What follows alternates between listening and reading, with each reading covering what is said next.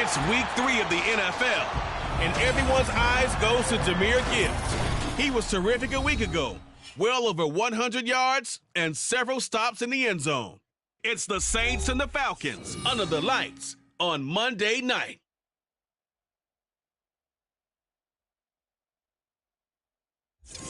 It's the National Football League presented by EA Sports. Tonight it's the second of our Monday night doubleheader, as it'll be the New Orleans Saints taking on the Atlanta Falcons.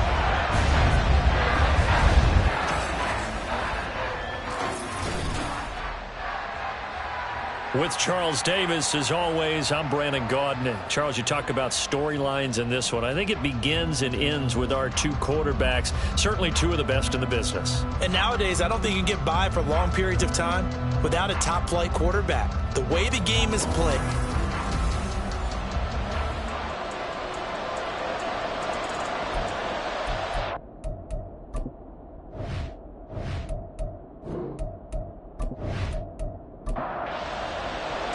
As of this morning, summer officially over. It's time for autumn football, and we're underway on EA Sports. Fielded just outside the goal line.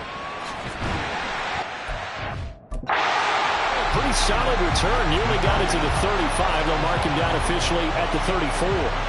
So here come the Falcons now to get the football for the first time. At a glance here at their quarterback, standing 6'3". And I saw that he had an interesting quote in the research packet that we had after last week's game. It's all on me now. I've got to lead my team and find a way for us to win a game. 0-2, but they're at home. I guess he's going to try and find a way to get the home crowd involved early. On the slant, he's got Davis. 5 yards on the game's first play, second down. A gain of 5 brings up 2nd and 5 at the 39-yard line.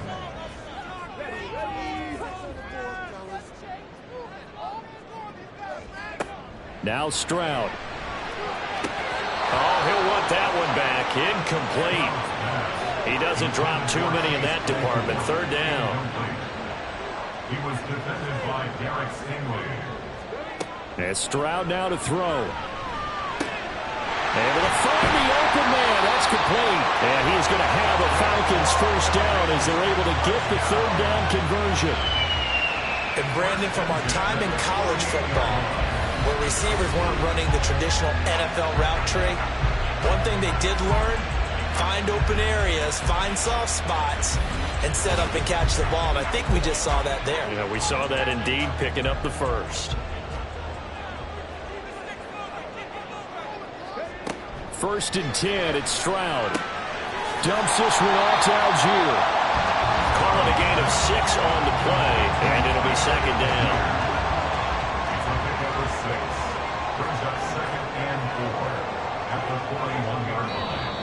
And now some motion before the snap. And this will be our first penalty of the night's proceedings. Oh, jumping early from his tight end spot. Maybe trying to get a jump start on that route. Yeah, I think you're exactly right about that. And oftentimes when you see that, that means the play call was supposed to come in his direction, and he was eager to go catch a pass. And a 5-yard gain gets him to the 42.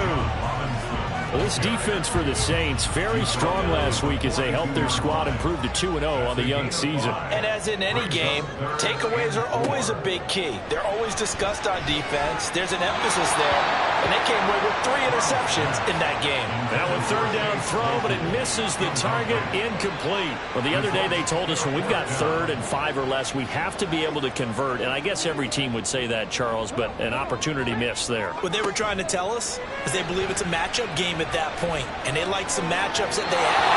Thought they could exploit them, unable to do so on that play. Now, meanwhile, they go for it on 4th down, and my goodness, incomplete. And that could be a major momentum swing here early. Because the defense stopped them. How great is that? They go for it on the first drive of the game. They're the ones trying to establish something, trying to assert a little dominance. And guess what? You turn it back on them and give the ball to your own offense. I agree with you. It could change momentum in a big way. They've got good starting field position as they come up here 1st and 10 at their own 42. Mahomes can't get away, and down he goes. Credit the sack to the safety, Jesse Bates. We talked about prior to the game, and it played out right there on the first play, didn't it? This offensive line is going to have its hands full all night long. Now, you often speak of scripts to start a game. Does this mean that play number 2, they're going to go off the script a little bit? Yeah, what's interesting is that most people, when they script now, they actually script those contingencies in, okay, in case they can't run the play they want to. It's long distance now. Let's go to that play.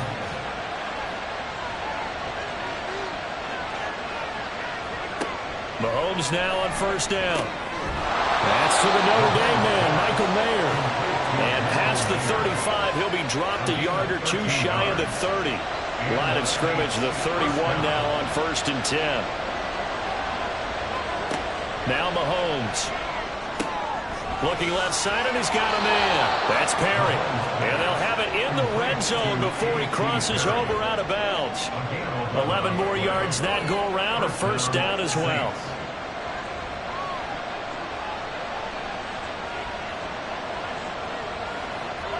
Operating from the red zone now, Mahomes. Pass taken in by Mayer.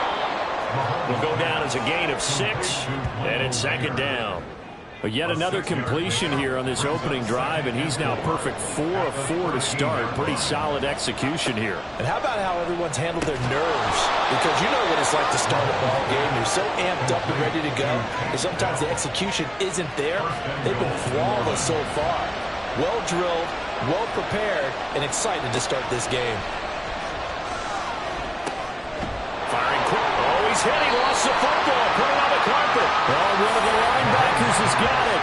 Charles, he lost a fumble last week as well, so now back-to-back weeks. Maybe you expect that from your tailback, but not him. You're exactly right, because you work a lot with your running backs about how they have to protect the ball in traffic. But downfield, in open space, that's dangerous as well, because you may make someone miss, and their flailing hand. And now before the ball changes hands, they're going to take a look at this just to make sure that they have it right. Now the question, was the knee in fact down before this ball comes loose? And is the video convincing enough to overturn it? A lot of factors here. Remember, you also need clear possession of the football afterwards. This is a tough one to overturn. So that one overturned. They say the knee was down, and that will not be ruled a fumble. Now flags will come in. And I think this is against the Saints up front. So they accept the penalty, of course, and push the offense backwards a bit. Things made a little more difficult after the false start as they try again on 2nd and goal. From the gun, it's Mahomes. This is caught. A gain of 8 there on the 8th play of the drive. Well, they're not hiding who their central focus is on offense. Charles, he already now has 4 receptions here on this opening drive. I know people who are watching the game are thinking, did they forget about him in the defense? And he takes it across and into the end zone. Touchdown, Saints. Jahmyr Gibbs. His 7th rushing touchdown on the year. And the Saints put the Knights' first points on the board as they take the early lead. Everybody in the stadium knew what they were going to do right there, CD. 3 tight ends on the field, all that extra bulk, and they run it in. And you saw where that one went, right? You run it over your best blocker. I can just see the head coach right now. I want to run this one over the big boy. And they got it done. A point after, good by Groupie. And it's now a 7-0 game. After the touchdown, here's Groupie to kick this one away. And he won't return this one. He'll go down to a knee, and they'll start at the 25. So for the second time in this one, we get set to see the Falcons offense. Early on, you know, Charles, every game could be called a measuring stick game. But I think when it comes within your division like this, it's a measuring stick game with a little extra intrigue. I would agree with that totally, because all division games have a little extra to them. But I like where this game is situated, because at this stage of the season, it has that little extra juice. But at the same time, it's not a make or break if this were, let's say, week 15, 16, somewhere in that neighborhood. On 2nd down, it's Stroud. And complete to Drake London. First time that they called his number tonight, and it gets him a first down. 1st and 10 at the 36-yard line. Stroud. Completion here to Claypool. And this winds up a gain of 4 to the 41. The Falcons at 0-2 here to begin the season. And listen, they made their share of mistakes in these first 2 games, CD, but talking with them in the days leading up to this one, doesn't seem like they've lost any confidence. I would agree with that, and what they told us was that they weren't planning on making any drastic changes. They didn't see the need to shake things up. They were going to continue to plow ahead. They felt they had the right guys on the team and in the locker room, but they do have to start winning some games. And this is intercepted. He was trying to get it to Davis. Picked off by Tyson Campbell. And they will set up shop in enemy territory at the 42-yard line. And this, Charles, definitely not what they were wanting to see. Remember, he threw 3 interceptions in the loss last week, and now he gives the ball away again here in the very first quarter. And you have to think that this was drilled into him all week, too, by his teammates, by his coaching staff. They've told him all week long, we've got to protect the football. They probably crossed that fine line with giving him the right advice and saying it too much, and it turned out that it got into his head a little bit. Mahomes' throw caught by Olave. And he gets it inside the 35 and just shy of the 30. 10 yards there to start the drive, and just enough by about the length of the football for a first down. So it looks like somebody may have forgotten the snap count, and a 5-yard penalty ensues. Ball start, offense. And maybe they were coming with a blitz that time, and it caused a jump. I think if we saw it, you know that they saw it. Might have been a little discussion down there. Bad guys coming. Pick them up. Pick them up. And someone jumped. Meanwhile, Mahomes, and this throw brought in here by Mayer. And he'll have a gain of 3 to the 33. A 3-yard pickup. Pretty darn good, as you see right there on your screen. I'll echo that. Darn good. 2 touchdowns, right? And the ability to be in sync with each other, right? To understand that he's going to be where the quarterback expects him to be when the ball is thrown. Mahomes firing complete. And that's going to be good for another first down as the tackle's made at the Falcons' 13-yard line. A good pickup there of 20 yards. From the 13 now, they work on 1st and 10. Looking to throw is Mahomes. He's into the secondary. Touchdown, Saints. Michael Mayer, his 3rd touchdown now on the year. And the Saints lead this now 13-0 here in the opening quarter of the ball game. We're still in the first quarter, but it's apparent they're going to have to come up with a different defensive game plan for him, because right now he's kind of having his way against that defense and has added a touchdown to the list.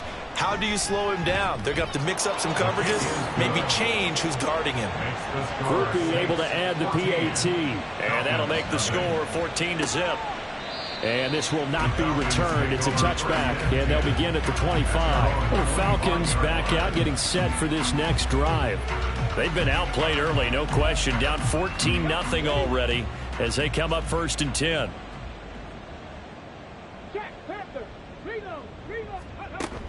They begin the drive with Robinson. And he's taken down, but able to slip across the 35. Solid way to start the drive. 13 yards, picking up the first. When you're down early, how do you get back in the game, maybe establish the run? I think they're trying to do that. Now, I'm with you on that one, and what I like about the message is that there's no panic from the head coach. He's already told his offensive coordinator, let's run the football, let's get things settled down a little bit and find our way back into this game. Throwing on 1st down, but this one winds up to be incomplete. So after the incompletion on 1st, now 2nd and 10. Play action. Here's Stroud. And he whips that one incomplete there. A misconnection there. He's hit on just 50% of his passes thus far. That's not where you want to be. Now you see the evolution of the game. You go back to the quarterbacks of old, 50% would be terrific because they threw the ball downfield almost every time they threw it. Now with the short passing game, you should be above 60% just to be in the average range. That's a first down and then some. A 32-yard pickup. What my dad would say sometimes, I'm just scratching my head here trying to figure out what was going on there defensively. How did you lose him in the middle of the field? If you're going to lose a receiver, make sure it's someone on the short side of things, not deep downfield, that can hurt your defense. Stroud will look to throw once more. Short throw caught by Pitts. And the result here, a pickup of 8. Leaves him with 2 to go on 2nd down. From the 21, here's 2nd and a couple. At the Saints' 21-yard line. Back to throw. Here's Stroud. Touchdown, Falcons!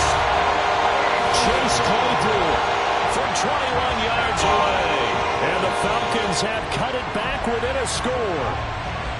I think if you pulled defensive backs, they would say the corner route, take that out, make it illegal, because that is so hard to recognize and so hard to adjust, because your first move is to not get beat in the middle of the field, and that's how they move you first before they break off to the corner. But then as the wide receiver, great job. It's tough to turn those upfield and go, but he did a great job with it there. Really good balance, really good body control, and how about the end result? A touchdown. Extra point by Koo, up and good. And that'll make our score 14-7.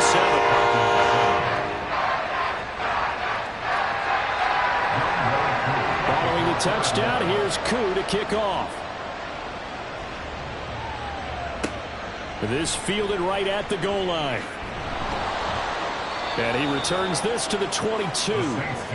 The Saints offense on the field, ready to get their drive started. And right now they're saying, hey, let's keep this going. 2 drives, 2 touchdowns. Yeah, can't ask for a better start than that, can you? I mean, this is the way you practice it. This is the way you rehearse it. But right now, the play calling, they're locked in really well. A 6-yard pickup brings up 2nd and 4. At the 28-yard Through line. one quarter, 14-7 our score.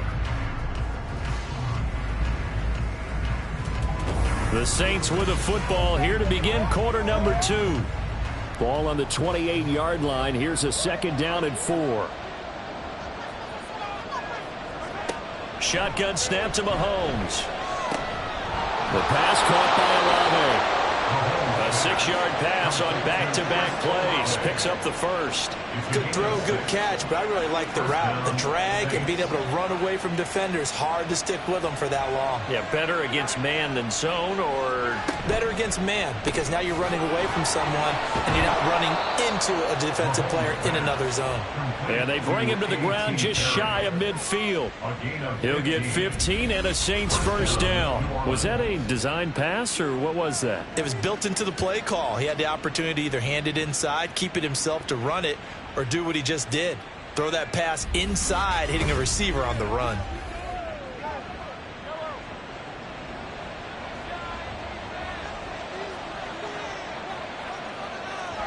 And again, it's Mahomes. He gets this out wide to Gibbs. And this time he's able to take it down to the 42. So the completion results there in 9 yards. And that'll give him a short yardage situation here for 2nd down.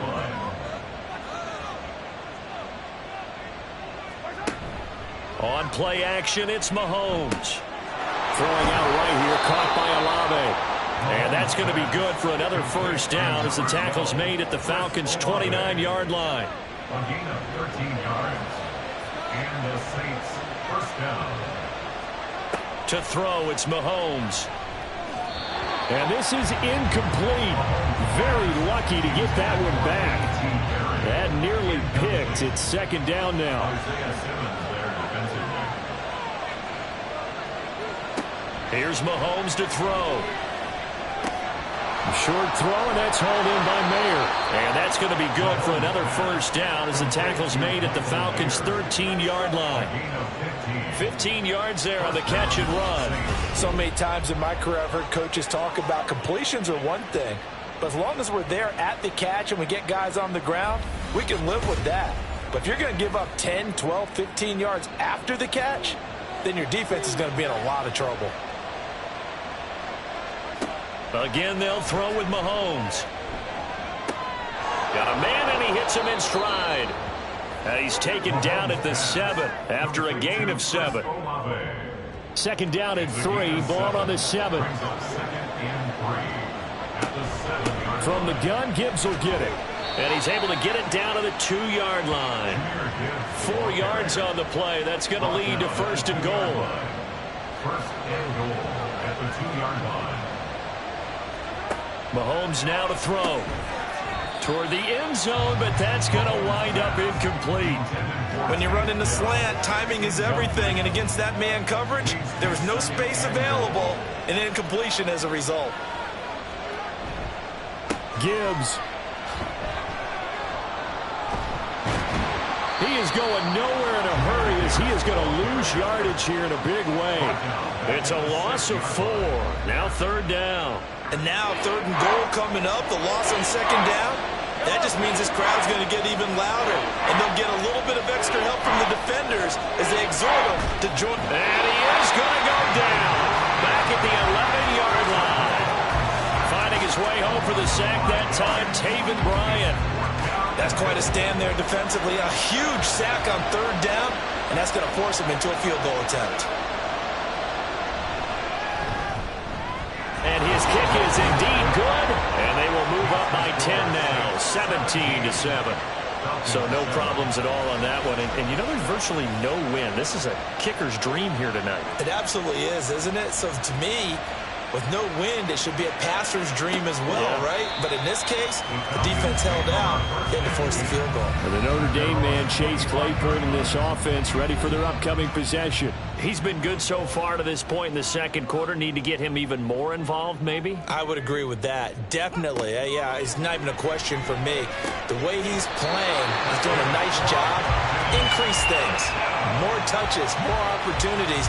Maybe that can reverse things on the scoreboard for them. They'll try to ratchet things up then maybe here in the second quarter.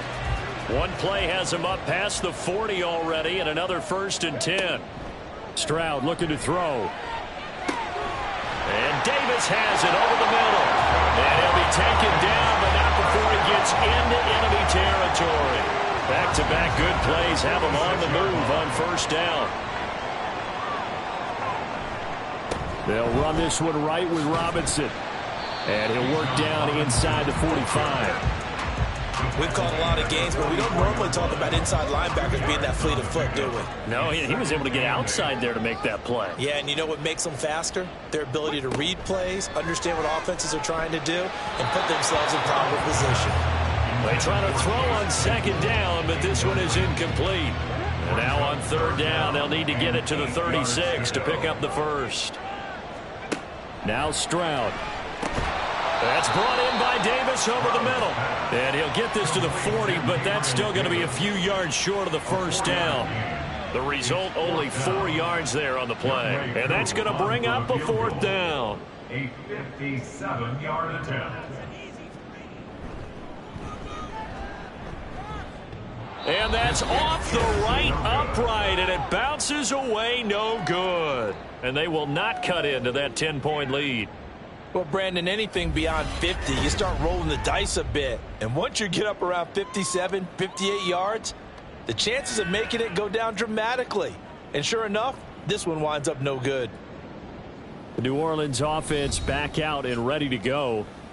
And last time they got 3 points, but it was a chip shot field goal. And when you go to the sideline after a chip shot field goal, maybe the offense not too happy.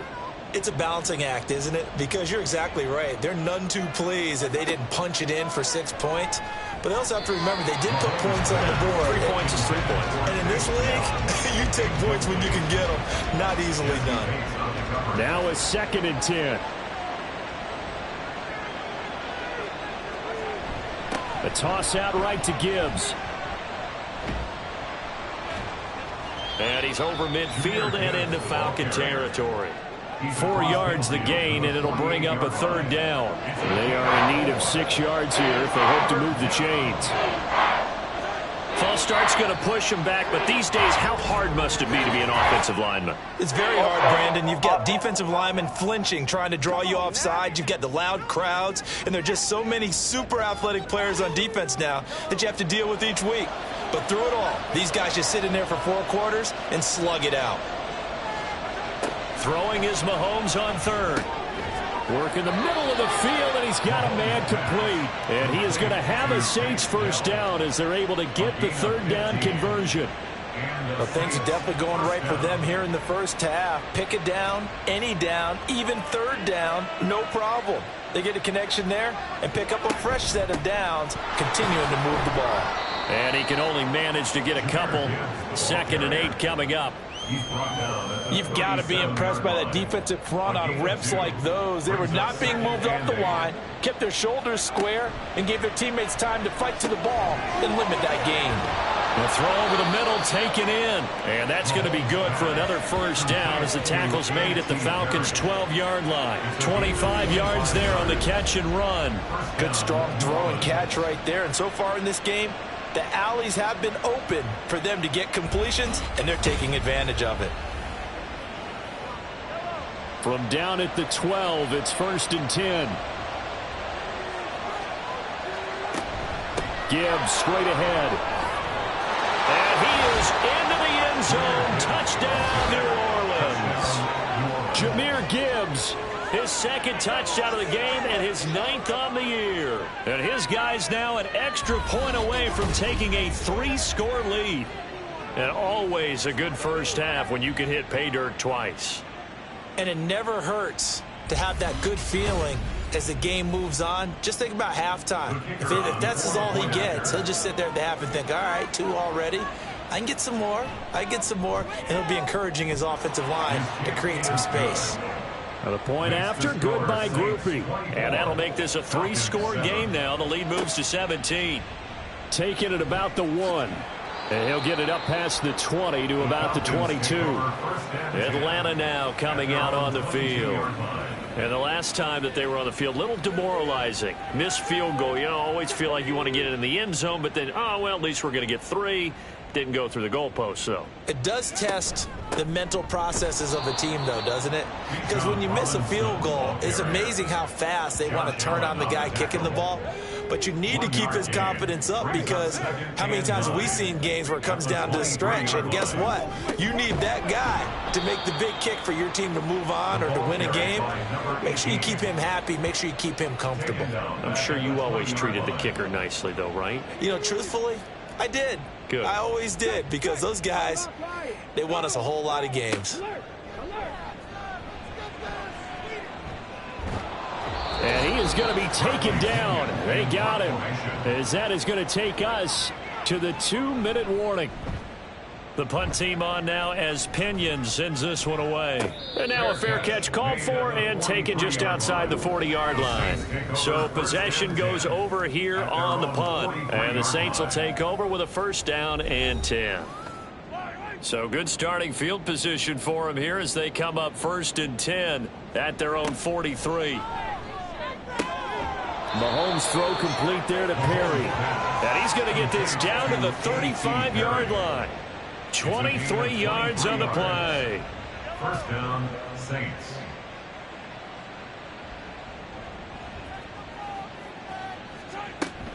Play action. Now it's Mahomes. Over the middle, complete. It's Perry. And all the way inside the 15 before they drop him. Back-to-back receptions for him, and it's another 1st down. And the Saints. I like that one, partner. They go back-to-back with excellent gains.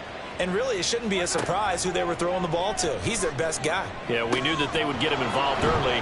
They're doubling down on getting him involved early. Don't be surprised if they'll come right back to him again. They haven't shown the propensity to be able to stop him. Mahomes to throw once more. And he's got it. Touchdown. Chris Olave. His 1st touchdown here of the new campaign. And the Saints continue to pull away here in this 1st half. Week after week, Charles, when we see this offense operate, I don't know, they just seem to get more impressive. They certainly do, and let's face it, it's no surprise they're the best in the NFL in scoring. This team designs things well and executes even better. And here, it only takes a few snaps before they're in the end zone. That's how they demoralize teams. That's how they put them on notice. Groupie able to add the PAT. And the route is on here in this 1st half. After the touchdown, here's Groupie to kick this one away. No run back here, down to a knee, and this drive will start at the 25. And the Falcons now going to go on offense late in this 1st half. I don't think they need to be reminded of the situation here. I mean, the clock is dwindling. 3-score deficit waiting for them at halftime unless they can get something on the board here before intermission. Now the Falcons going to use one of their timeouts as they'll stop it with a little over 30 seconds to go in the 1st half of play. Now we'll get a quick timeout called by New Orleans, number 2, as they stop it with 28 seconds to go in the 1st half of play. And up to the 35 before they're able to knock him down. The Falcons going to use the 2nd of their timeouts. So that means they're down to 1 remaining here as we head toward halftime. Meanwhile, Stroud's throw there hauled in by Claypool. Falcons going to use their third and final timeout. And with halftime on the horizon, they'll be out of timeouts from here forward. Now here's Stroud. Able to hit his target, Claypool. And he'll go out of bounds right around the 40. So on second down, the field goal unit is on here as they try to get 3 before half. They'll spot it at the 47, so call it a 57-yard attempt. And this is good from 57 yards out. That was bombs away right there. And they get a little bit closer here as the lead's down to 3 touchdowns. So he missed his first attempt, remember, but this time he gets back on the bike and knocks it home. Yeah, and sometimes that first one can really impact you moving forward. It can just stay with you too long and affect everything else you do during the game. In this case, though, able to shake it off. He's riding high again. And with time running down, they go down to a knee. So we are at halftime here on a Monday night. As we'll head down to Orlando, that's where we find our man Jonathan Coachman at our EA Sports Halftime Report. Coach. Okay, Brandon, thanks very much. Welcome in, everyone, to our EA Sports Halftime Report. Let's get you caught up on what's going on around the NFL. We'll get our tour started out at Venerable Soldier Field in Chicago, where it was the visiting Jets who were able to get the road victory. Justin Herbert, sharp in the victory, as his guys bounce back from a tough start to the year to claim victory number 1. From there, we're off to check out another game.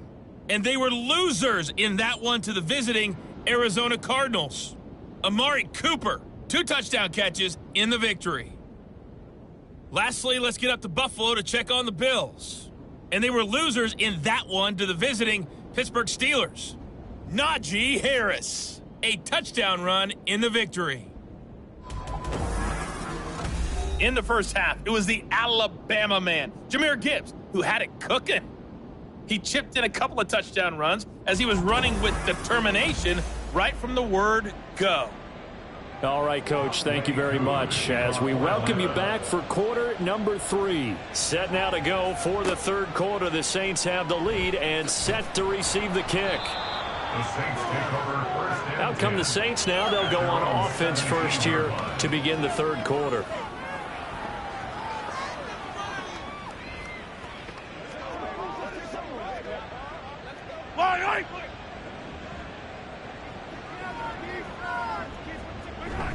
The second half starts with a run by Gibbs up to the 20. I'd say they've got to find a way to get him going. He's such a big part of their offense. I wonder if they might throw it a little and come back to the run. Anything, because you're right. He's pretty much been completely neutralized. Second down, and they go back to Gibbs. It's a foot race. And he'll be taken down, but not before they work it across midfield.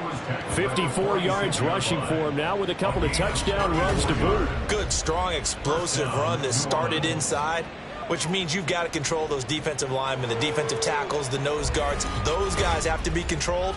How about the offensive line, the job they just did? Yeah, key that A-gap usually on those runs, right? That's where it all starts because everyone wants to kind of control that area. It disrupts things from the defensive side and the offensive side. As we just saw, it opens up possibilities.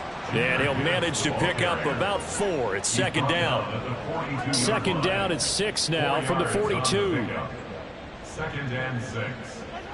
Mahomes going to throw.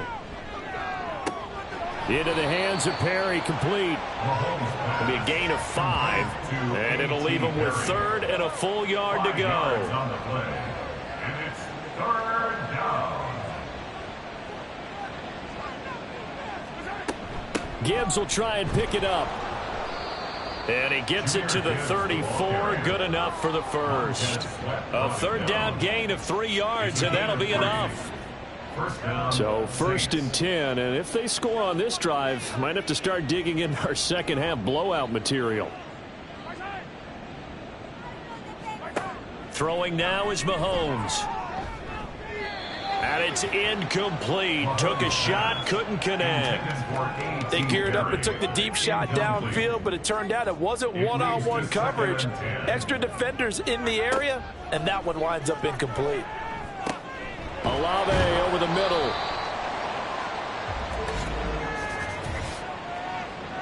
Holding offense.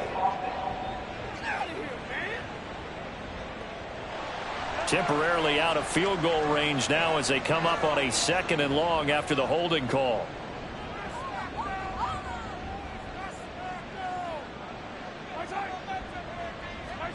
Now Mahomes. Caught left side. Here's Dell. That will go as a pickup of 7 on the 7th play of the drive. A long way to go here on 3rd down for the 8th play of the drive. Now here's Mahomes.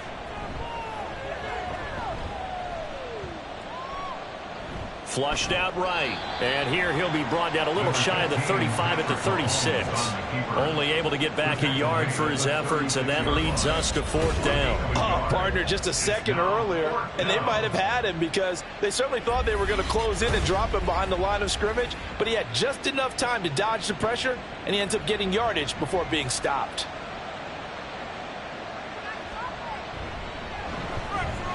And that is no good. And the lead will hold at 3 touchdowns.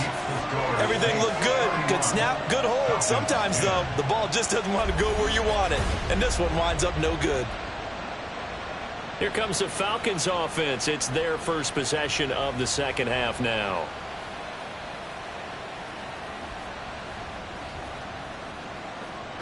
So the long field goal misses, and now the reverse. You're in a tough spot defensively. They'll start the drive at the 43. Play action. Here's Stroud.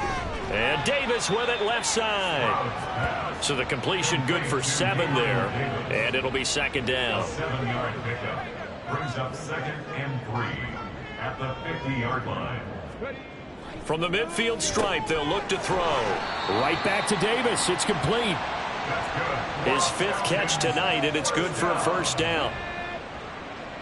1st and 10 at the 43-yard line.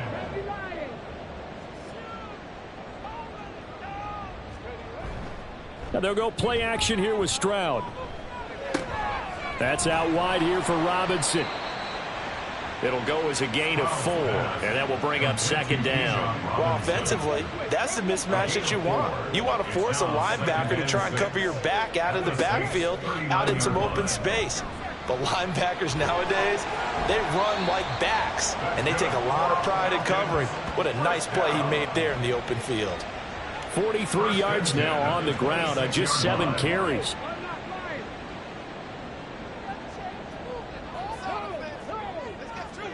Stroud to the air on 1st and 10. Caught out left side by Robinson. And he'll be out of bounds as he gets this down about the 21 or 22. Short completion, just 4 yards, and that'll bring up 2nd down. Stroud. And that one incomplete, but now a penalty flag coming in late. That might be PI. Defense. After the penalty, a fresh set of downs. It's 1st and 10.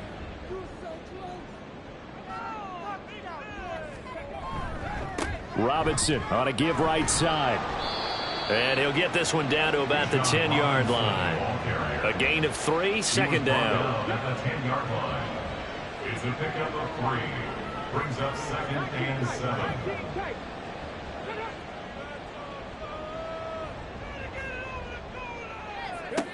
Stroud working out of the gun. Caught on the slant. And he's brought down. It's a 10-yard gain there, and it sets him up now 1st and goal. 1st down and goal to go.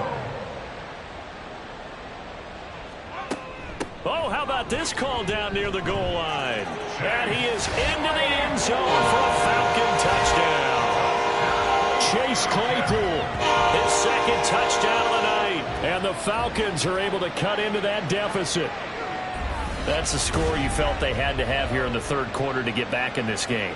And you know that there's an emphasis on their side. Hey, we know this. We know where we are.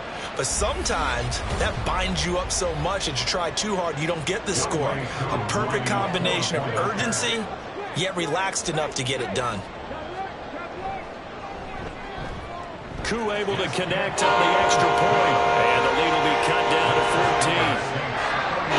Following the touchdown, here's Koo to kick off. And here comes a return from just beyond the goal line. And they'll get him down right around the 25, actually the 26 officially, so a net gain of 1 there.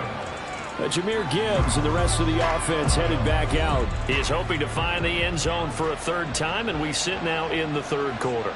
And nothing would excite him more, but I think even more so, his offensive line. Anytime you've got a guy scoring that many times, that means you've done a really nice job in front of him. You're always giving props to the big fellas up front. It's always a good idea. Those are some massive men. Once again, they'll come up on the 26-yard line, 2nd and 10.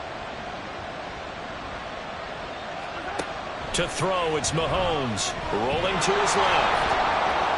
And he will slide to a stop. He does have the 1st down. Opted to run for it. The decision a good one. Picking up the 1st, getting 14 yards on the scramble.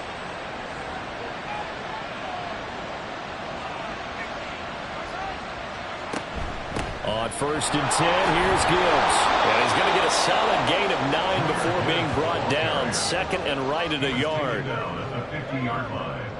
It's a gain of 9. Brings up 2nd and a yard. They fake the give. Now Mahomes. There's a short one to the tight end, Johnson. It'll be a pickup of 4. Good enough to earn him yet another 1st down.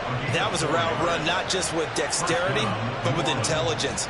Found the hole in the zone, made sure the quarterback saw him, and was able to make the sure catch and flip the down marker back to 1. Mahomes firing complete. That'll go for a gain of 7, and that's going to bring up 2nd down. Just about every quarterback is trained to really look downfield first before you come back and make a nice, safe throw. And in this case, that's exactly what he did. Found his running back, let him create some space, and it turned out to be a nice play for the offense. And here he'll be brought down a little shy of the 35 at the 36. 4 yards the pickup, 1st down. A 4-yard pickup on the play. 1st down, Saints. They'll go again with Gibbs. And nothing much materializing there on the 1st down run. He'll get a couple, and that's it. Well done to sniff that out defensively. He had it diagnosed pretty quickly.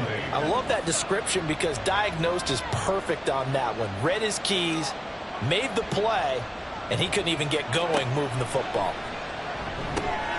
Throw left side complete. That's Perry. And that's going to be good for another 1st down as the tackle's made at the Falcons' 24-yard line. And the Saints, 1st down. Mahomes now to throw. His throw incomplete. It certainly looks like they still have some fight in them on this series because it seemed like things were headed for the red zone. But this defense gets 2 more stops. They can keep them out of that area. Now back to the ground. Here's Gibbs. And not much of a hole there as he gets it down to about the 24-yard line. They do get a yard there, but only a yard. Leaves them with 3rd and 9 looming.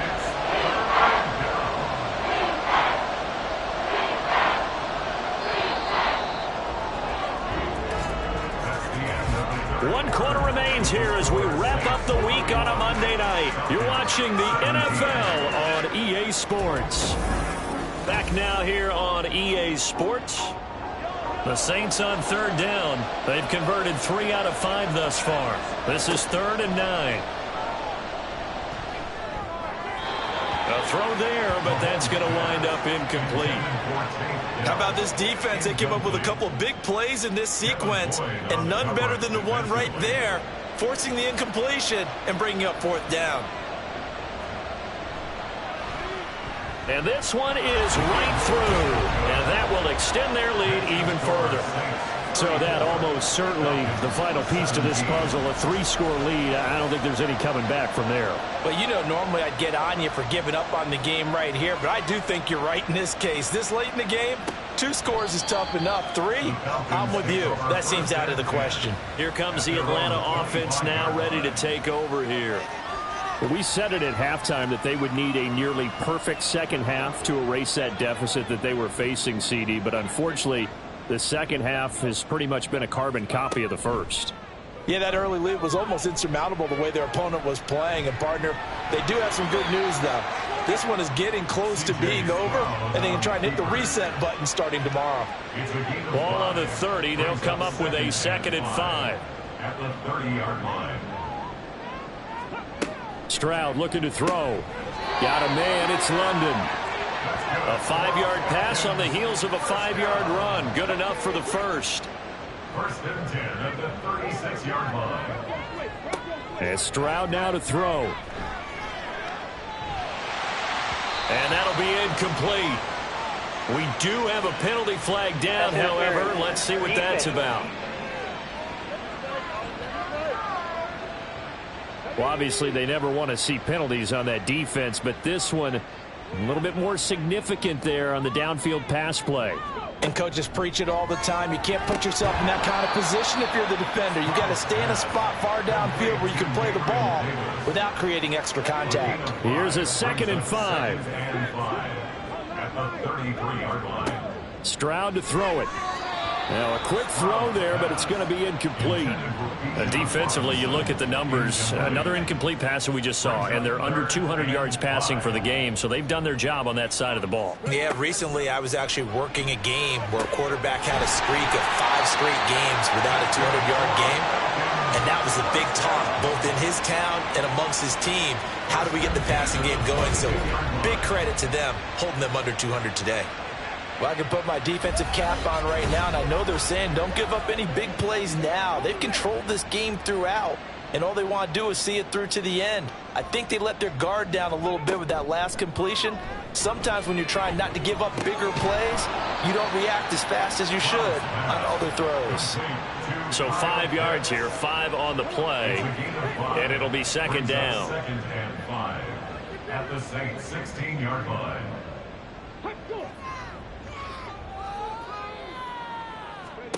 Here goes Stroud again. Going for Kyle Pitts again. He's got him again. And the Falcons are going to have a 1st and goal as the tackle made at the 10-yard line. 1st and goal, and they got to be thinking a chance to get right back into this football game. Back to throw. Here's Stroud. And this is caught for a Falcon touchdown. Tyler Higbee from 10 yards out. And the Falcons have got it back to a 2-score game here in the 4th. So a little bit of a letdown there defensively. I mean, look, you're still 2 scores to the good, CD, but things may be a little more uncomfortable than they had hoped. Yeah, if you kept them out of the end zone there, this game's over. You've locked the door on them. Instead, it's still open a little bit, and they've got a puncher's chance. Coup for the extra point. And the lead is trimmed down to 10. So that drive takes him down the field in 8 plays. And the end result, an Atlanta touchdown. From a yard or 2 deep, here comes a return. And they'll get him down right around the 25, actually the 26 officially, so a net gain of 1 there. Back out onto the field now comes the New Orleans offense.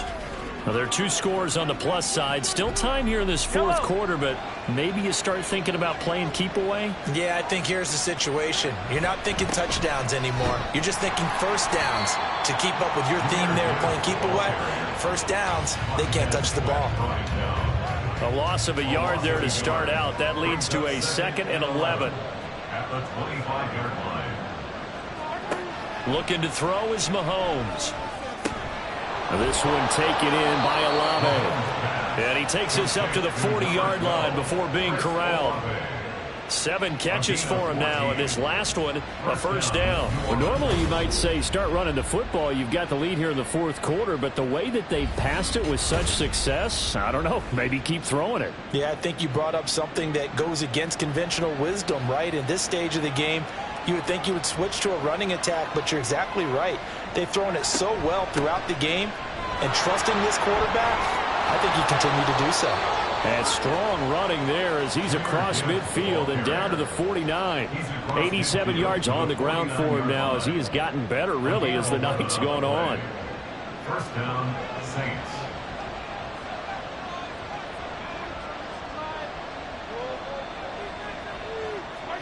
On 1st and 10, here's Mahomes. He completes it to Olave. And past the 35, he'll be dropped a yard or 2 shy of the 30. Another big hitter there. This one good for 18. Line of scrimmage, the 31 now on 1st and 10. Counter play. Here's Gibbs. And he is going to be stopped cold behind the line of scrimmage. 2 yards the loss, 2nd and 12. Run blitz there defensively, something we might see more of here in the fourth quarter. I think we'll see a lot of it, and the difference between that and a pass blitz, you're just trying to get to the quarterback. You're trying to scheme someone open who will get to the QB and make sure he gets on the ground. In a run blitz, you're actually trying to cover up gaps, trying to cover up holes so they can't run the football. 7th play of the drive now as they come up on a 3rd and 3.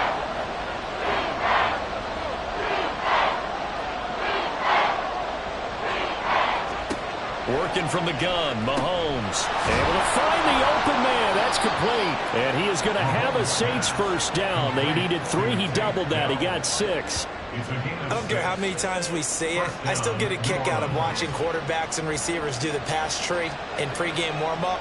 But I always remember that when we go to practices, we see that after practices as well. They really tune it up, don't they? They tune it up. They know why they do it for these situations. First down. And they build that trust, and that's why they're able to find him in this type of a situation. 2 yards left on 2nd down from the 9. Out of the gun, they'll give to Gibbs. And he'll only get a yard to bring up 3rd and 1. We know that old expression, it's not my night. It hasn't been his so far. I don't know if the legs are a little bit heavy. Sometimes having to hang out all day and play doesn't exactly play to your advantage, but it's been a tough go for him. And every time he looks up, somebody's there defensively. That was the same case on that play. It'll be a gain of just a yard, and it'll be 4th down. They'll try and run for it. And this will depend on the mark. I'm not sure he pushed the line forward. And indeed he did not. They stop him. They'll get neither the touchdown nor the first down. And this 11-play drive is going to lead to nothing on the scoreboard. And I am not sure, partner, there what the mindset was to go for it. I don't know. And some teams just feel that possession is the key to everything. They just want to have the football in their hands. No matter how it goes to the other team, they just don't trust doing that. So they say, let's go for it and try and finish it ourselves. 1st and 10, it's Stroud. And caught by London. So the completion good for 6 yards, and that'll make it 2nd down. Stroud out of the gun here. And this is incomplete. Had an open man that time, but ended up putting a little too much heat on it, don't you think, partner? Absolutely. Just needed a touch more air under it. Instead, he fired an absolute bullet. Here's Stroud. And now another one thrown incomplete. Well, how about the coverage we just saw break out on 3rd down? Dime defense, blanketed the field with extra defensive backs and speed, unable to find an open hole to complete that pass. 4th down, 4th quarter. Here's Stroud. Pass taken in by his big tight end. And he is going to have a Falcons first down. It's a gain of 7 on 4th and 4. Stroud will look to throw once more. He finds Robinson. And he's brought down, getting this one up to about the 35. And they're going to speed things up here. Stroud now on 1st and 10. Got this complete to the tight end Pitts. And he'll be taken down, but not before he works it past the 50. On 1st down, here's Stroud. And he's taken down here by the Saints. Here's 2nd down. A shotgun snap to Stroud. That's caught left side to tight end Pitts. 2 minutes left to play in this football game here on EA Sports. So it's Falcon football as we welcome you back. All 3 timeouts remain, but they've got to score quick. It's 1st and 10.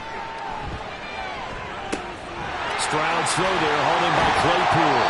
And he works it past the 30, almost to the 25. They'll come up 1st and 10 here. Now Stroud. And he will find Davis. That's complete. And he's tackled a yard short of the marker. Good gain of 9 on 1st down. A gain of 9 brings up 2nd and 1. Here's Stroud. At the 17-yard line. Completion here to Claypool. And the Falcons are going to have a 1st and goal as the tackle made at the 10-yard line. Stroud. And it's caught. And he's able to get it down to the 2-yard line. Here now, 2nd and goal. A gain of 8 brings up second and Stroud to throw it. at the 2-yard line. And this is caught for a touchdown. So hang on now. Things just get a little bit more interesting here in the final minute. I'm not sure win-win is the proper term here, but it certainly felt like it. They got the touchdown they needed, but if I'm on the defensive side of the ball, okay, you got the touchdown, but it sure took you a long time. Yeah, because offensively there, you're probably hoping for a 1 to 5 play drive. That one ate up a little more time than they were hoping. You're exactly right, and if you have that 1 to 5 play drive, you actually build up momentum and even more hope. When they had to slog their way downfield, they got the touchdown, but it's almost like, yeah, you know, Doesn't feel right. Exactly. Extra point by Koo, up and good. And now things get a bit more interesting here in this fourth quarter. And the Saints are going to get to this one, so that should about do it. Well, fourth quarter, they felt like they needed the football back. Unfortunately, they couldn't get it. And I know we brought analytics into the game, and someone has said here that the data says that when a team's expecting an onside kick, 80% of the time, the team expecting it, they do actually recover the ball, which is what we saw here. I just wonder if that number is much more of a anecdotal type of a number. Kind of like when the coaches tell us, well, when you score on special teams, 93% of the time you win the game. I'm still waiting to see that number is empirical. Now the Falcons going to use one of their timeouts as the clock will stop with 33 seconds remaining. On second down, here's Gibbs. And he gets this to the 35. Good for a gain of 5. The Falcons going to use the second of their timeouts. That'll leave them with just one remaining in this fourth quarter of play. Complete to Olave on the out route. Falcons going to use their third and final timeout. And as the two teams talk it over on their respective sidelines, we take a break. And they cannot do anything to stop the clock defensively. 3 straight wins to start the campaign now. And this is where a team privately, within the confines of their own room, their meeting rooms, the locker room, they start to think to themselves, we're pretty good. We should be a playoff team. What a finish in this one, Charles. You know, this group, they come in, they have to fight a hostile atmosphere every snap. They get the late score, they get the victory, and that flight home, it's going to be a little sweeter after this one. And Brandon, just like you, I was fired up for that last sequence. How about that? Wouldn't you have loved to have been in the huddle when they were mounting that game-winning drive? Big-time moment. No one shied away from it. They tuned out the crowd, kept their heads, and executed the way they needed to earn that win. So for the Saints, it's an ideal start as they move to 3-0 now on the young season. And they'll get another road date next week. Meanwhile, for the Falcons, the early struggles continue as they'll sink to 0-3. And they'll be on the road next week as they travel to Pittsburgh to take on the Steelers. That'll do it for us. I'm Brandon Gaudin alongside Charles Davis. Thanks to our entire crew as well. We'll talk to you next time. So long, everybody.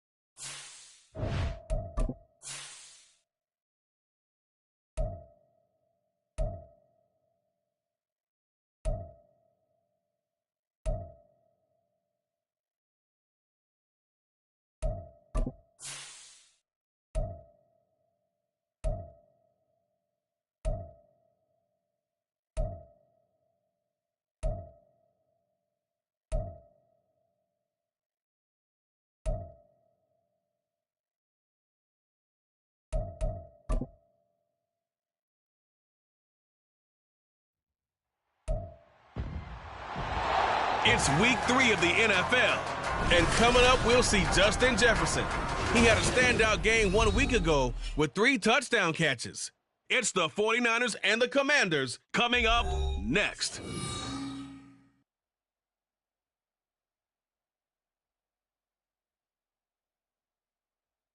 We are technically 5 miles east of Washington, D.C., and that's where you find this place, FedEx Field in Landover, Maryland. Today it's week 3, and we've got a good one in store, as it'll be the San Francisco 49ers taking on the Washington Commanders. Alongside Charles Davis, I'm Brandon Gaudin. And Charles, you talk about this Commanders team coming into play here today. It's an early test here after 2 losses to start the season, and a game they probably really need. Obviously, no way do they want to get to 0-3. Not many teams make the playoffs with that kind of a start. On the other side of the field for the visiting 49ers, it's been a great start to the season. Back-to-back wins to begin the campaign. Yeah, you don't want to get too excited. There's still a lot of season to go.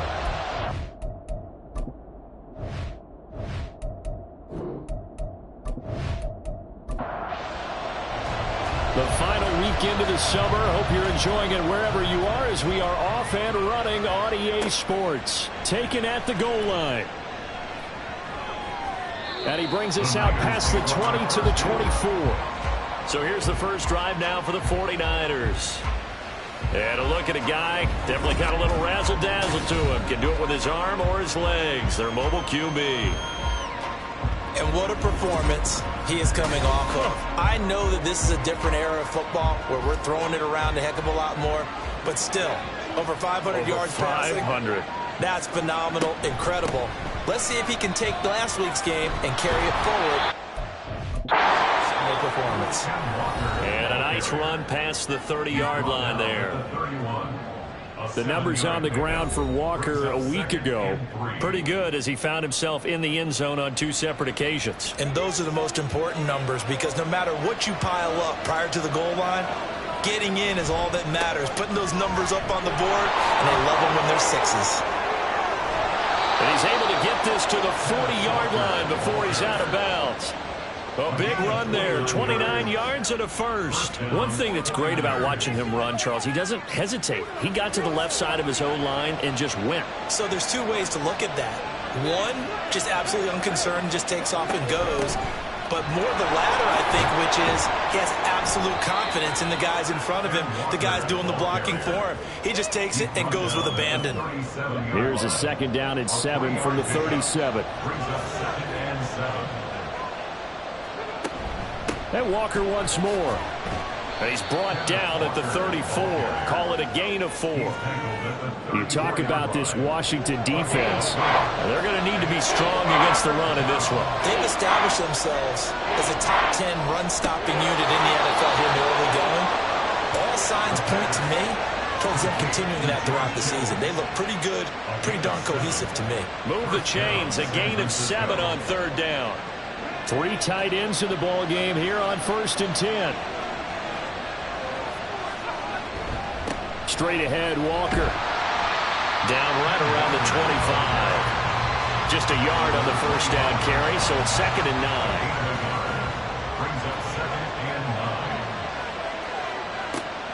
They'll set up to throw. Got a man, that's Ayuk. And inside the 20 before he's brought down. Give him 10 yards there as this offense is on a roll. This drive continues to plunge forward. They'll look to throw here on 1st down. His pass caught at the 4. Touchdown 49ers. Justin Jefferson, his 4th touchdown on the year. And the Niners get the upper hand as they're on the board first here this afternoon. Well, these guys scored touchdown after touchdown in that win a week ago. So how do they come out this week? Same way. They've got that momentum going, a touchdown on the opening drive. I think it's safe to say that they're in a groove, isn't it? I mean, a lot of times we've seen where teams have scored a ton of points the week before. The very next week struggle to score almost as if they used it all up. Not in this case. This group appears locked in. And we're going to have to make some adjustments if you're on the other side of that football. This taken in at the goal line. And beyond the 20, but not by much. In fact, just a yard pass there to the 21. So out comes the Washington offense onto the field. And they will be led out by their 6'3" quarterback. Would you say that last week's performance by him, workmanlike in terms of numbers? 1 touchdown, 1 pick, but obviously a loss. Yeah, and that's the bottom line for him. All he cares about is how do we find a way to win the game. Maybe leans on a few other parts of the offense and hope. Oh, the first play of the game going to be intercepted. It's Jair Brown who's got it. And into the end zone. A pick 6 for the 49er D as they score the touchdown. Well, we went from scoreless to 13-0 in a hurry. First, their offense had the touchdown, and now the defense comes through with one. You can't get a better 1-2 punch than that. Follow up a touchdown offense by getting one on defense. If they keep that effort up, you'll take the other sideline out of this one very quickly. An extra point try now for Moody.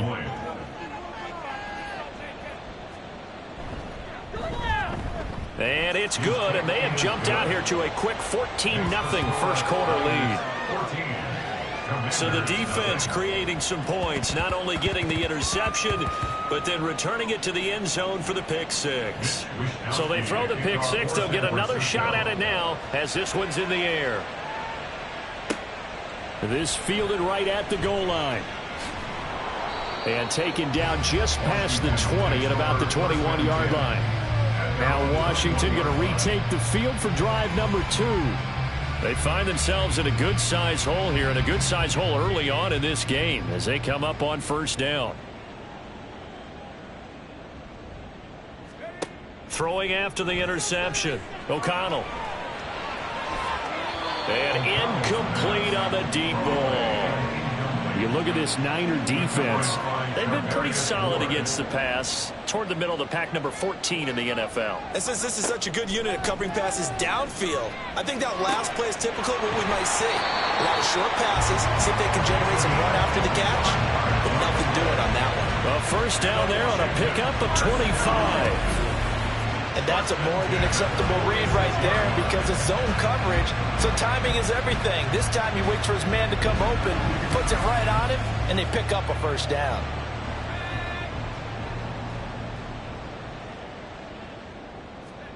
On 1st and 10, it's O'Connell.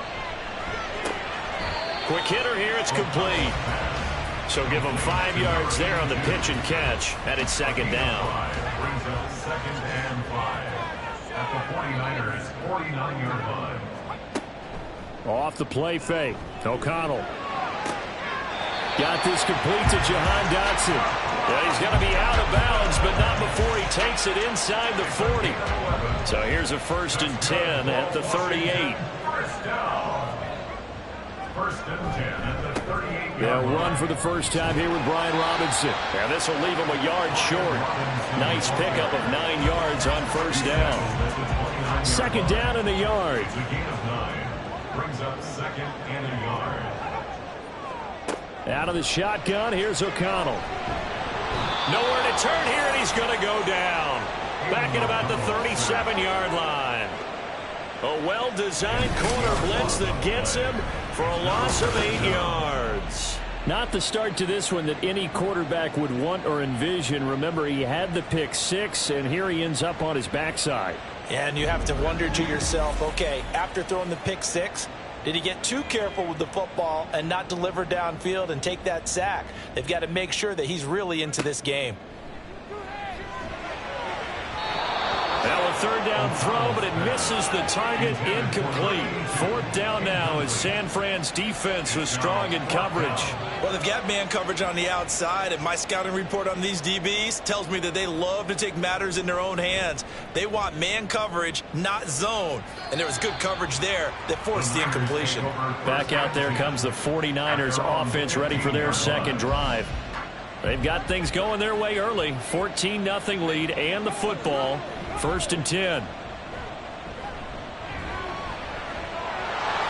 And he slides and covers up at the end as he's going to be able to pick up decent yardage. He'll get 5 out of the scramble. It's second down. At the 20-yard line. Out of the gun, Walker with it. Oh, he faked it with a juke. Now he's got some room.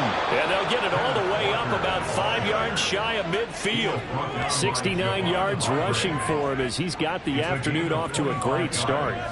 One thing's for sure, this defense has to figure out how to stop the ground game.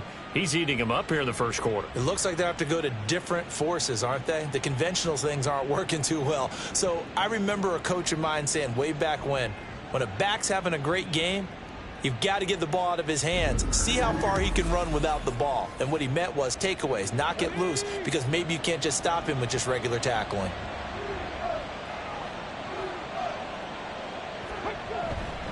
Now a play fake here on first down. This caught by Latu, the tight end. So the completion good for just 3. And it'll be second down. It's a pickup of 3. Brings up 2nd and 7 at their 48-yard line.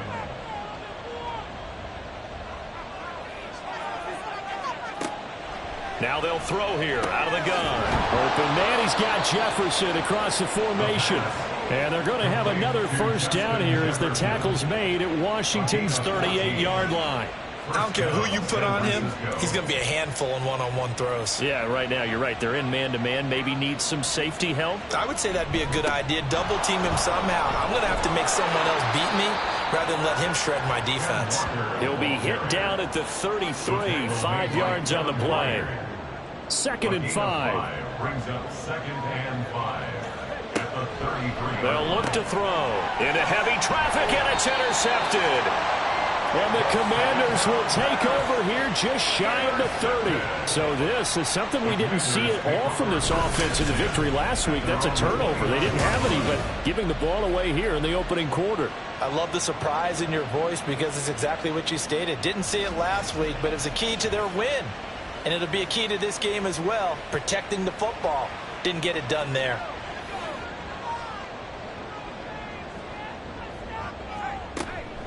Now a handoff to start it out. Robinson. This will be stopped about 2 yards shy of the marker. 8-yard gain, 2nd and 2. It's a gain of 8. Brings up 2nd and 2 at the 37-yard line. They'll run again here with Robinson. And that play going absolutely nowhere as he's belted before he could get out of the backfield. Chalk that up as a 4-yard loss. And now it's 3rd down. Off the play fake, here's O'Connell. And he'll be hit as he releases it, and that'll fall incomplete. Well, based on what we've seen so far, I don't think you can even call this an off day anymore, partner, because this group we're watching, they are totally out of rhythm, trying to get their game plan up and running. That 0 on the scoreboard is glaring down at them with every incompletion. Here's Hill on the return. A nice punt, but a good run back as well of 13 yards. And the Niners will go on offense. 1st and 10. San Francisco set to go on offense once more. But not an ideal way to end their previous drive. They threw the interception, Charles, after they had built up some momentum. They were moving the football, but something to at least build on for this offense as they run back out here. Yeah, you're right about that. Up until that last play, everything was working pretty well for this offense, gaining chunks of yardage, getting first downs, really making a push for the end zone, and looked like they had a nice rhythm going. Now you got to have a short memory here. Don't focus on the interception. Focus on what came before it and get back to it.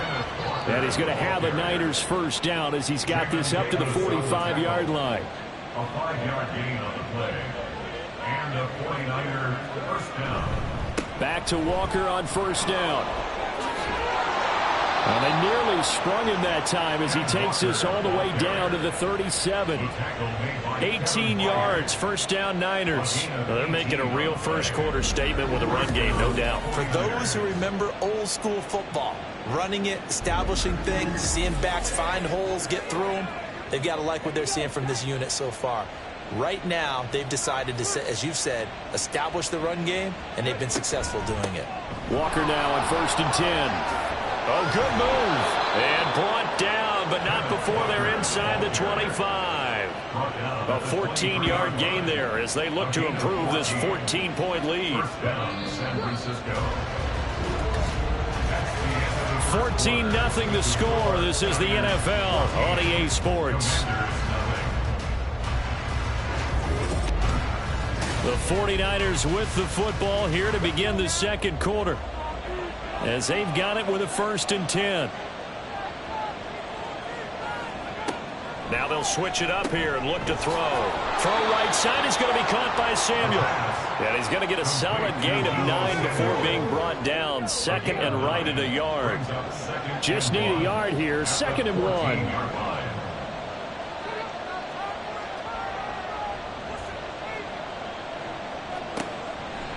Now back to throw. That's caught by Ayuk on the slant.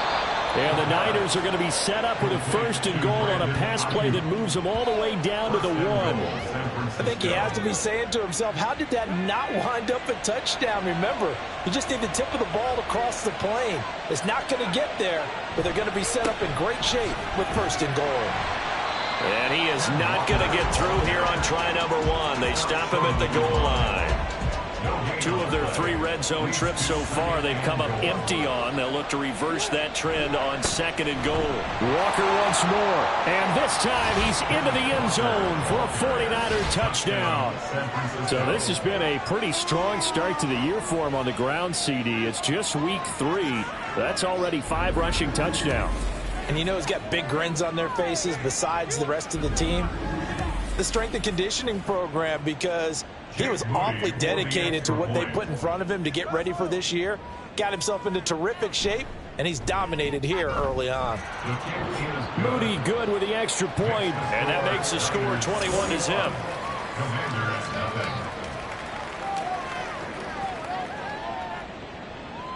Here is Wisnowski to boot it away following the touchdown.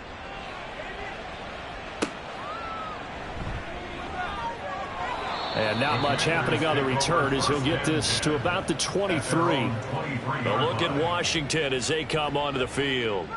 Well, CD, you kind of feel like they're in a bit of a danger zone right here because now you're down 3 scores, and I know we're in the first half, but the way this offense hasn't been able to generate anything, you feel like they probably need to get something going on this drive, right?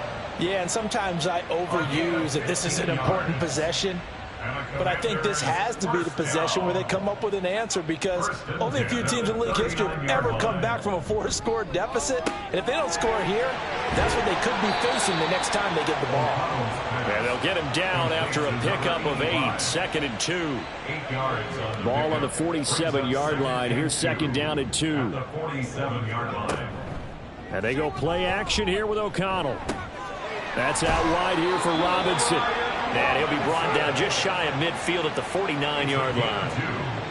This offense finding its legs now. Here's another first and 10. First and 10 at the 49-yard line. Play action. Now O'Connell. And down he goes. The 49ers get there. He couldn't get rid of it. He takes a sack for a loss of 6 to bring up second down. At the 42-yard line. Here's O'Connell. And that one's going to come up a little short. It's incomplete. Down several scores and playing behind the chains is not the way to have success in this one. Right now, if you're the offensive line, your big concern, protecting your quarterback, even a chance to try and throw something downfield to pick up the needed yardage. Now, meanwhile, a pass that should have been intercepted, but it winds up falling incomplete. Not many boos just yet from this home crowd, but they may be starting soon, as I'm starting to detect an uneasy murmur through this crowd. This offense, they've been lifeless in this first half. And now here's another punting situation and a 4th down. It'll be a 39-yard punt, no return. And the 49ers will take over deep in their own territory. Kenneth Walker headed back out there. 5 carries on the previous series, and the 5th one, the 1-yard punch into the end zone. Yeah, he showed the muscle, didn't he? He showed that getting into the end zone. You know what I think he'd like on this next series? Another one? Another 5 or more carries like that. Continue to chew things up. But I bet he'd like a nice long run into the end zone to show off the rest of his talents. Yeah, I'd like that. I also like, by the way, when you're demonstrating things like you were saying, he showed off the muscle. You're actually up here flexing. Yeah, I was flexing. I'm just glad that people can't see that there's not much flex there. Oh, come on. And he's able to get up here to the 26. A gain of 4 yards. And a 49er first down. And going right back to Walker. And maybe a measure of revenge there. He's had his way in this one, but this time they get him behind the line. Officially, it's a 1-yard loss. That's going to bring up 2nd and 11. 25-yard line.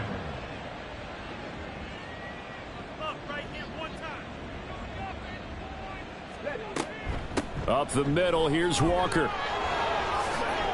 Oh, look at that. And now off to the races down the right side. Inside the 20. Touchdown, 49ers. Ken Walker with his 6th rushing touchdown on the year. And the 49ers are able to add on to their first half lead. You get in a 2nd and long situation down here in the red zone. I'd say most defensive coaches would think pass. Let's bring some pressure. So this is kind of a tendency breaker here to hit him with something on the ground. And he'll take it all the way into the end zone. Now Moody for the PAT.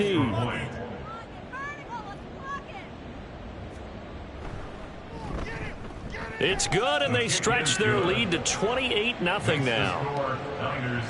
So that drive, 4 plays. And it was Kenneth Walker finishing things off with a touchdown run.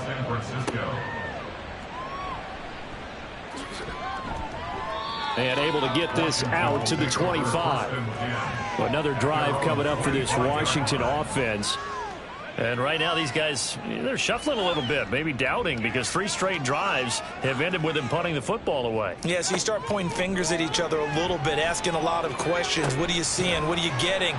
Maybe trying to narrow down your playbook a little bit and maybe get simpler rather than more complex in order to try and fashion together a drive. Here's a 2nd and 2 now from the 33.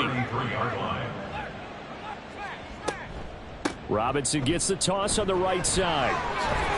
And he fumbled it. It's on the ground. And this is going to be a Commander's first down as the tackle made at about the 38. So here's a 1st and 10 at the 38.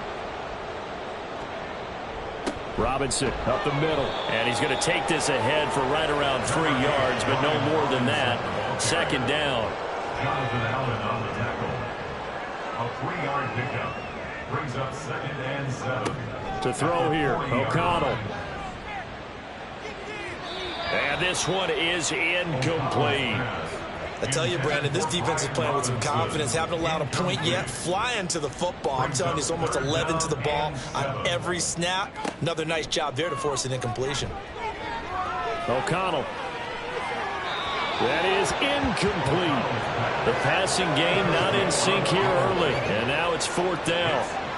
I know this offense was expecting to do big things, but it certainly hasn't turned out that way, at least not through the first 3 drives.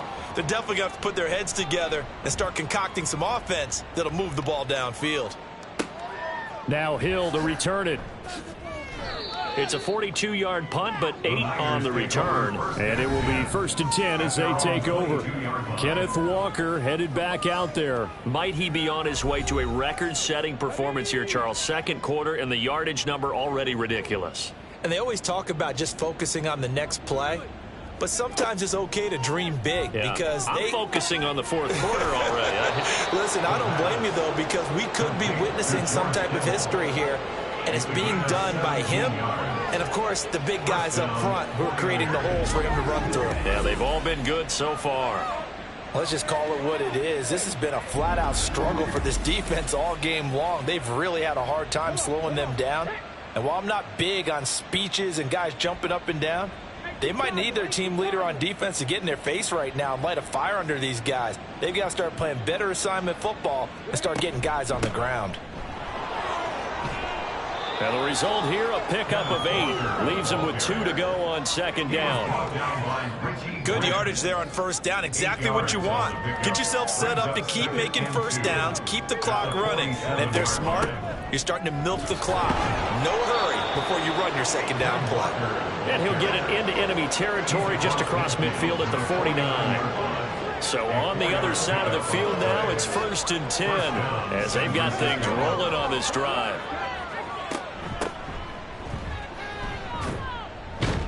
And the second wave of tacklers is going to get him as they stop him behind the line.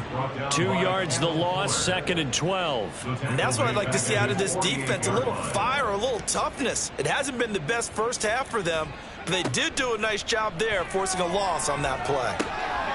Now a toss left side into the hands of his tight end. And he gets this inside the 35-yard line. Catch number 4 for him on the afternoon, and it'll give him a first down.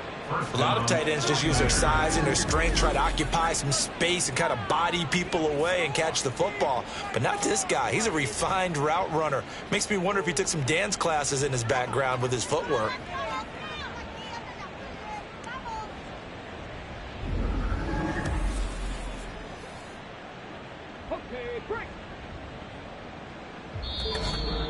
And we've hit the 2-minute mark in this first half of action.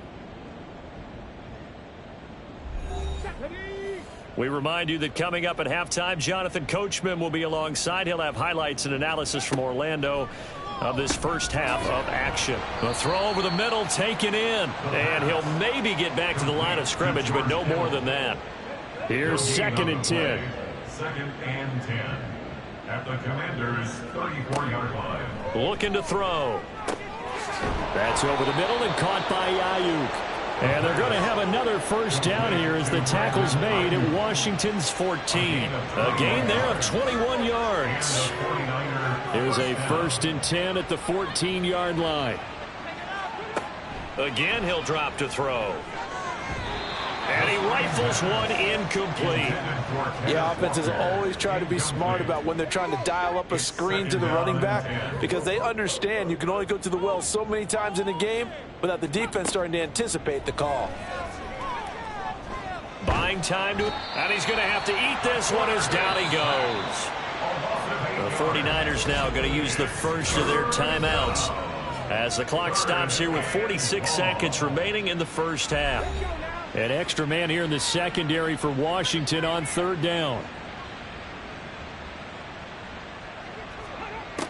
They'll drop to throw.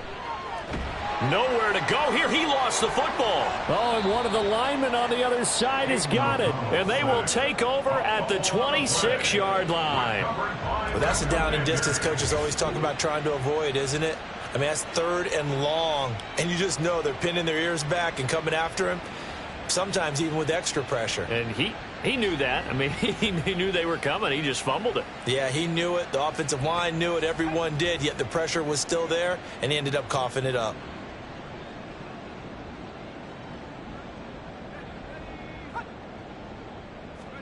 Following the fumble recovery, O'Connell. Jones has it. And Washington now going to use the first of their 3 timeouts, as the clock will stop with 37 seconds to play in this first half. Complete, it's Dotson. They showed off a nice juke of the defender before the next wave could bring him down. O'Connell to throw on 2nd down. Going right back to Dotson. Now Washington going to go ahead and use their final timeout. And with halftime on the horizon, they'll be out of timeouts from here forward. And once again, O'Connell back to throw. It's incomplete. Took a shot, couldn't connect. And not a common sight, at least on this drive. A momentary setback, though, for this passing game that has been moving well this series. Good thing for them, though. Still 2 more downs to connect and try and pick up another first down. He's going to go out of bounds, but he takes this one down just shy of the 20. Now on comes the Washington field goal unit. It's a 39-yard attempt, right hash. And his kick is right there. It's good, and that drops a deficit from 28 to 25. But trailing here in the first half still, but maybe, Charles, that'll help them get some momentum back. First the forced fumble, and then they're able to get a field goal out of it. And down in the game, they came out and created their own opportunity on one side of the ball and did get points out of it, as you mentioned. Complimentary football right there as they try and bring this one back to even. The 49er offense set to get this drive underway. And from this spot in the field with the clock where it's at, you think we're just going to see a knee and that's it? And I think in this situation, that's the proper play. But we do know there's some risk takers out there that may want to take one more shot before the clock runs out. So we've come to halftime after a very one-sided beginning to this one. As we'll get you down the coast to Orlando for Jonathan Coachman at our EA Sports Halftime Report. Coach! All right, Brandon, thanks. And welcome in everybody to our EA Sports Halftime Report. Time for a look around the NFL here in Week 3 of the new year. We'll start in the NFC. The Rams on the road at Detroit. And it's the home team who are out in front. 2 touchdowns in that ball game for Kyron Williams. Next, we'll stay in the NFC North as we head across Lake Michigan to check on the Bears at home in Chicago. And at the moment, that game is tied with the visiting New York Jets. Lastly, let's get you to MetLife Stadium to see what's happening with the Giants at home in East Rutherford. And that one all even as they play the visiting Texans.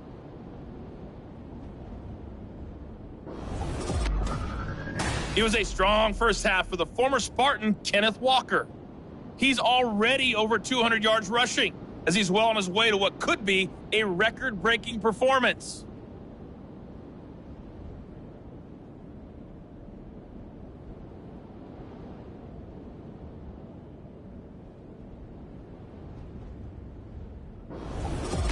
Okay, Coach, thanks as always to you and the gang in Orlando as we welcome everyone back in for quarter number 3. Washington down on the scoreboard, but they are getting the football first here, and we are back underway on EA Sports. And only able to get this to the 19, so probably should have opted for the touchback. The Washington offense ready to go to begin the third quarter. CD, they certainly know the hole that they face as they begin the second half. They have to do what precious few teams have done in NFL history, and that's try to come back from a 4-possession deficit. And, partner, you know as that team gathers, they're saying to each other, you never say never, right? Because if you're on an NFL roster, that's how you have to think. You can always come back and win a ball game. And let's face it, we saw a certain Super Bowl, a 25-point lead late, that wasn't enough to put someone away. But that being said, this task is near impossible. Let's face it. And bottom line is, it officially becomes impossible if this possession is an empty one. O'Connell to throw, 3rd and short. He's got his target. That's complete. And he's going to have a Commanders first down as they're able to convert by plenty there on 3rd and 1. So from the 36 now, 1st and 10. To the air again with O'Connell. And a quick throw here, that's complete. They'll give him 4 yards there, and it's 2nd down. A gain of 4. It's now 2nd and 6 at the 39-yard line. Here's O'Connell looking to throw it. It's complete to Robinson. And he'll get it out a couple yards shy of midfield at the 48. 9 yards to pick up there, and it's a first down. That's good for a Washington first down. And O'Connell now to throw. Over the middle, brought in by Dotson. And he's tackled a yard short of the marker. Good gain of 9 on first down. It's a gain of 9. From the 43, here's 2nd down and 1. At the Niners' 43-yard line. Out of the gun, they give to Robinson. Trying to bounce it outside, but he's only able to get it back to the line of scrimmage. This will be play number 8 here on the drive. It's 3rd and a yard. Robinson will try to pick it up. And a good push up front, and he's able to navigate his way down inside the 30. Still in search of their first touchdown of the game, but they're on the move. 1st and 10. Commanders first Fakes the handoff. Now O'Connell to throw. Throw to the right. Caught by Dulcich. And he'll be out of bounds just inside the 25-yard line. Here's 2nd and 4 from the 24. 6-yard pickup brings up 2nd and 4. Throwing. O'Connell. Throwing quickly there, but it's incomplete. Let's face it, if you want to get back into the game, these are the kind of throws you got to hit. He's wide open right there. Got to be able to get it to him, don't you think? And those are the throws that haven't been available to them every time he's dropped a pass. Yeah, that's a big miss. And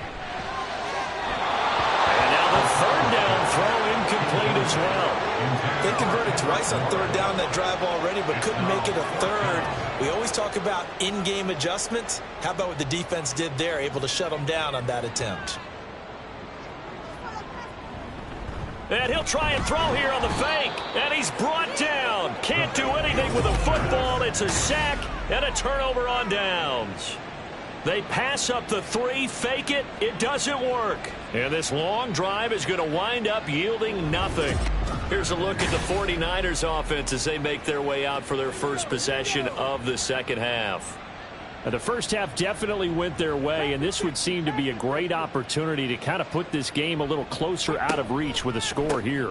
Yeah, and it's a wonderful opportunity for them because if they can add 7 more to their lead before the other guys even see the football, that could be the decisive blow in this game. I think that's how they're eyeing it. That's how they're approaching it. So the first play of the drive lost 4. Now they'll look to move it forward here on 2nd and 14. Now left side, a completion to his tight end. And that's good for a gain of 6. 3rd and 7 now. So 7 yards from the first down here as they come up to the line of scrimmage. On 3rd down, he'll drop to throw. And he'll be corralled out across midfield down to the 45. Second catch for him today, and it'll wind up a first down. I'll tell you what, a lot of those mid-range throws have been available because sometimes teams get too concerned about the deep ball and they leave too much space in front of them, and these guys have been taking advantage so far. Now on first down, he'll drop to throw it. And he's got this to Jefferson. And he gets it inside the 35 and just shy of the 30. Another nice gain. That's now 30 yards between those last 2 plays. So 1st and 10, and if they score on this drive, might have to start digging in our second half blowout material. Up the middle they run. It's Walker. Gave a glimpse of his quick feet, but not a whole lot of space down at the 30. Kevin Byard up to make the tackle. No doubt about it. A really nice job there by the defense, not allowing him to get to the perimeter. But that means your defensive ends, your outside linebackers, the guys that you pay big money to sack the quarterback, they also have to have interest in the running game as well. And they did a nice job there of holding the point of attack and not giving ground. A very solid gain of 27. Well, I certainly don't want to pile on, but this defense has just not been up to the challenge in this game, and this continues as we see here. Coverage, not been very good, soft in spots. And there's an easy throw and catch for another first down. He'll drop to throw. Steps away to his left, and he can't find a receiver, and he's brought down. It'll go as a loss of 8 and a tough result there on 1st and goal. So a great play there for this highly regarded linebacker making his first career sack. And his versatility on display right there. Look, we've known him primarily as a tackler and a cover man, but he can go get the quarterback when the situation calls for it, as he just did right there. They'll try again on 2nd and goal after going backwards to the 12. Now a run with Walker. No, nip. And he's going to take it in. Touchdown, San Francisco. Kenneth Walker. He has career touchdown number 78, tying in with both Eddie George and Frank Gifford on the all-time list. And the 49ers extend their lead yet again.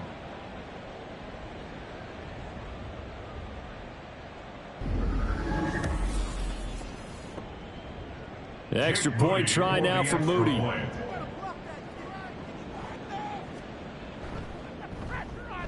And he's been a busy man, 5 for 5 now as he knocks another one through to extend the lead. So that drive in total 8 plays. And it was Ken Walker finishing things off with a touchdown run. Taken at the goal line. And he'll be brought down right on the chalk of the 20. The Washington offense set to take over.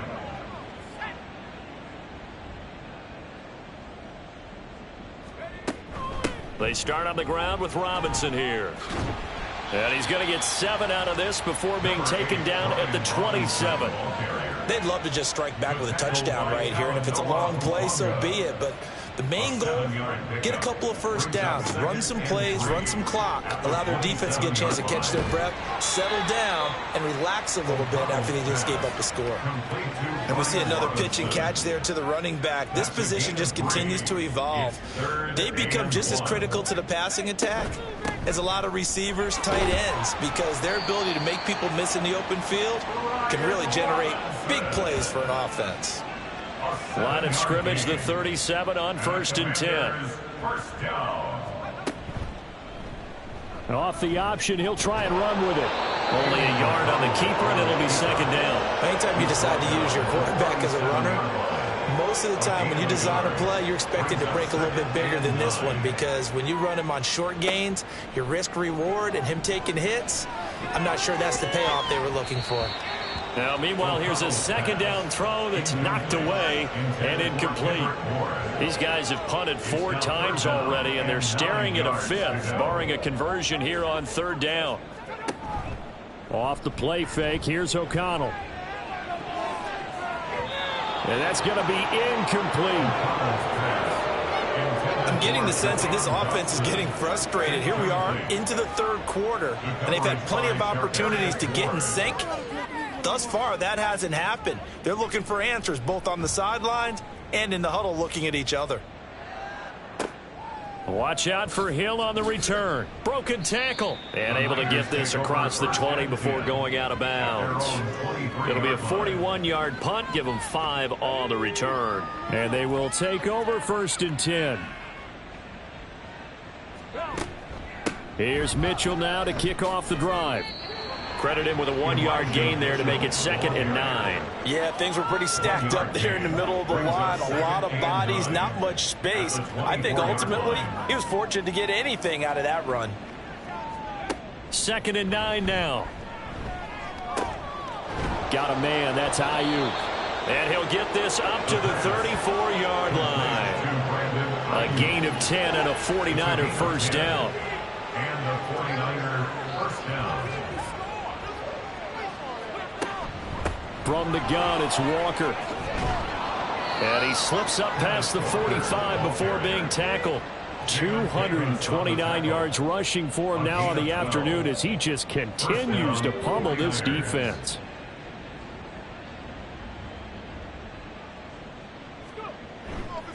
On the counter, it's Walker.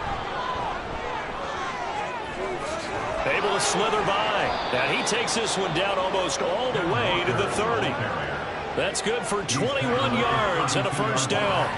A gain of 21 yards. First down, San Francisco. And they're not going to get to the line to run another play. So we will switch ends as the 3rd quarter has come to a close. You are watching the NFL on EA Sports. Back now at FedEx Field. And this is a blowout so far as we get set for the 4th quarter. A very one-sided affair. And he gets forward up the middle, but only for a couple. It'll be 2nd down. Well, any lane that might have been open there was closed pretty quickly, and that was because the defensive front, they won that battle at the point of attack at the line of scrimmage. They used great leverage, held their spot, and stacked him up. And they'll get this one down to about the 20-yard line. A gain of 10 and a 49er first down. Well, you know me, partner. I never tell them to back off of being aggressive, but sometimes you see the consequences when you're overly aggressive and you don't secure tackles. Guys break through. Trying to sell out to pry that football loose, and just as you said, cost some yardage. Yeah, you got to go get him. Stand him up first before you go for the ball. Don't just go for it initially. After the incompletion, here's 2nd and 10 from the 20. Running left is Walker. And he's brought down just outside of the 10 at the 11. 9 yards, and that leaves him just short, so it'll be third and less than a yard. A gain of 10 brings up 3rd and inches. They'll set up to throw. Able to find the open man. That's complete. And he'll be taken down, but he does have first down yardage. Give him 3 yards and a fresh set of downs.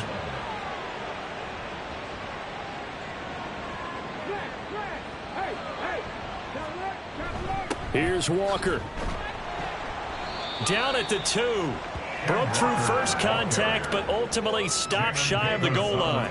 From the 2 now, 2nd and goal. Brings up 2nd and goal at the 2-yard line. He'll try again. And across the goal line, into the end zone. Touchdown, 49ers. Ken Walker taking it in from 2 yards out. And the 49ers are closing in on a 3rd straight victory to start the campaign.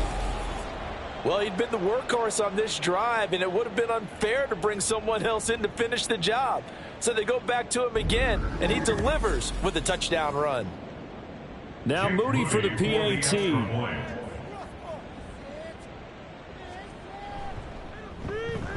And this one was over a while ago as they just add on to their big lead. A pretty long drive that time. 11 plays all told. And it was Kenneth Walker finishing things off with a touchdown run. Here is Wisnowski to boot it away following the touchdown.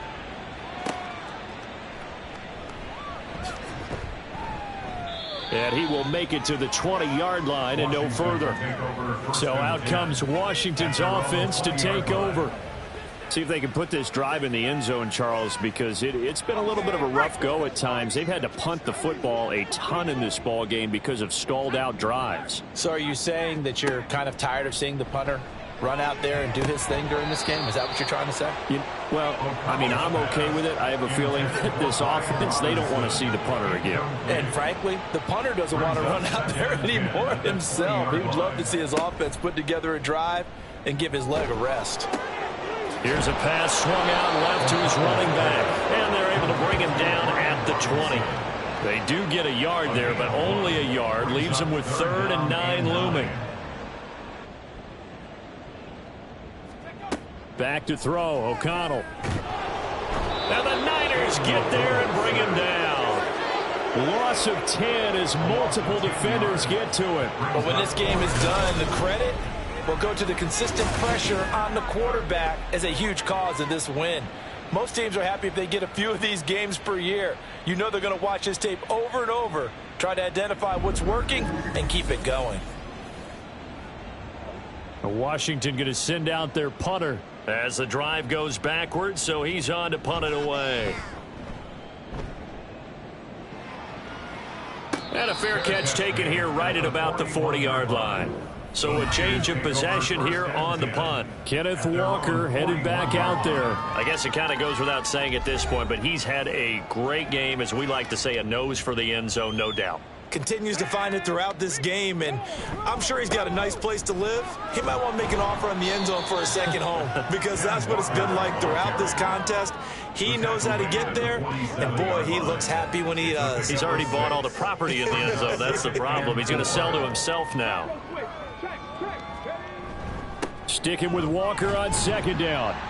And for one of the few times here today, this run's not going to go anywhere.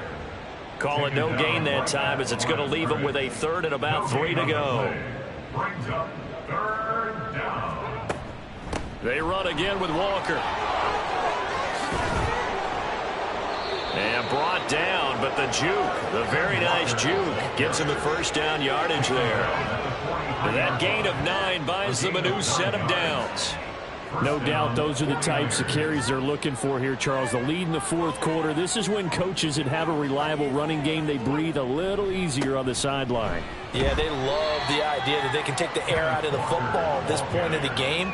That means they're really counting on that offensive line, counting on the runners, taking care of the football.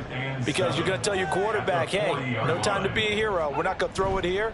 Just eat up that clock. And if you have the ball, they can't score.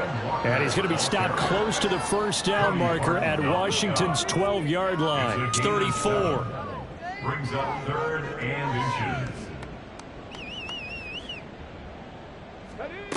On 3rd and short, they'll try and pick it up through the air.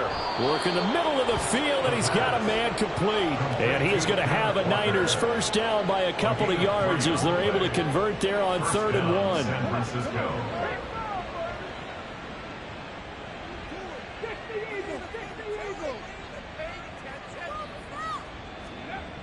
Now back to throw. And that is incomplete. Well, up big here in the fourth quarter, up really big. That pass and incompletion, I don't think they needed the completion, but Charles, this is an offense right now that they're just having fun. They're clicking on all cylinders. Yeah, you're right. They didn't need a completion. They certainly don't need any more points, but they're not going to turn them down. They're going to continue to run what they have in their playbook, and they still want to run it efficiently. He'll be stopped short of the 25. The nice move couldn't free him. So they need 6 yards here on 3rd down. They're 2 for 2 on 3rd down tries so far on this drive. Straight ahead, Walker. Down to the 25. Just a 1-yard pickup there, and it'll be 4th down. Well, this was just simply excellent defense. On this 3rd down, they had to be alert for the possibility of a pass, but that didn't stop them at all from understanding what was going on when they decided to run the football, and they just swarmed and stuffed them for almost no gain. For the 49ers field goal. A 42-yard attempt. And his kick here is good, and that will extend their lead even further. Well, no field goal attempts for him until the final quarter, but no hesitation on his end. He comes right out and nails his first field goal try. I'll give him a lot of credit, too, because he stood there the entire ball game, but has managed to stay with it both mentally and physically. When they called on him, he was ready, and he knocked it through the post. And he'll be tackled just shy of the 25. Washington ready to try again on offense. These guys definitely hoping for a better showing than their last appearance. They couldn't really even move the football much beyond the shadows of their own goalpost, Charles. We'll see if they can get a better, more sustained drive going here. Yeah, and every team that we ever talk to says the exact same thing. When you start a drive from that deep in your own territory, the goal is a minimum of at least 2 first downs, because even if you have to punt then, you change the field position, right? You flip the field a little bit. They didn't get that done. This time they want to string together a nice drive and help themselves out. That helps the completion percentage, but not much else, and now it's 3rd and 10. I thought that wasn't a bad time to call the screen. I thought late game, down on the scoreboard, had to figure they were expecting a pass downfield. Yeah, so the edge rushers, they're coming. That could have hit big. You're right. Good recognition defensively to snuff that one out. Now a 3rd down throw, but it misses the target, incomplete. They lead big, and a major part of that has been how they've taken their play to a whole new level this second half. No points allowed since the break, and you can add another incompletion to the total number that they forced in this runaway contest. Fair catch called for and taken right near the 30-yard line. A 40-yard punt, no return. Well, the 49ers settling in for their next drive. They're looking at a 3rd straight win here if they can hold on. They'll run with Walker to begin the drive. And not a whole lot of room to operate there on the first down run. He gets maybe 3. Coming up to the line, and they will need to run another play here before the 2-minute warning.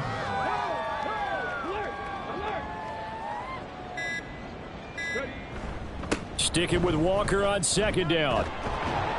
And to the 42-yard line here and brought down there. Just 2 minutes remaining here in the 4th quarter of what has been a one-sided affair. 7 yards there and a first down. So it's 49er football here as we get you reset. And they have just about put this one on ice as they've got it here, 1st and 10. And he is met in his tracks behind the line of scrimmage. 2 yards the loss, 2nd and 12. Hey, a lot of points have been scored in this game against them, but tally that one on the side of the defense. Do you think maybe, possibly, it can be a little bit of a changer for them? Maybe not a game changer, but a little bit of a momentum one that maybe they can string together some pretty good plays and slow them down. And again, the run defense stout this time. He maybe gets back to the line of scrimmage, but no more. And it's 3rd down.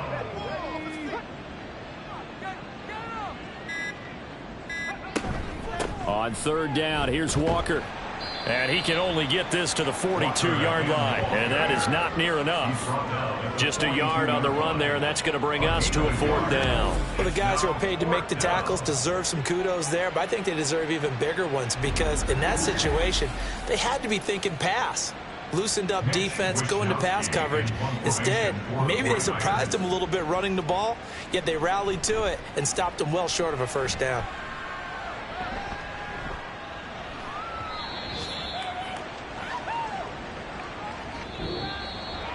And as this defense walks off the field, they can do so with their heads held high. What a performance. Well, by the offense, too. I mean, really, Charles, just complete domination on both sides of the football here in this one. Certainly was, and I think both sides compete against each other all the time. You go at each other in practice, obviously your training camps, your off-season. But on game day, you both want to show your best. And I think that's what we saw from both the offense and the defense, a complete team victory. So for the 49ers, it's an ideal start as they move to 3-0 now on the young season. And they will head back home next week.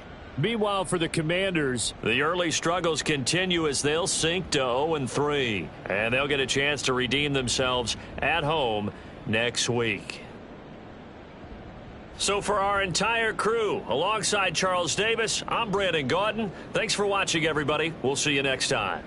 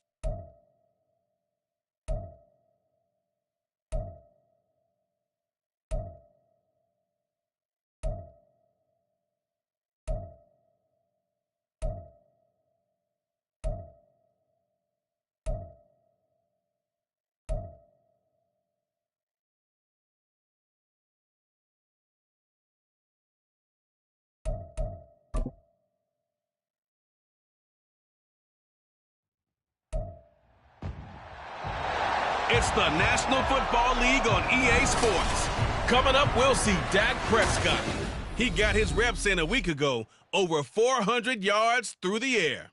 It's the Cowboys and the Commanders, and it's all up next.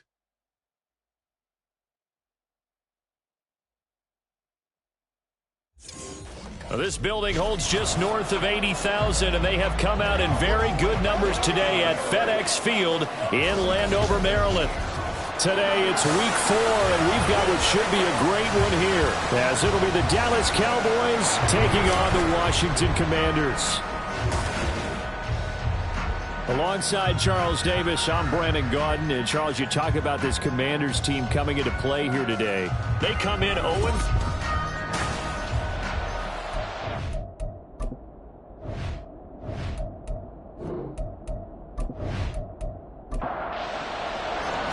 3-0 versus 0-3. Will current form hold? We'll find out as we're off in week 4. Oh, good return up past the 30. A terrific return here as he gets it down all the way inside the 30. As the excitement continues to swirl after that return, if I'm the offensive coordinator, I'm thinking about keeping that excitement going. Already in scoring position, I've got to take some shots at the end zone right now.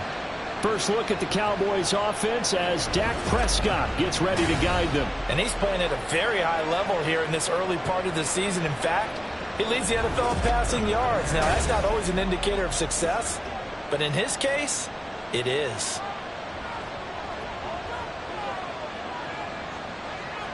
Dak going to start out going to the air. Over the middle and into the hands of his receiver Moore. And down inside the 15, shy of the 10. A good start offensively. 15 yards on the game's initial play. From down at the 12, it's 1st and 10. Now Prescott. And that throw behind his man. He missed him. Incomplete. 2nd and 10.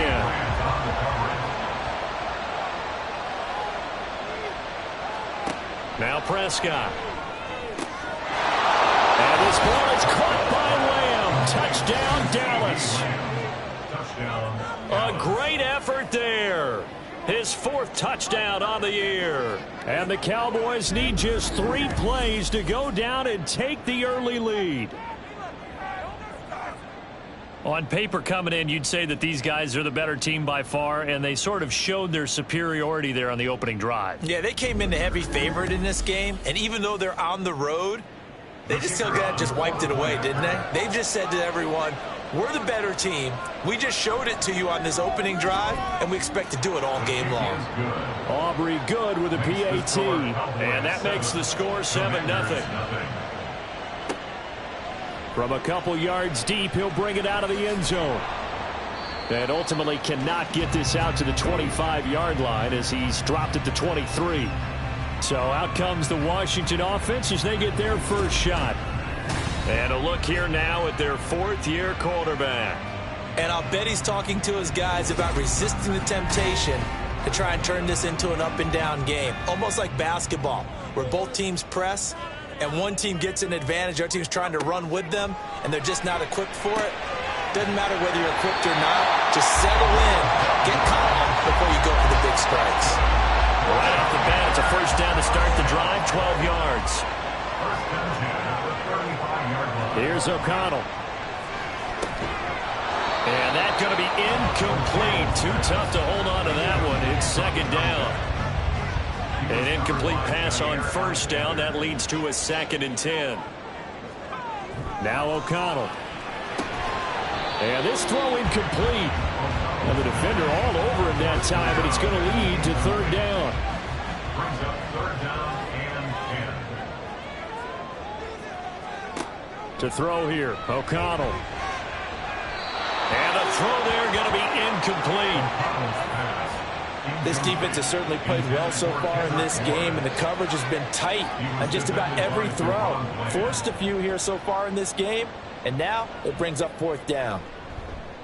And on 4th down, on is the punt team sending this one away. Taking it about the 16. A 46-yard punt, 8 yards on the return. And the Cowboys will take over the football with a 1st and 10. Second drive forthcoming here for the Dallas Cowboys. They have to be thrilled with that first drive. They got them the touchdown. Now they'll be looking to make it a 2-score advantage here on the road. And you know they spent all week in practice, in meetings, talking about taking an early advantage. Being the road team, going up a score, that takes the crowd out of the game and puts some doubt in the minds of their opponents. Pretty darn good, as you see right there on your screen. I'll echo that. Darn good. 2 touchdowns, right? And the ability to be in sync with each other, right? To understand that he's going to be where the quarterback expects him to be when the ball's thrown. And they get him down, but not before he takes it across the 40-yard line. First down, Cowboys.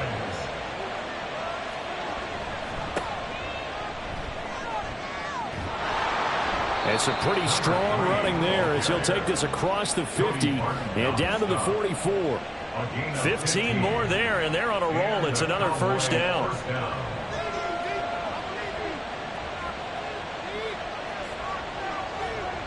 Here's Prescott. He finds his man, complete. It's Ferguson. And this will leave him a yard short. Nice pickup of 9 yards on first down. From the 35, here's 2nd and a yard. Prescott off play action. Targeting Moore, and he's got him on the crossing pattern. And he's going to be taken down right at the 10-yard line. Someone sharp in this game. I mean, a touchdown pass on the first drive and comes right back, and he's flinging it around really well here. Really nice throw there to pick up the first down. You kind of just feel a laser focus and confidence about him, and I think we saw that this week, didn't we? Talking to him and the coaches, they felt good about his performance coming up. Yeah, I was really impressed with that last practice we saw when they went through 2-minute drill, when they went through all the different situations. Ball hardly hit the ground, and I thought, yeah, he might be locked in for this one. Meanwhile, this one knocked down in the backfield. It's incomplete. After the incomplete pass, here now is 2nd and 10. Prescott now.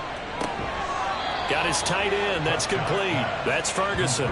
They do get a couple, but they'll be left staring at a 3rd and 8 coming up. They'll be in search of 8 yards here as they hope to convert the first down.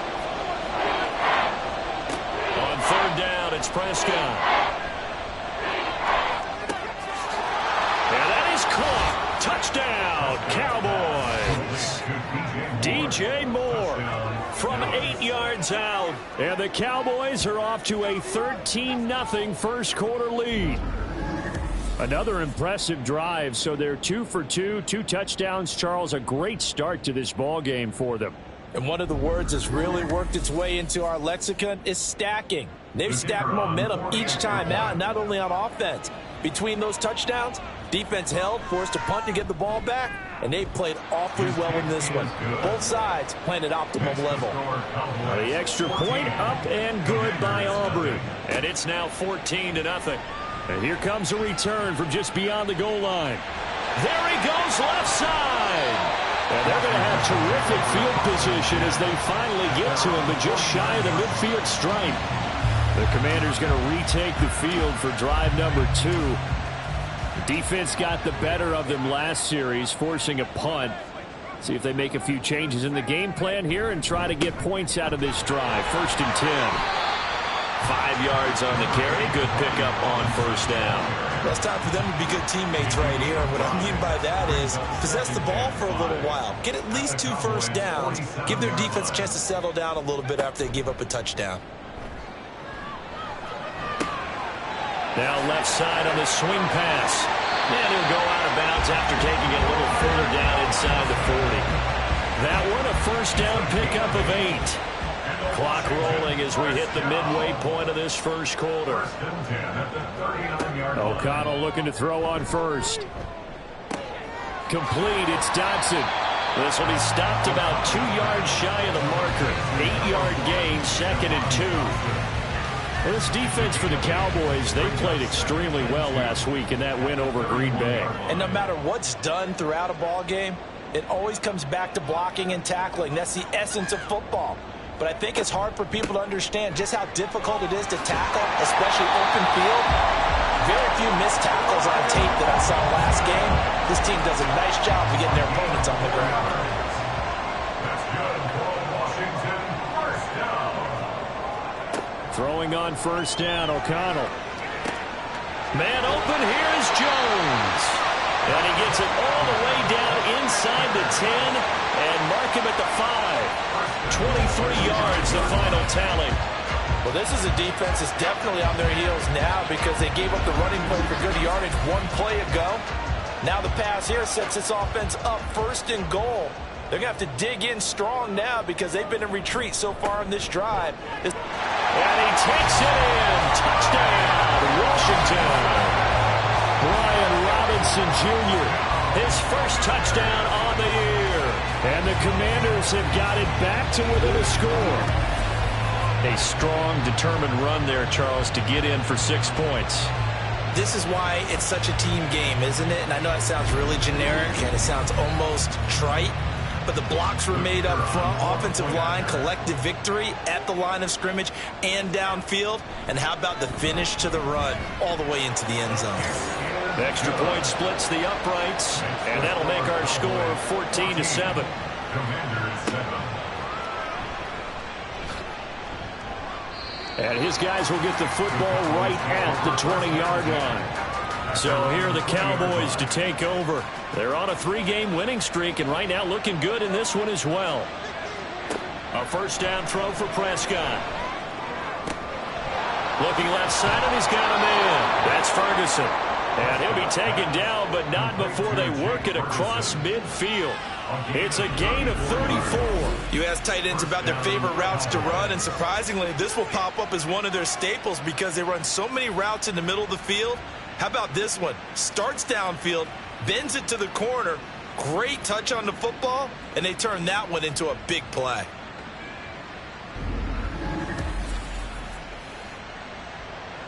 So the line of scrimmage moves all the way across the 50 now as they come up first and 10. Looking to throw. Prescott. And his throw is going to be incomplete. The Cowboys at 3-0 here in the month of September. And they've got to be pleased with the start of this season, obviously. Yeah, and you're talking about 3 good quality wins. It's got people in the locker room excited. Not overly so, but that quiet confidence is starting to build. They're starting to believe that this could be their year if they stay on track. First time they've hooked up here. Good for 17 and a first down. And the Cowboy first down.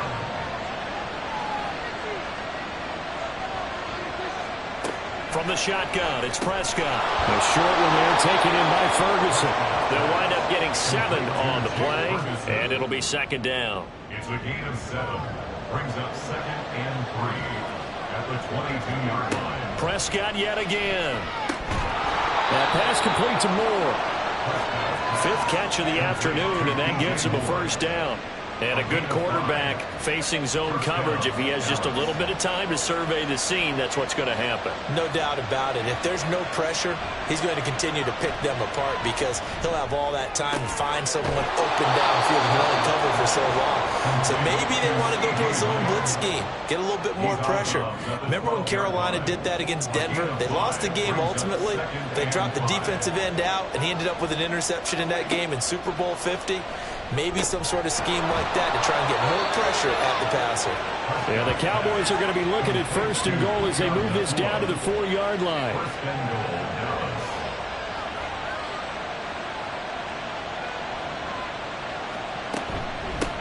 They'll try and run for it on first and goal.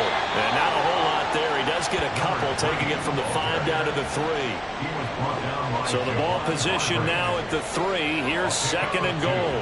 Brings up 2nd and goal. Prescott to throw it. 3-yard line. And this is caught for a Cowboy touchdown. 3 touchdown passes now for Dak Prescott. And the Cowboys go up by 2 touchdowns. Boy, still in the first quarter, and look out. I mean, they are on pace for over 80 points in this game. I don't know that they'll get there, CD, but this has been impressive to watch so far. That certainly would be history in the making, wouldn't it, partner? I'm glad we're here to actually watch and see if it actually happens, although, like you, I have my doubts, but they are firmly in control of this game.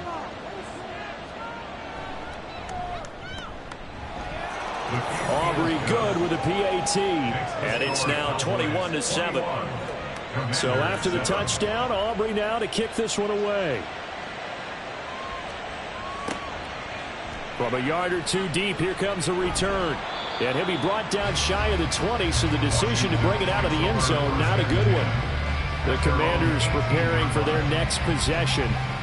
Right now, Charles, it just feels like they're trying to keep pace. They did score the touchdown last time out, but they still trail by double digits here. We'll see if this offense is once again up to the task. Yeah, and I think that after the last drive, they've gotten pretty revved up, don't you think? Everything they were doing was working pretty well. They go back out there with the same mindset, play at the same tempo and the same pace. Still a lot of time left to make something happen in this one. Kind of a dangerous throw there. He's off balance when he gets rid of it. But this is all about a quarterback knowing what he can get away with. At that time, it turns into a completion and a healthy gain as well. So quickly all the way up at the 40-yard line. Straight ahead, it's Robinson. And they'll get to him after a gain of 7 to the 47.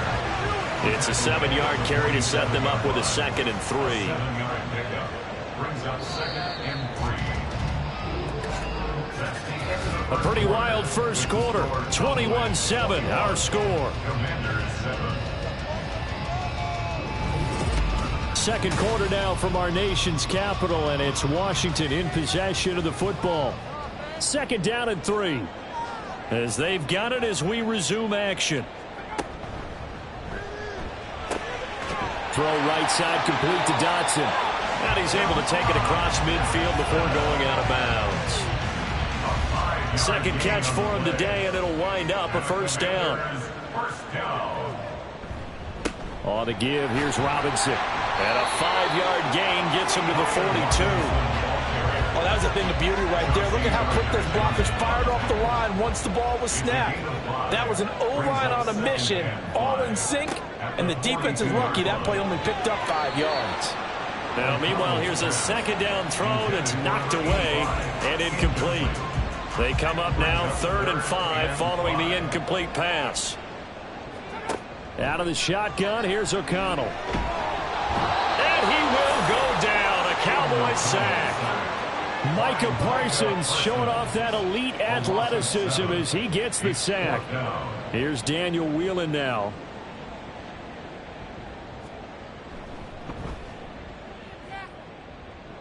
And the punt over the side in the air, and the spot will be inside the 35. There again is the running back as he trots onto the field. He's only had a couple of carries. I mean, when you got a horse like this, second quarter, got to start to ride that horse a little more, don't you? You can't just neglect him. He's got to touch it, and often, in order to get maximum out of him. Typically, these types of backs, it's the accumulation of carries, and that's when you see the damage as the game goes on. Yeah, let's see. They're going to try to get him into the flow, we would assume, here. 2nd down and 8. Brings up 2nd and 8. Here's Prescott. Open man, right side, it's Lamb. And he's going to be out of bounds, but not before he takes it inside the 40. Good yardage after the catch. Is that play good for 30 and a first? There's no doubt in my mind that not many guys in this league have had the impact that he's had here in the first half of the season. He's been a big play guy from the word go and continues to be one with another one right there. So how about that for a chain mover? They're all the way down inside the 40 now for 1st and 10. One back in the backfield, he'll get the carry. Powers through him. And he's able to work his way down inside the red zone to the 19-yard line. 17 more yards on that one as they keep the drive rolling. So here's a 1st and 10 now down inside the 20. From the red zone now, Prescott. Back in the end zone. Could he get his feet down? No, it's incomplete. They're going for a receiver there. Already has 1 touchdown in this first half. A second one not to be. I like where their headspace is, though. I mean, I really like the thought process, right? You got a guy who's already scored one, right? You want to go back to him, continue the hot hand, and make them adjust to you defensively. I like what they were trying to get done, even though they weren't successful. third and short yardage. Prescott. He finds his man. Complete. It's Ferguson. And he'll be taken down, but he does have first down yardage. And in a lot of ways, that catch is expected. Red zone presence, and that one was realized there. You've got to find your tight end in that situation. They'll throw again. Prescott. And that is caught. Touchdown, Cowboys. Dak Prescott now 4 touchdown passes on the afternoon. And the Cowboys have moved out in front by 3 touchdowns. What a great weapon. So often, such a big mismatch. And there's no route he can't run. You name it, he's going to do it. And he's a matchup nightmare for the defense. No matter who they put on him, he's going to win the battle. Aubrey now for the PAT.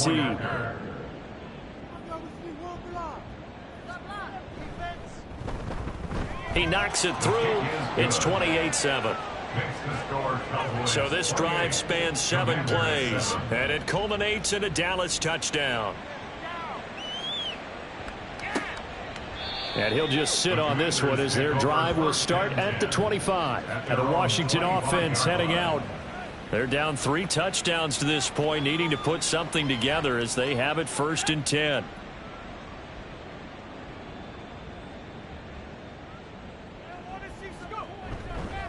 Now a handoff to start it out. Robinson. And he is going to lose yardage here. He'll lose a yard there, and it's 2nd and 11. Yeah, another negative play in an early down situation. This one to start the drive. You're putting a lot of pressure on your quarterback to bail you out when you're in 2nd and long yardage. Back to throw. O'Connell. Jones has it. And they're able to get this one across the 35. 2nd catch for him today, and it'll wind up a 1st down. 1st and 10 at the 38-yard line. Handoff now to Robinson. And that one goes for about 6 as he's taken down just shy of the 45. So if you've been playing defense in this one, there's a little bit of the good and some bad, because they did give up the touchdown run to him earlier but shut him down otherwise. Outside of that, you're exactly right. I would say they've contained him very well. Pushing forward for 3 up to the 48. Here comes 3rd and the length of the football. O'Connell working from the gun. That is caught. And he's going to have a Commander's first down, as that'll be a pickup of about 5 as they convert on 3rd and inches. So from Cowboy territory now, here's 1st and 10 at the 48-yard line. Here's O'Connell. Over the middle into traffic, and that's complete. Another connection between the two. This one good for 12 and a 1st down. 1st and 10 at the 36-yard line. Now O'Connell. And the Cowboys' pressure gets there this time for the sack. That time, multiple defenders getting pressure, and it's a loss of 6. Protection certainly going to need to be a bit better here on 2nd and 16. Now it's O'Connell. Now that's to the left sideline and incomplete. Some of the fans here don't seem too happy about what we've seen in this first half. No, not at all, and I understand why. They've looked lethargic, out of sync, and it shows on the scoreboard. Now on 3rd and long, they'll look to throw. There goes a deep ball, end zone. And that will be incomplete. Well, they weren't scared to let it fly, but it falls to the ground and brings up 4th down. And here's Daniel Whelan on now to punt. He's been a busy man here in this first half as he gets it away. And this will depend on the spot as it sails out of bounds. And they'll say it sailed out at the 10-yard line. Dallas offense set for this next drive. Well, everything right now that they touch on this side of the football, it seems to turn to gold. They've scored on 3 straight possessions. That lead continues to grow. And, I mean, if they can get points here, Charles, might almost be an insurmountable comeback for the other side. I think you make a great case for that, so I'm going to flip it over to the other side. Could they make the big comeback? Certainly. Am I expecting it? Not at all. I think if we don't see a drastic change in how they're playing, this blowout's going to get bigger. Into a double team, and it's intercepted. picked by Kendall Fuller. And he is going to get this one back to the 20-yard line. And they'll take possession already in the red zone and in a great spot to add points to the scoreboard. And, Brandon, how many times have we seen a defense with a lot of field behind them get even more aggressive, right? They feel like they've got them not pinned down, but in a favorable spot for them. And they took advantage of it there, got a nice interception, and set up their offense in great shape. Back onto the field now, the Commanders' offense. Following the interception, they're set up nicely here, already inside the red zone, knocking on the door, if you will. 1st and 10. O'Connell on 1st and 10. Oh, he dropped it. And that's pretty indicative of the way this one's gone. After the incompletion, here's 2nd and 10 from the 20. A give left side to Robinson. And he takes it in. Touchdown, Commanders. Brian Robinson Jr., his 2nd rushing touchdown on the year. And the Commanders are able to make some inroads here to that deficit. So his strong first half continues as he finds the end zone here for the 2nd time. And definitely good blocking at the point of attack. And you just have to love watching the way he can create space down near the goal line. And he's able to take it into the end zone. Extra point right down the middle. And that cuts the lead to 28-14.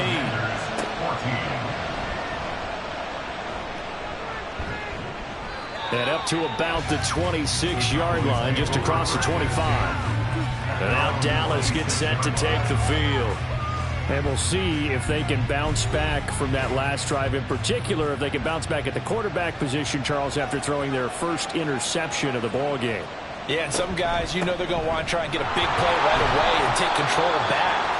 Others, they're going to look at a couple shorter passes and get a little momentum back that way. But for the defense, that goal is not changing a bit. They want another pick. You're exactly right about that. In fact, you got to watch them a little bit because in coverage, they may cut down their gaps a little bit, maybe their splits a little bit in order to try and get to the ball even faster. So the failure to connect on 2nd down, that leaves them staring up here at a 3rd and 8. Now Prescott. He's got his target. That's complete. And he will have a Cowboys first down as they're able to get the 3rd down conversion. Going old reliable there to the slot on 3rd down. And the slot position has become the bane of just about every defense's existence because how do you cover? Do you go with a bigger guy to try and use size? Got to try and go with a quicker guy, and sometimes you even get out quick there. Very difficult to match up with that slot receiver. That's why they keep going back to him. And he's had the hot hand. And he can only manage to get a couple. 2nd and 8 coming up. It'll be a gain of 2, and speaking of 2s, it'll take us to the 2-minute warning.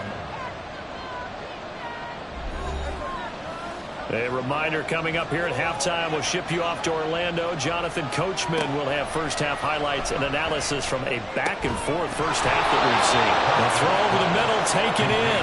And they're going to have another first down here as the tackle's made at Washington's 41-yard line.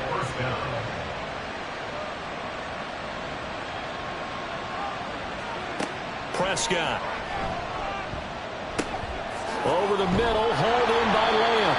And past the 35, he'll be dropped a yard or 2 shy of the 30. 10 more there and another first down. First down, Cowboys. Prescott now. And he's got the hook up to Moore. And they'll work it inside the 15-yard line before it's all said and done. 17 more yards on that one as they keep the drive rolling. And this has been a nice answer to the touchdown drive against them a few minutes ago because they've come out and reestablished the tempo. A nice throw there, and they're putting together a very strong drive as a response.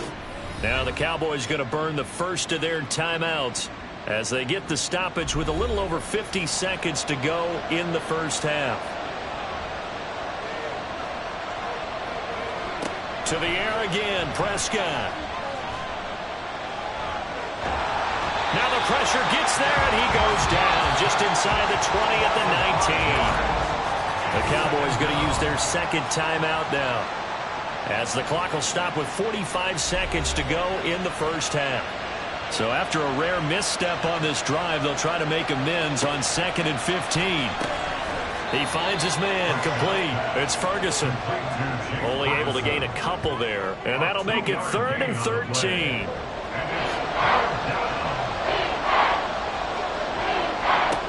To throw is Prescott. And this is caught for a Cowboy touchdown. Jake Ferguson with his second TD of the game, his 6th on the year. And the Cowboys will extend their lead in the final minute of the half. The CD, you know, anytime they get close to the red zone, he is such a threat, and there he is again already, his 2nd touchdown of the ball game. And I know it's probably a little bit of a failing on my part, but you know I watch a game through defensive eyes, and I don't understand what the coverage was doing there. When he headed out deep, they should have adjusted and flowed towards him. Instead, they left him out there and gave him a chance to make a big play.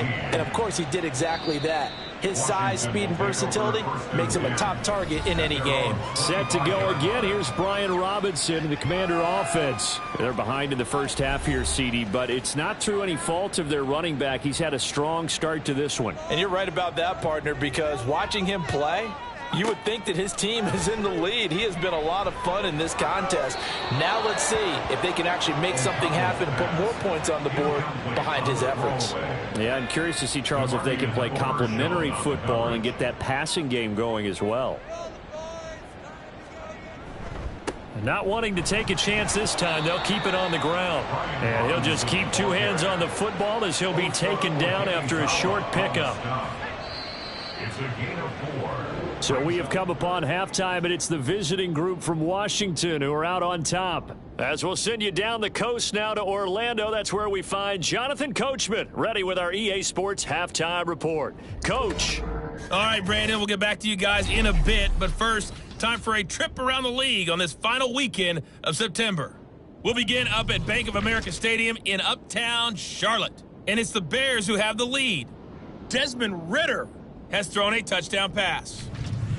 From there, let's head to the foot of the Rockies, Denver, Colorado, to check in on the Broncos. And they have the lead in that one over the visiting Raiders.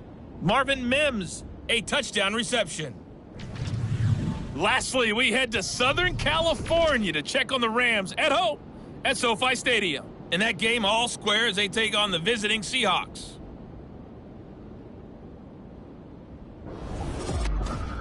This was an extremely one-sided first half. One team showed up, ready to go.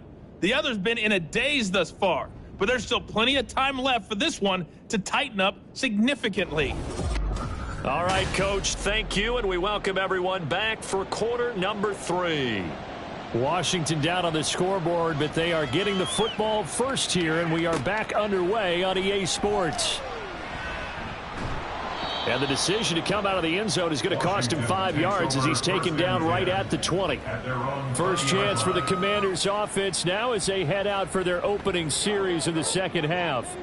Well, they look up at the scoreboard facing that deficit. A 3-score game, Charles, but look, there's plenty of time to go here. The old football cliche that comes to my mind is you can't get it all back at once. They probably need something, though, out of this drive, at least 3 points. Are you trying to say that there's no 3-score drive on that play sheet for any one of those coordinators? They just don't have it, right? You're trying to get it all back. You know you can't get it back in one drive, but maybe cut into it a little bit as you just suggested. Try and create a little bit of momentum, a little bit of a spark, and then maybe that'll carry over. This offense in desperate need of a conversion as they come up on 3rd down. Robinson will try to pick it up. And he'll be taken down, but not before they work it across midfield. 81 yards rushing on 12 carries for him now. That right there, a good sign for a team that's had trouble converting 3rd down so far this year. They're in the bottom 5 in the NFL, but they come through there. Yeah, and I bet if we put our guy Marvin on the case and say, Marvin, tell us where they rank on 3rd and what, right? I bet they're in the top 5 in the league on 3rd and 5, 3rd and 6, 3rd and 7 or more, because that's how you end up not converting. Just too much yardage to pick up on 3rd down. And he's going to be stopped up at about the 47-yard line. That's a nice job there defensively, being able to diagnose that little touch pass. They saw it coming, converged on him before he could get much out of it. Second down and a run by Robinson. And they'll get this just to the 47, 1-yard gain. Just not a whole lot of room to operate there on that carry. No, not at all. They did a really nice job staying in their proper places and not allowing any lanes to open up. This is caught inside the 15. Touchdown, Washington. Jahan Dotson, 47 yards.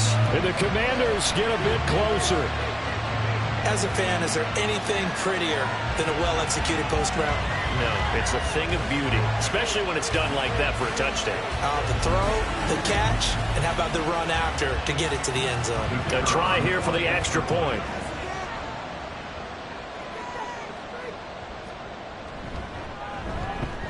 And the lead will be cut down to 14. That drive goes 80 yards in 6 plays. And it was Jahan Dotson with a touchdown catch to finish things off. And a good return as he'll be stopped just shy of the 30-yard line. The Cowboys offense now, they head out for their first possession of the second half. And they were terrific in the first half, built up a sizable lead, and it's just been cut into a bit following the opening drive score on the other side. But this is a unit that has to be itching to get the football again. You can say that again. They've got to be pretty eager because, let's face it, they've had to sit through halftime, then sit on the sidelines and watch that drive. So you can bet that they're saying, let's get on with this. We got to go out there and get some more points. On first down, they'll go to the ground attack. And he carries this one past the midfield stripe and into Commander territory. A good run there on first down, and it'll leave them with a 2nd and 2. Brings up 2nd and 2. And they'll give him another shot here on the ground. And he's got this down a yard or two shy of the 40 before he's out of bounds. That one, a first down pickup of 8. We don't talk about it very often, but sometimes there's a dip in intensity when you start the second half, which can manifest itself in some sloppy tackling. And how about right there? He ran right through that weak tackle attempt. And he'll take this ahead for about 4. Second down coming up. Well, on every play call, you realize it's not going to go for a touchdown. So a lot of your calls are setting things up for maybe later in the game, trying to establish the inside run with toughness now. Hopefully get to the perimeter later, and let's face it, you could do worse than a 4-yard run on first down. He's brought down at the 34. Call it a gain of 4. Well, you certainly have to give a little credit here because they're playing this game now at their pace. This is ball control football, sustained runs, taking their time, and making it work. And brought down, but not before he was able to break the tackle, and the extra effort moves the sticks. It goes as a gain of 9, and it moves the chains. And defensively, they were in zone coverage there. Do you have to be a little careful? You're losing, playing against a good quarterback like he is, to not play too much zone? Yeah, you have to be careful about how much time you're giving up. I think it's a good point you just brought up. So maybe if you still want to play zone, you go to a zone blitz scheme. And you can draft anyone out of your defensive front. Defensive end, defensive tackle. It doesn't matter. You just exchange someone to bring more pressure towards the quarterback and still try and cover downfield. Prescott now on second down. This is caught. Touchdown, Cowboys. CeeDee Lamb. His second touchdown of the afternoon as his guys are able to push that lead out a bit further. In order to lead in a game, you're going to get plenty of contributors, but that's his second touchdown catch of this game. He's one of the key guys in this one. And you better believe he'll be looking for the hat trick here as this one continues to go. Aubrey now for the point after.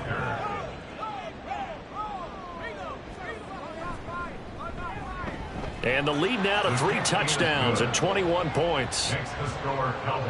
So that drive goes 8 plays. And it's finished off by the touchdown from CeeDee Lamb. And it'll come out to the 25 as he will not attempt to return. Brian Robinson Jr. making his way back onto the field. We've seen him be good so far. He's hoping to continue that trend here in quarter number 3. And typically when you see guys running it this well, They see the game in slow motion, don't they? They see the cuts happen. They see the blocks happen. They feel really good about their vision, and then they use their legs to find that open space. And he's had some good help up front to boot. Here's 2nd and 7 now from the 28. Robinson with another carry. Shedding the tackle, and he'll be brought down right around the 37. 94 yards on the ground for him now as he's done that on 15 carries. And that's a nice pickup of a first down on that second down run. And at that yardage gained, they can run that play on any down. On 1st and 10, it's Robinson. And he can only manage to get a couple. 2nd and 8 coming up. From the 38 now, here comes 2nd and 8. It's 2nd and 8 at the 38-yard line. Hand off to Robinson out of the shotgun. And they get him behind the line, so that short gain on first down quickly negated. They give those 2 yards right back, and now they're looking at a 3rd and 10.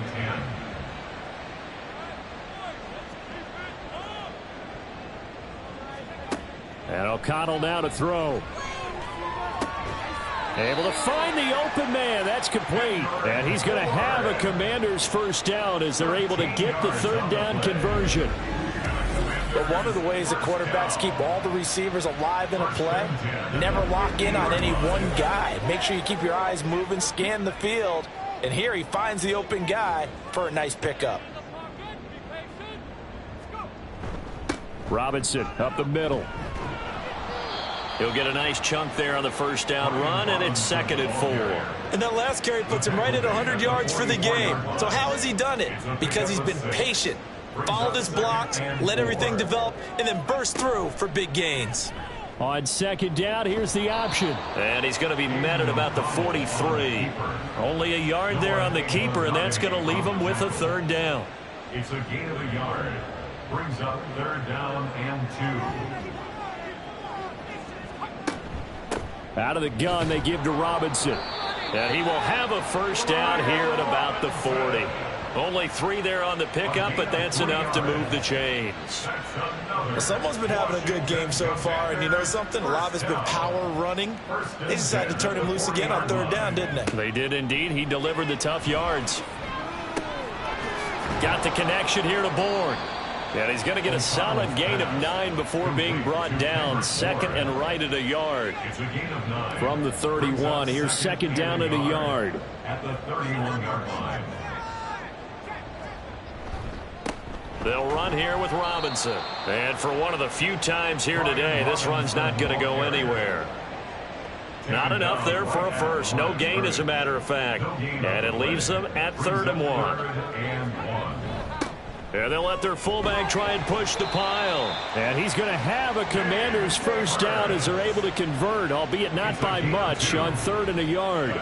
There you go, partner. That's some old-school football right there. You need 1 yard? Give it to your bruiser fullback and let him get the job done. First down throw, O'Connell. Open man is Bourne. And inside the 20 before he's brought down. The Washington passing game dialed in now. It's a first down. And as they come to the line, they will not be able to get off another play as time has run out on this 3rd quarter. This is the National Football League on EA Sports. So from inside the 20, here's 1st and 10 at the 18. Back now at FedEx Field. On 1st and 10, it's O'Connell. A lot of folks starting to make their way to the parking lot. And that's a touchdown, but hold on. There is a flag down on the field. We'll have to see what this is about. Illegal touching. Offense. Down in this one, they needed that score, but they'll have to hold at least for the time being. You're exactly right. Points that they had to have. As you said, they have to regroup now and see if they can get them another way. On 2nd down, O'Connell. He completes it to Jones. It'll go as a loss of a yard, so now they deal with 3rd and 11. In today's NFL, we're accustomed to the tight end getting downfield and creating plays and wreaking a little havoc in the secondary. Not on this one, though. They diagnosed that one really well. Tried the dump off, lost yardage. And he's going to come up well short as they rally up to stop him at about the 16. 2 yards on the pickup there. It's 4th down. Let's give a lot of credit to the offensive line. They've been able to move the ball really well on the ground the entire game. And while that wasn't a huge one, that's okay. They'll take them in short, steady bursts. They'll go for it. O'Connell. This is caught. Touchdown, Washington. Kendrick Bourne. A 16-yard touchdown. And the Commanders have got it back to a 2-score game here in the 4th. A nice connection there, finding his target, and that'll put 6 up on the board. Just like they drew it up in their playbook and reiterated it on the sidelines, right? Perfect route, a good throw, and the defense, they had no answer for that right there. Out comes the kicking team here for the extra point. And the lead will be cut down to 14. That drive a long one, spanning 15 plays. And it was Kendrick Bourne who was able to cap things off with a touchdown. The lane opens here. He's past the 30.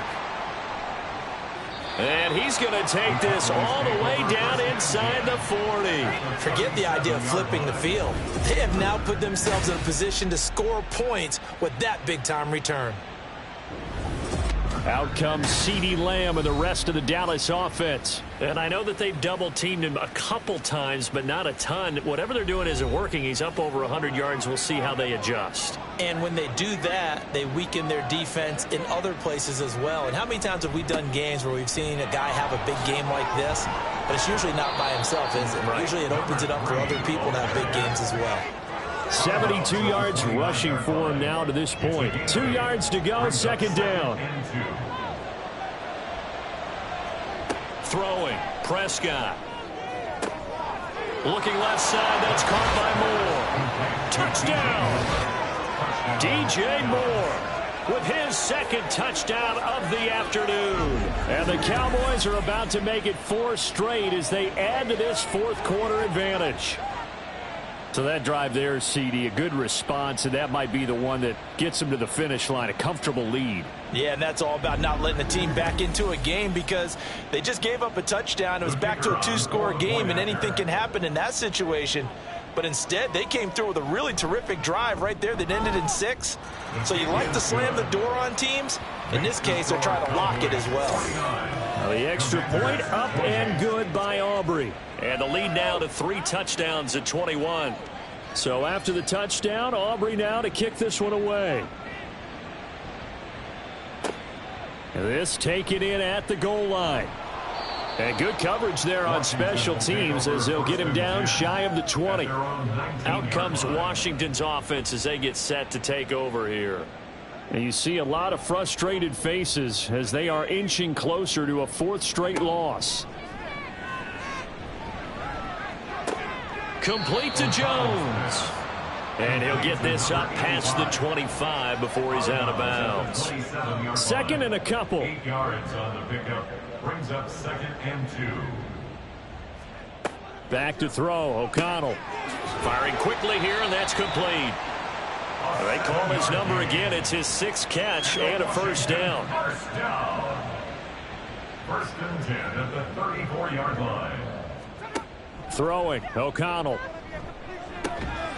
Over the middle, brought in by Dotson. Even against double coverage, he found enough of an opening for a noticeable gain. 2 guys on him, yet he finds a way to uncover downfield for the completion. Off the play fake, O'Connell. Now throw out wide, going to be incomplete. Well, my initial thought was that maybe he was just trying to blindly throw this one away, and maybe he was. But he's going to get away with it because as he tried to throw it over the left sideline there's a receiver right there in the area, so no grounding call. And now the 3rd down throw incomplete as well. They had enough yards for the 1st down, but a clutch hit right there defensively jars it free. No 1st down. They'll run for it with Robinson. No reason not to try it there, and they do indeed convert on 4th. He's been tough for this defense to handle, over 100 yards. You kind of knew that they were going to him on that play, didn't you? They certainly did. That's one of those situations where you simply say, my best runner over my best blockers, let's go ahead and pick it up. And I don't care if they know it on the other side. Here we come, and they got it done. Now a 2nd and 10. Here's O'Connell looking to throw it. And his throw here's incomplete. I think the defenders have to feel pretty good, even though the ball was tipped in the air and could have become a big play for the offense. They actually won one because the guy flinging it today, he's having quite the performance. Couple of touchdowns. And he will go down. A Cowboy sack. The pressure from multiple guys there as they bury him for a big 9-yard loss. A 3rd and long. You knew that he was going to throw it. He just couldn't find anybody to throw it to. Yeah, and it shouldn't have been a surprise, but that was perfect execution of their nickel defense. That 5th defensive back, the extra defender, he really tightened up things downfield in coverage, and they were able to get to him in the pocket. All right, they're going to try and keep hope alive here on 4th down. They're going for it. As expected, they're going for it to keep the drive alive. Going up top. And he bats it away, and it falls down incomplete. The Commanders went for it, but they cannot pick up the first. And Dallas, they'll take over in terrific field position. So they'd converted their first 2 4th down attempts. Not there. Now they're 2 for 3. You think maybe the offense coordinator expended a little capital on that one? You know, when you're 2 for 2, you can lobby for that 3rd one, right? Didn't get it there. Maybe now the head coach might not be so eager to go for it as we go forward. To the 36-yard line. Stop there. Give credit to the defense for stringing that play out, and they gave up no cutback angle. You know he was trying to dart through. No place for him to go. A nice job there, only giving up a 3-yard gain. Down the left sideline. Touchdown, Cowboys. A great play there. 36 yards. And the Cowboys are going to be moving to 4-0 as they extend their lead. Well, it has been the passing game that's really been responsible for much of the scoring so far. But let's not forget about this running attack. They're pretty good, too, as evidenced right there. And I think, Brandon, the fact that they've thrown the ball so well contributed to that touchdown, because that was a defense that was really keyed up to cover those receivers. All they wanted to do was blanket them. They didn't have enough men in the box to stop the run, and you saw the end result. Aubrey good with a PAT. And that'll increase their lead to 28. From a couple yards deep, he'll bring it out of the end zone. And in hindsight, probably should have taken a knee as he only gets this out to the 16-yard line. A look at Washington as they come onto the field. Well, this game, it has had no shortage of offense. They've been able to put up a decent amount of points on this side, Charles. They just have not been able to keep pace with the other offense they're going against here. Yeah, it's a good way of pointing things out, because now it's not a total loss, because as you said, they've scored some points, so there's some plays they can build on, moments where the game plan actually worked. But overall, though, they were just out personnel. They were going up against a team that's playing at an elite level. O'Connell to throw on 2nd down. That's Bourne. Got it on the slant. They'll wind up getting 10 back as that sets them up for 3rd down. Brings up 3rd and 8. Now O'Connell. Oh, had his hands on it, couldn't bring it in. Pretty symptomatic of how this game's been going. But plain and simple, that's the 2nd time today that he's dropped a pass. And that one, I think, maybe even a little easier than the earlier one that he dropped. Surprising. Was this game announced as a night game prior to, and maybe his rhythm is just off? He's got thrown off. He's got to wake up, enjoy the sunshine, and go play. So possession goes over here on the punt. And out will come the offense as they take over. They've got good starting field position as they come up here 1st and 10 at their 35-yard line. They'll start this drive out on the ground. And he's tackled a yard short of the marker. Good gain of 9 on first down. I know you're trying to wring every yard out of a run, but I think 9 yards there is ideal in this situation. Yeah, now next couple plays, you only need 1 yard. Keep that clock rolling with a lead here in the 4th. Yeah, what you're saying is maybe if it takes you 1 or 2 more runs to get the first down, that's extra time, extra plays. Really hurts the team on defense. Brendan, every great running backs coach I've talked with has always talked about when you have great vision, you're not consciously thinking about your cuts and your moves. You're just doing them. And I think that's what we're seeing tonight. He's about run them into submission. You took the words right out of my mouth. I was just going to use that phrase. He has run them into submission. Wave the white flag. A gain of 2 brings up 2nd and 8. They'll try and run some clock here as they keep it on the ground. And he's going to be stopped close to the first down marker at Washington's 12-yard line. It's 34. The Cowboys on 3rd down. No problems to this point. A perfect 5 for 5. This time they face a 3rd and 2. Pass taken in by his big tight end. And he's taken down, but not before reaching the 10-yard line. Well, they were in search of a short gain on 3rd down, and they wind up nabbing over 20 yards. Partner, I have to tell you, just one word keeps coming to mind from watching them this afternoon, and that's impressive. They have been impressive from the opening kickoff, and they haven't let up here even into the 4th quarter.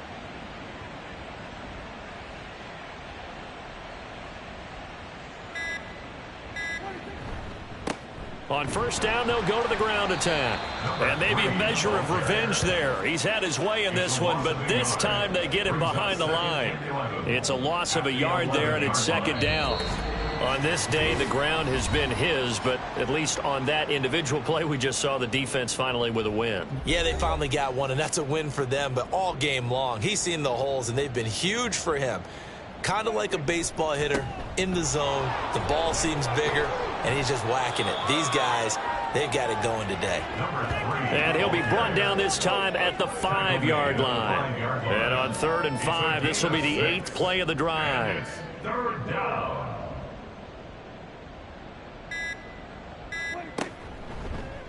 Dak's going to keep it. And this will not be enough. On 3rd and 5, he only gets 3.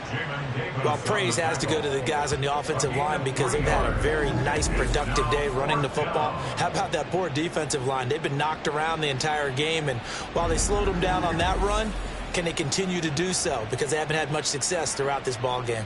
The offense staying out. They're going to go on 4th and 2. Looking to throw. Prescott. And he will get into the end zone. It's another touchdown. This thing is ugly.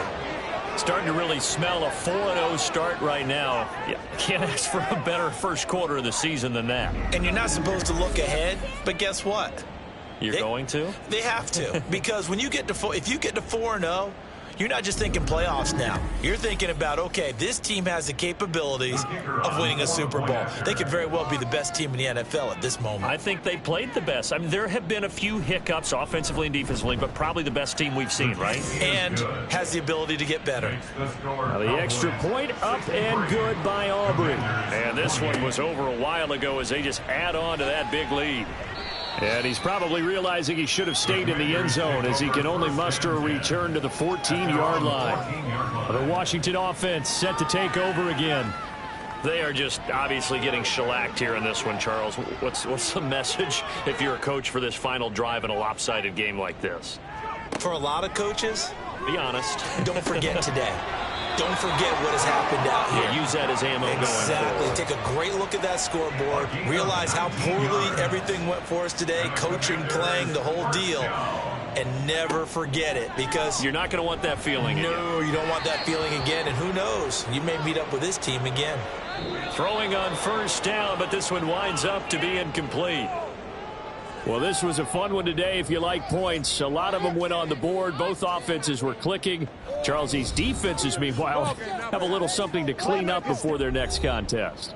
Yeah, neither end zone had a stop sign in it, did they? I mean, for both sides, visit it, and with frequency. Not fun to be a defensive player, but on the offensive side of the ball, those guys had a blast. One team came away with a victory, even better for them. So for the Cowboys, hey, they finish a perfect month of September as they move to 4-0 on the new campaign. And they will head back home next week. Meanwhile, for Washington, they'll sink now to 0-4. And they'll get a chance to redeem themselves at home next week.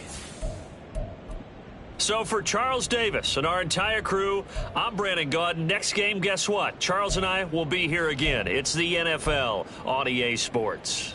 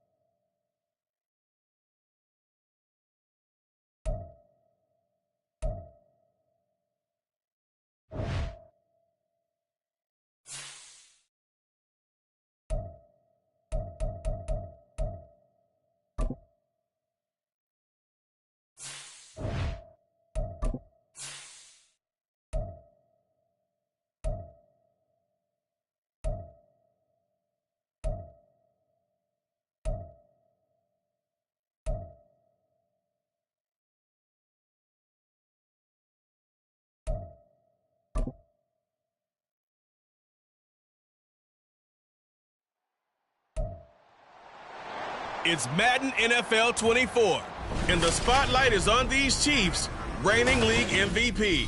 He got his reps in a week ago, over 400 yards through the air. It's the Chiefs and the Bengals, and it comes your way next.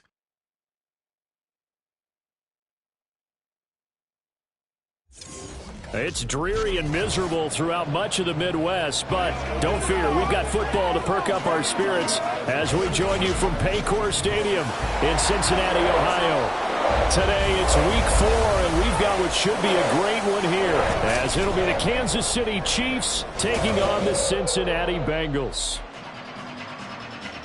With Charles Davis, as always, I'm Brandon Gaudin. Charles, you talk about storylines in this one. I think it begins and ends with our two quarterbacks, certainly two of the best in the business. And nowadays, I don't think you can get by for long periods of time without a top-flight quarterback. The way the game is played, with all the responsibility...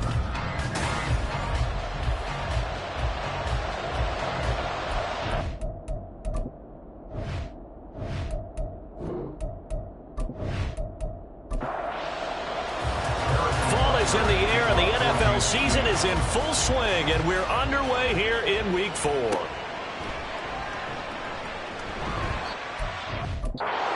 Get this to the 20-yard line as he's down at the 19. Here come the Bengals now to take over. And trotting out there leading them is their 4th-year quarterback. And while he won't admit it because his team lost the game, he had some fun in the last one. He threw for over 400 yards. I mean, there's no getting around it. As a QB, yeah, okay. We lost the game, but, boy, that felt good flinging it around. Now he's got to figure out how to do the exact same thing, yet turn it into a win. And nothing much materializing there on the first down run. He'll get a couple, and that's it. The numbers for him from a week ago: 15 carries, 62 yards, and a touchdown. Well, to no one's surprise, he gets an early rep right there, and they've been playing their best ball this season as they built this winning streak, and that includes the ground game, where he's kept the offense productive and put them in position to win ball games. The question now is, can this defense that he's facing do what others haven't and finally put a stop to this streak? It's a Bengal first down, a pickup of 11. First and 10 at the 32-yard line. Back to throw here. Looking deep here for Chase. Oh, and that is incomplete. The Bengals at 1-2 through the first 3 weeks of the season. And they got off to the good start, but then 2 straight losses since. And now you start to wonder about what this does for a team's morale, how it affects their psyche, because, let's face it, you work all summer pointing toward that opening game, you get the win, but then you don't carry it on from there. How will they bounce back from these losses and try and get right? So back-to-back incompletions, and that has them staring at a 3rd and 10. Sideline throw, it's complete. And a nice job there of keeping the toes inbounds. It'll be a gain of 5, and that's going to make it 4th down. So on 4th down, on is Brad Robbins to punt for the Bengals. Only 2 punts for him last week in the loss as he gets this one away. This is taken at the 15. So a good punt, but a solid 12-yard return. And it's Chiefs football, 1st and 10. So out comes this offense to take over for the first time. And they will be led out by their 6'6" quarterback. After what we saw last week, over 400 yards passing, the obvious thing is to go talk to him. I want to talk to his receivers, and boy, were they enthusiastic about what happened then, and they can't wait for this week's game. He was hitting them outside, over the middle, everywhere, and for his efforts, of course, AFC Offensive Player of the Week. Here's Pacheco to begin the drive. And able to stay on his feet past the 30 to about the 33-yard line. From the 33, here's a 2nd and 4. They'll drop to throw. And that's complete. It's Chris Godwin. 7 yards there and a first down. First down, Kansas City. Now back to throw. And that is going to be incomplete as he led him a bit too much. He was looking for Chris Godwin that time, but it'll be 2nd down. You talk about this Bengals defense. This crew against the pass, issues at times, ranked number 24, Charles, in the NFL. And those are the kind of plays that this unit needs to make because they know that going against a team of this magnitude and the way that they're playing, they cannot afford to let them get on a roll or chip away at their timing. They'll look to throw again.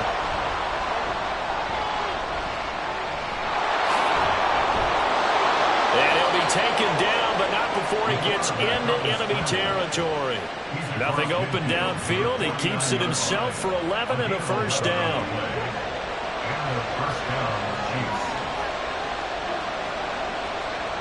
They're going to look to throw. A short throw pulled in by Kincaid. He was locked in.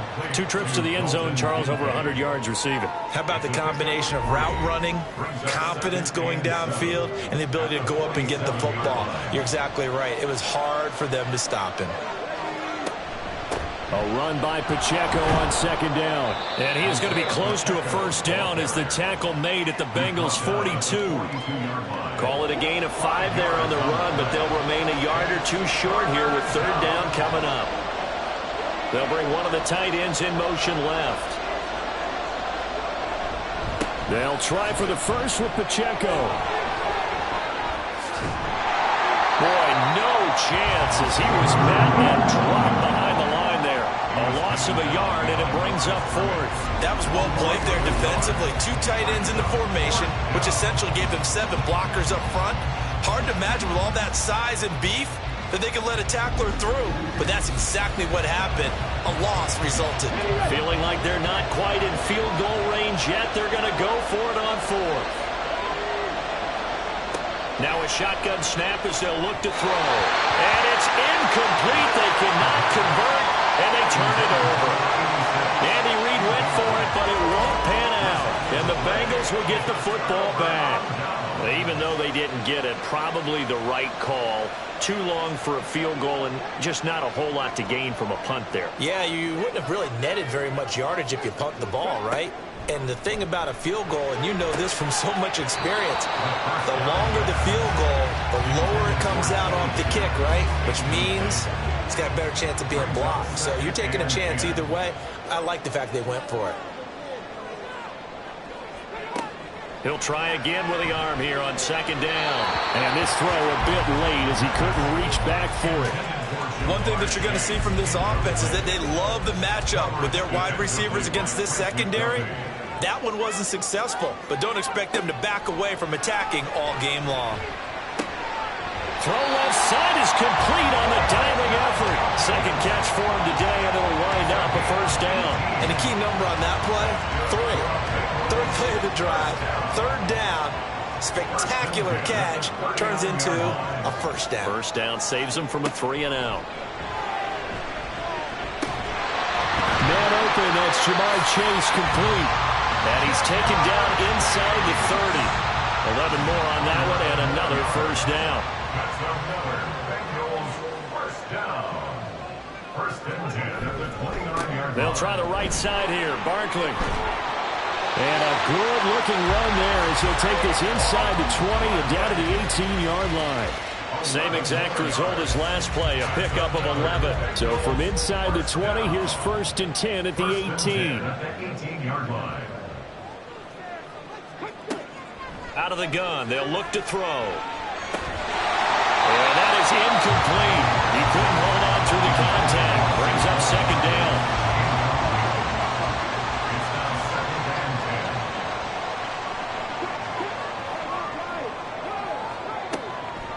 He'll look to throw. Over the middle, that's caught by Chase. 5 yards, now it's 3rd and 5. It's a gain of 5. Brings up 3rd and 5. He'll look to throw. Work in the middle of the field, and he's got a man complete. And the Bengals are going to have first and goal as they try to finish off this drive with 6 points. This has to go down as one of the simpler routes in the playbook, but oh so effective. Nice completion there. Keeps the sticks moving.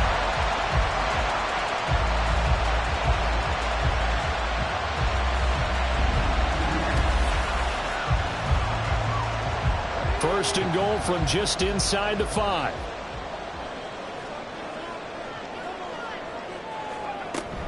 Barkley will get about halfway there as he takes this from the 4 down to the 2. He'll get 2 out of that run, and it's going to bring up a 2nd and goal. From the 2 now, 2nd and goal. They'll look to throw. All that gets him is just a yard, and now it's 3rd down. That's an early scramble that can be viewed positively by either side. From the offensive point of view, it begins to establish him as a possibility to keep it. And he's in.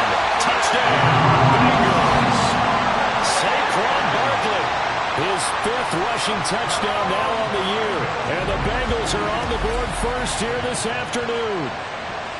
So they brought the extra bulk in down on the 1-yard line, and they're able to push this one across. Yeah, I can just see your face right now because I know we're mind melding on this one. Coach Madden would love this. Power football, hat on a hat, chest to chest, driving forward, touchdown. Footing always a concern, but the extra point's up and good. And it's now a 7-0 game. Taking it about the 1. And he's up past the 20 to the 22-yard line. Kansas City taking the field for their 2nd drive. And a drive that stalled out last time. Went for it on 4th, didn't get it. How does that translate here? I would imagine momentum's with the defense. Definitely with the defense, because anytime anyone goes for it on 4th down, that's telling you as a defense that you can't stop us. We don't think that you can. And when you actually do, that may put a little dent in the confidence of the offense the next time they hit the field. Yeah, we'll see if they can bring that pride to the offense this go-around. 2nd down and 6 now from the 26.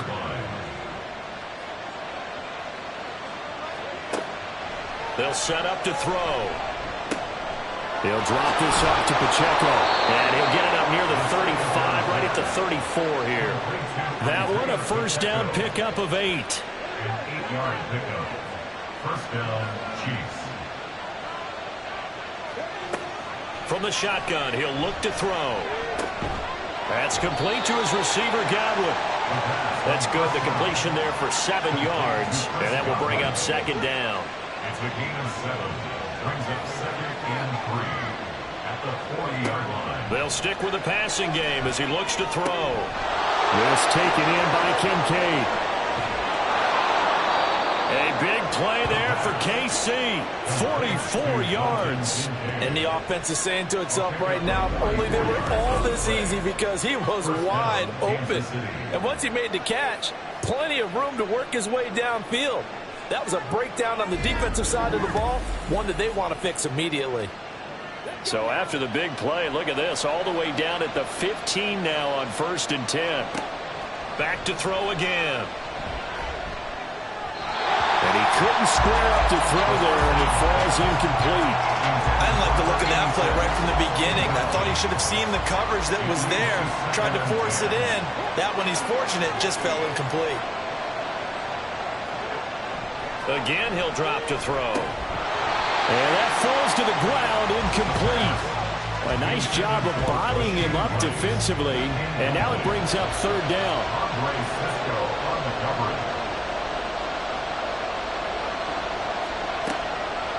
Looking to throw. He's got his target. That's complete. And the Chiefs are going to have 1st and goal as they try to finish off this drive with 6 points. Those are the kinds of plays right there that show you why he's the number 3 man in the NFL in terms of receiving yards. Also tells you there's a full combination of what he's got. And he will take it on in for a Chiefs touchdown.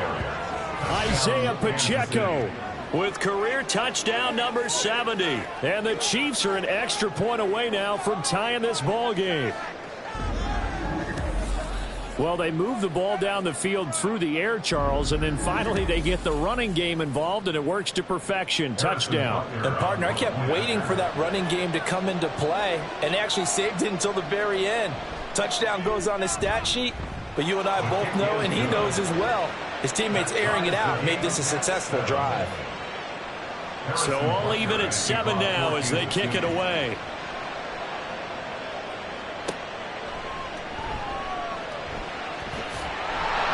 And they'll get him down inside the 30 at the 27.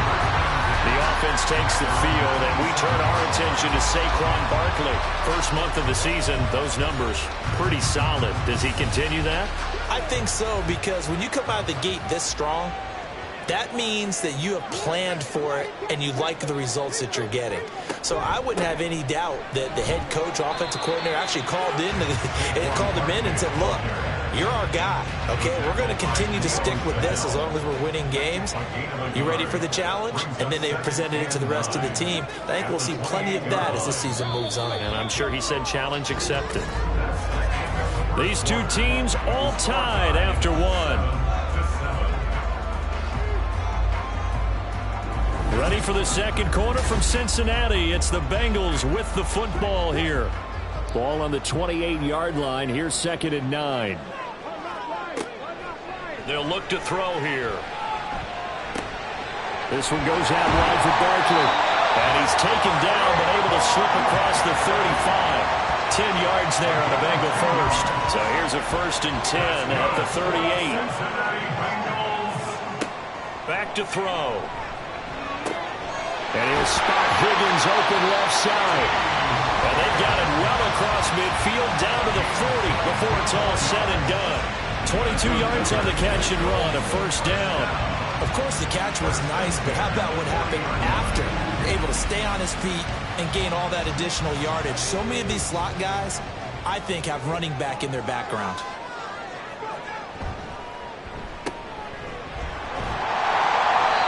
Give him a gain of 5 on the completion, and that'll bring up 2nd down. It's a game of matchups, and that's why you take your receivers and move them around a bunch, especially your best guys. And when they work out of the slot, you often hear the coaches talk about how great it is because it gives you a two-way go. You can break out or you can break in. That makes it hard to defend. His first catch of the game, good for 11 and a 1st down.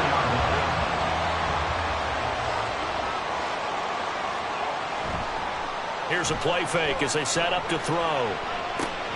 Short throw to Smith. And down inside the 15 he goes. They get 10 more there, and I believe that'll be enough for another 1st down. It will. 1st down. 1st and 10 at the 13-yard line. They'll set up a throw. Man open left side is Brown. So 5 yards here, 5 on the play. And that's going to bring up 2nd down. Brings up 2nd and 5 at the Chiefs' 8-yard line. They'll drop to throw. And he's got it. And the Bengals are going to be set up with a 1st and goal on a pass play that moves them all the way down to the 1st and goal at the 1-yard line.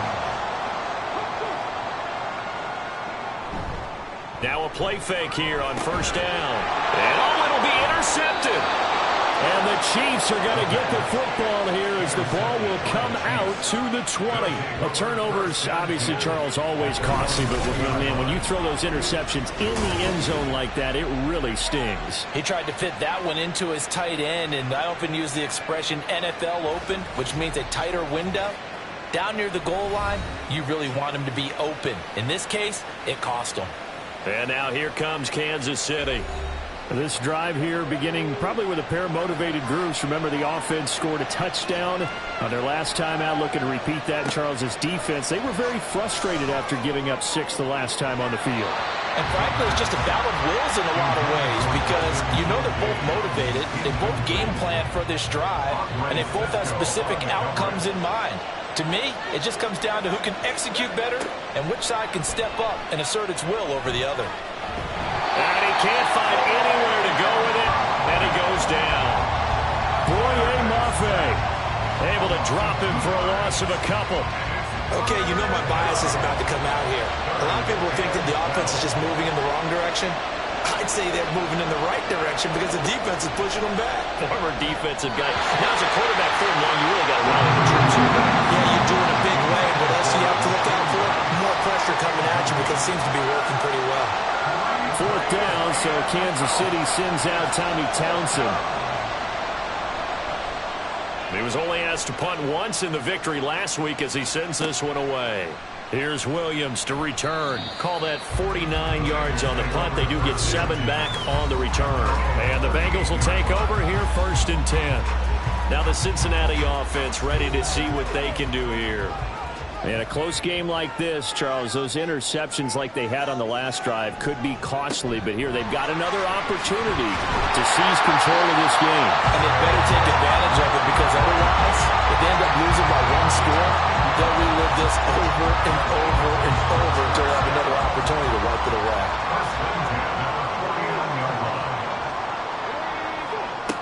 On 1st down, he'll drop to throw, and he fires one incomplete. That was a nice job defensively of disguising their coverage and making it difficult for the quarterback to lock in on a receiver, and it results in an incomplete pass. And 2nd and 10, he'll look to throw again. Open man is Higgins. He's got this to the 30 before being taken down. That good for 21 yards on the catch and run. And this was a nice example of an offensive coordinator scheming his guy open. Just a little underneath route, just trying to free up some space, and it worked awfully well.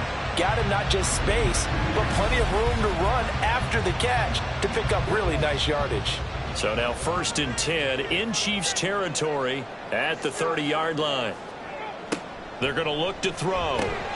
This short pass into the hands of Njoku will go down as a gain of 6, and it'll be 2nd down.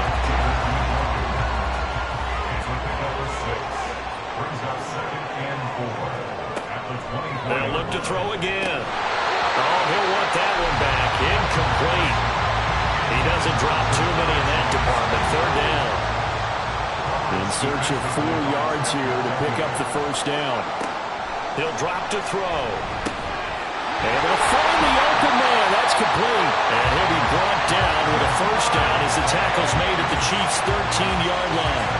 The Bengals passing game finding a rhythm. They've got another 1st. Certainly worth noting he's now 1 catch away from 600. He's at 599 in his career. They'll look to throw here on 1st down. To the goal line, but it's incomplete. My first thought is surprise, because that's one of the better tight ends around, and I've seen him pull in balls like this before. But how about a little credit to the defense forcing that incompletion? And it's caught. And out of bounds all the way down at the 3. It's a good gain of 11. Sets him up 1st and goal. 1st and goal at the 3-yard line. He'll look to throw. And this one is going to be off the mark. Too far out in front. Down this close to the goal line. 1st down. Surprised that wasn't a run? I am. And you know I'm old school. I want to run the ball on 1st down in this situation, because 2nd down, that gives me an option of running play. And he'll take this into the end zone for Bengal TD. Saquon Barkley with his 2nd touchdown here in this 1st half. And the Bengals have taken the lead. But let the natural light of today reflect that he is now getting into the end zone 2 times. Look at you. You're a little Ralph Waldo Emerson? Is that his name? No, I was just going with the meteorologist. Said it was a day game. I'm here. Extra point by McPherson, up and good. And that makes the score 14-7. 14, Chiefs 7. And out a little across the 25 to the 27. Isaiah Pacheco and the offense back out. He's just been looking for some space. You know, I'm not going to pin it on him or the offensive line, but they need to get this run game going better. Sometimes you just have to credit the defense. They came in with a plan themselves. So I think now you try to mix things up a little bit. Get the ball in the hands of some other people, find some other playmakers, but always let the defense believe that he's still a threat. I was going to say, don't forget about him. No, don't take him totally out of the game. One play has him up past the 40 already, and another 1st and 10. Headed straight, it's Pacheco. It's a 6-yard gain on the ground, and that'll make it 2nd and 4. Even though they gave up more than they wanted to on that play, it actually illustrates how well they bottled them up throughout the game, because that was his longest run of this contest. 2nd and 4. Quick throw there is incomplete. Well, that's a defense coordinator's got to be happy with that result. They took away all options downfield and forced the incompletion. back to throw here. And that one goes incomplete on the drop. That's one he definitely normally catches. 4th down. So another incompletion there. He's hitting on fewer than half his pass attempts in this one, and that is not a winning formula. Yeah, so let's make sure we give a little bit of credit to the defense here. They've given him a lot to think about, a lot of different looks, and he seems a little bit confused trying to complete passes. The offense takes the field, and we turn our attention to Saquon Barkley. He's over 40 yards here in the second quarter. Been nice and effective for them, hasn't he? He has definitely been dependable, and really shouldn't underestimate what he's getting done here, because anytime you're on a pace that's going to approach 100 yards, you've really done some damage in an NFL game. And now he's looking just to add to his totals. And now a throw on 1st down there, but it's incomplete. Here's 2nd and 10.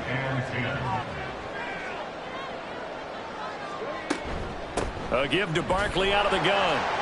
And he's going to take this up past the 10 to about the 11. 4 yards the gain, and it'll bring up a 3rd down. It's a gain of 4. Brings up 3rd and 6. He'll look to throw. Work in the middle of the field, and he's got a man complete. And he's able to get this one all the way past the 30. Great way to convert on 3rd down there. 21 yards to play. Well, a lot of times when you get a manageable 3rd down situation like this, you have to think about your tight end, and he comes through for him, picking up the 1st down. Line of scrimmage, the 31 now on 1st and 10. Barkley, inside handoff. And he's taken down right at the 45-yard line. 68 yards rushing for him as he has been tough to stop here this 1st half. We both know it's difficult, but they've made it look effortless out there. Through the air, on the ground, they've moved the ball with relative ease. So now 1st and 10 in Chiefs territory at the 45-yard line. They'll set up to throw. And that one drops down, incomplete. Good coverage there, forced the ball free, and it's 2nd down. Coverage defensively by Trent McDuffie. It's Barkley on the counter. Flashed the stick skills, but didn't get a ton from it. Stopped short of the 35. They'll try to run for it with Barkley. And he picks up the 1st before he's taken down at the 29. It's a gain of 8, and it'll wind up moving the chains. Well, partner, what do you think? Might have been 4-down territory if they didn't pick it up, but... Yeah, it's a moot point now. I was curious, so if they didn't get it there, would they have gone for it? I guess we'll never know. Yeah, we didn't have to make that call, but I have a feeling both of us would have said, go for it. Throwing on 1st down, but this one winds up to be incomplete. So after the incompletion on 1st, now 2nd and 10. Now back to throw. They'll set up the screen to Barkley. And he'll be out of bounds as he gets this down about the 21 or 22. 9 yards, not quite enough, and they'll be left now with 3rd and 1.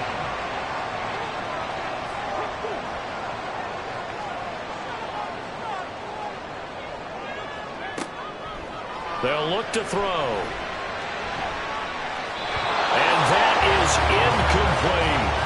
So 2 3rd down conversions on this drive, but not able to get a 3rd, and now they deal with 4th down.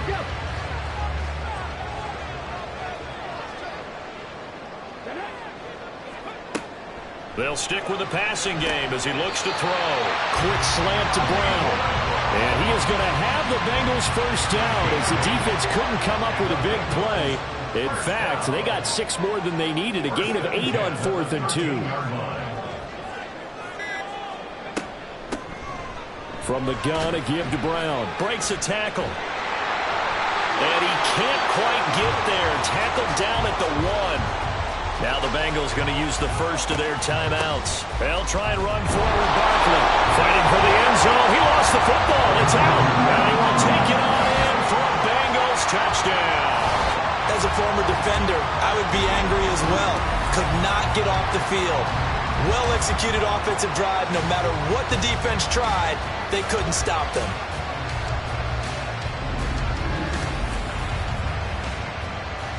McPherson now for the extra point.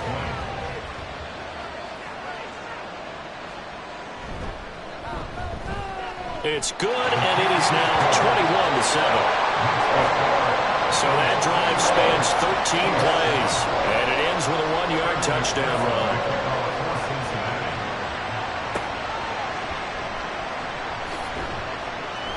And good coverage there on special teams as they'll get him down shy of the 20. The Chiefs going to go back on offense one final time in this first half. And with him down 2 scores, you wonder if they might try and put something together, even if it's just to get into field goal range. They'll come out throwing here on first down. And this turns into a nice gain with a slide at the end. The Chiefs now going to use the first of their timeouts as the stoppage will come with 23 seconds to go till halftime. Yeah, to the right sideline, and it falls incomplete. From the 34, they'll come to the line on 2nd and 10. Looking to throw. And he's going to find his man out of the backfield. That's complete. Now another timeout called for by the offense. So that means they're down to 1 remaining here as we head toward halftime. That is caught. He's got room at the 30. Down the left sideline. And all the way in for a Kansas City touchdown. Rashee Rice in the final seconds of the first half. And the Chiefs are able to cut into this lead in the final seconds of the first half. Boy, Charles, this offense is just so explosive. They lead the league in scoring, and another example of just how good they are right there on that play.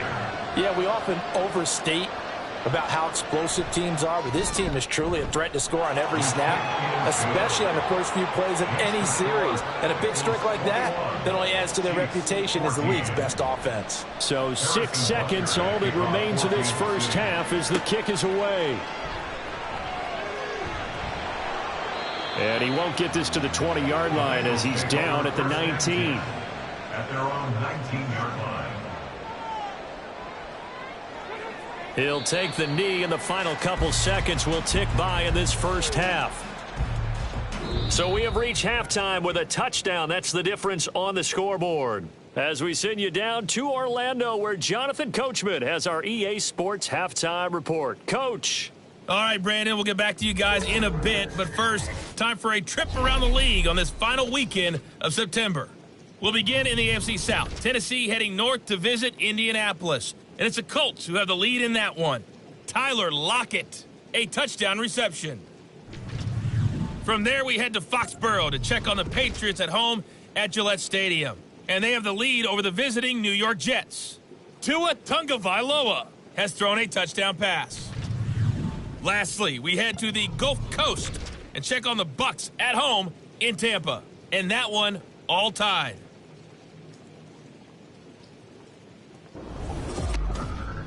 Here, it was the always dangerous Saquon Barkley with the impressive first half. He had a nose for the end zone as he wound up with 2 touchdowns on the ground in those first 2 quarters. All right, Coach, thanks. Yeah, both teams likely to make some changes in what's been a closely fought battle to this point. Forecast calling for more of the same. The rain set to continue as we are underway in the second half. No run back here to begin the half, and we will start at the 25-yard line. Here comes the Chiefs offensive unit as they'll have it to begin quarter number 3. Well, Charles, in that first half, we saw a fair amount of offense on both sides of the football, and now the team trailing here will start with it in the third quarter.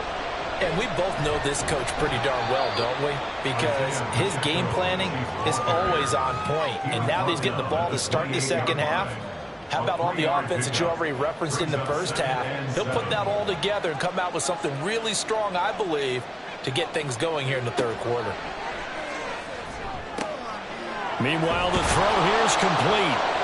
2 catches in the first half. Now he's got a third here, and it's good for a first. To Rashee Rice. An 8-yard pickup. First down, Chiefs.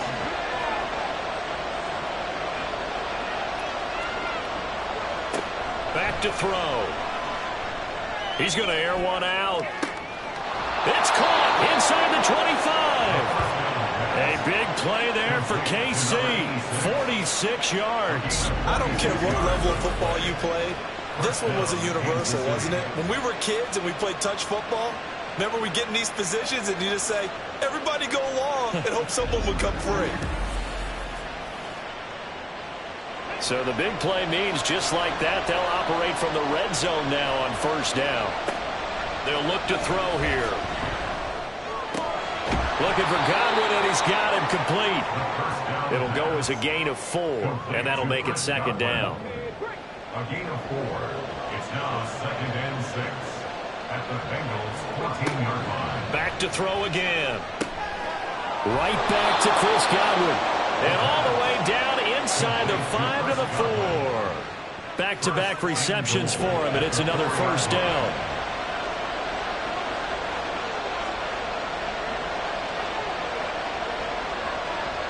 Now they'll bring one of their tight ends in motion right. Pacheco is into the end zone. Touchdown, Kansas City. And Charles, the second time today that he has hit pay dirt. And once you score the first one, there is that natural tendency, and there's also that eagerness to get back there again. Oh, he smells it. This guy smelled the end zone, and twice he's gotten there. Butker on for the PAT.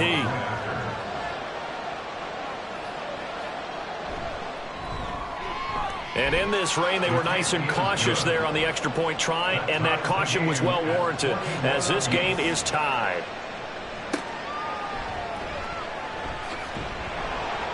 And he returns this to the 22. So here are the Bengals now as they get their first possession of this second half. Their halftime lead now evaporated. We're back to level following that touchdown a moment ago. And that shouldn't change the mindset a whole lot from an offensive perspective because they already knew this was going to be a hard-fought game. Now they just need to go out, execute their game plan, and keep moving. And they nearly get this all the way to midfield. Mark him down at the 49. That'll be marked as a 27-yard pickup. That reception, his 600th NFL catch. Congratulations, quite the accomplishment.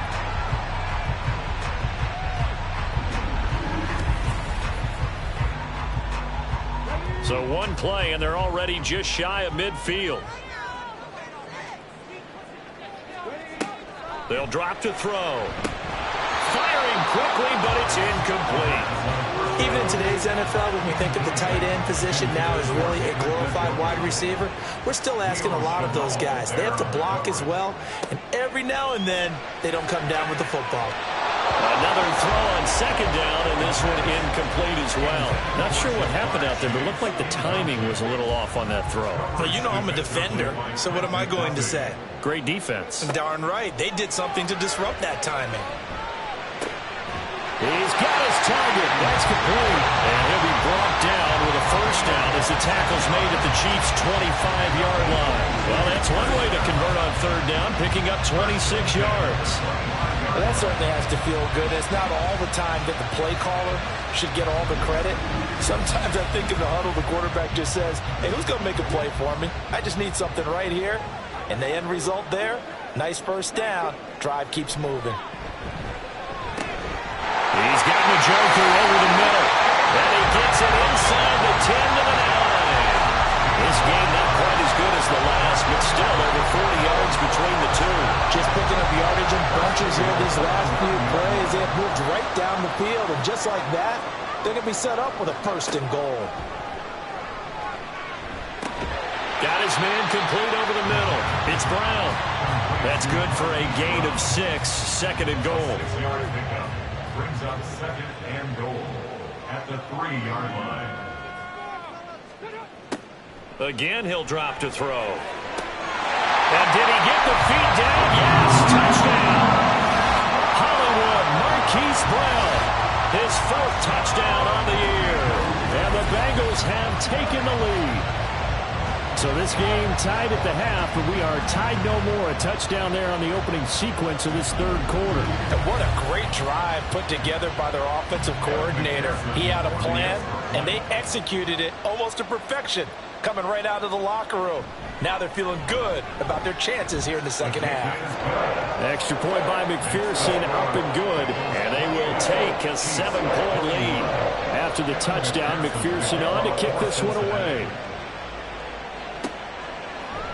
And he'll elect not to return this one, so they'll bring it out to the 25 on the touchback. And Kansas City's offense now set and ready to go.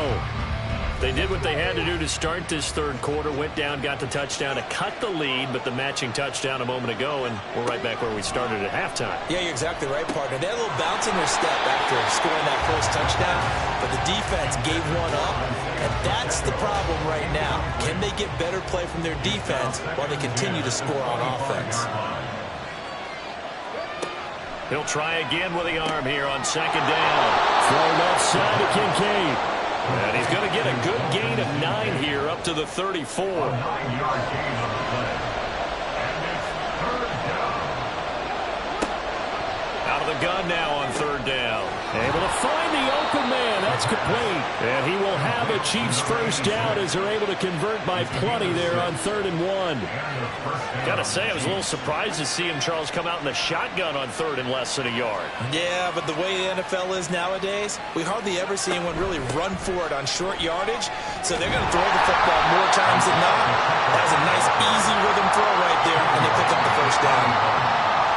Just a yard on the pickup there, and it'll bring up a 2nd and 9. They're going to look to throw. A quick pass here to Godwin. You can see the time and effort and thought that they put into their passing game because it was evident right there. It looks like a simple pitch and catch, but you and I both know that they have planned for this and worked hard to make it happen. And he's got the first down, yardage before being taken down at midfield. I have to think a major focus of the halftime meetings had to be figuring out how to create space for the running game to get operating. Well, what you pointed out to me at half seems accurate. That line has struggled to sustain blocks. Yeah, I would agree with that totally. They've got to focus on staying on their double teams at the first level, make sure that block's secure before they slide off and try and chip someone at the second level. Now here's a pass on first down that's knocked away and incomplete.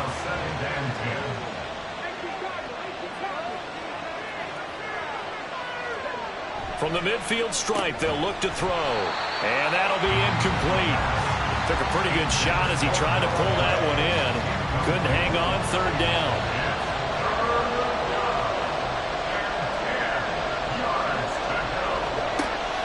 They'll set up a throw.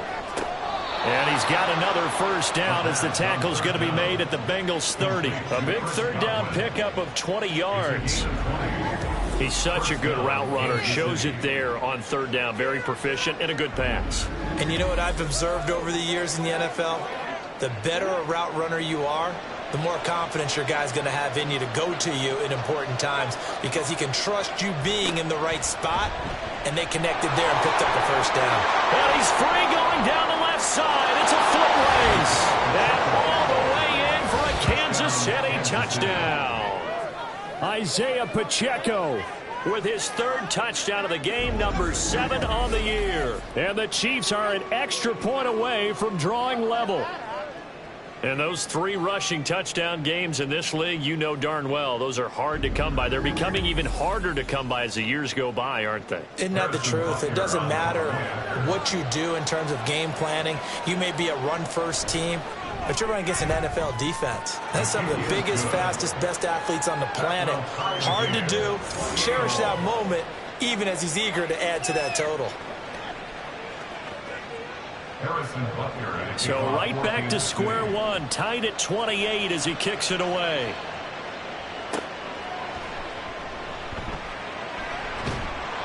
And he won't quite make it to the 25. Cincinnati now ready to take the field. And their lead has evaporated in this third quarter. It's tied once more as they begin with a 1st and 10.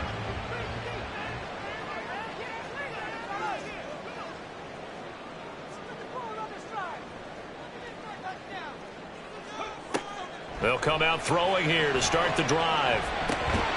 Open man is Higgins. So give him 5 yards there on the pitch and catch, and it's second down. A gain of 5 brings up second and 5 at the 29-yard line. They'll set up to throw. Got a man open. It's Chase. And he'll get it up near the 35, right at the 34 here. A 5-yard pass on first down and another 5-yard connection there.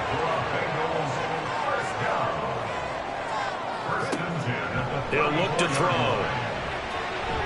And he whips that one incomplete there. T. Higgins was the intended target. But it's going to be second down.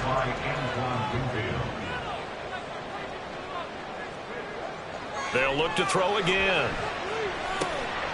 And he'll get this underneath, dropping it off for Barkley. 5 yards. Now it's 3rd and 5. It's a gain of 5. Brings up 3rd and 5. They'll stick with the passing game as he looks to throw. This will be caught by Brown. And he is going to have a Bengals first down by about a yard. It's a gain of 5 on 3rd and 4. I'll tell you, far from ideal conditions to play in, but neither offense has had much trouble. Plenty of points to go around. 1st and 10. A throw there, but that's going to wind up incomplete. This could be the start of a nice stand from this defense now after getting walked backwards on this drive. Come through with another one here, and you have them staring at a 3rd and long, and that puts the defense in a position to dictate to the offense. It's complete to Brown, right side. They get 6. That'll leave him with 3rd and 4. They like going to him in the slot. He catches another one. I think this comes under the heading of until they stop him, why not go back to it? He has something going really well. Great working relationship with the guy throwing the ball, and they keep making the connection. And he's going to have a Bengals first down by about 3 yards or so as they wind up getting 7 there on 3rd and 4.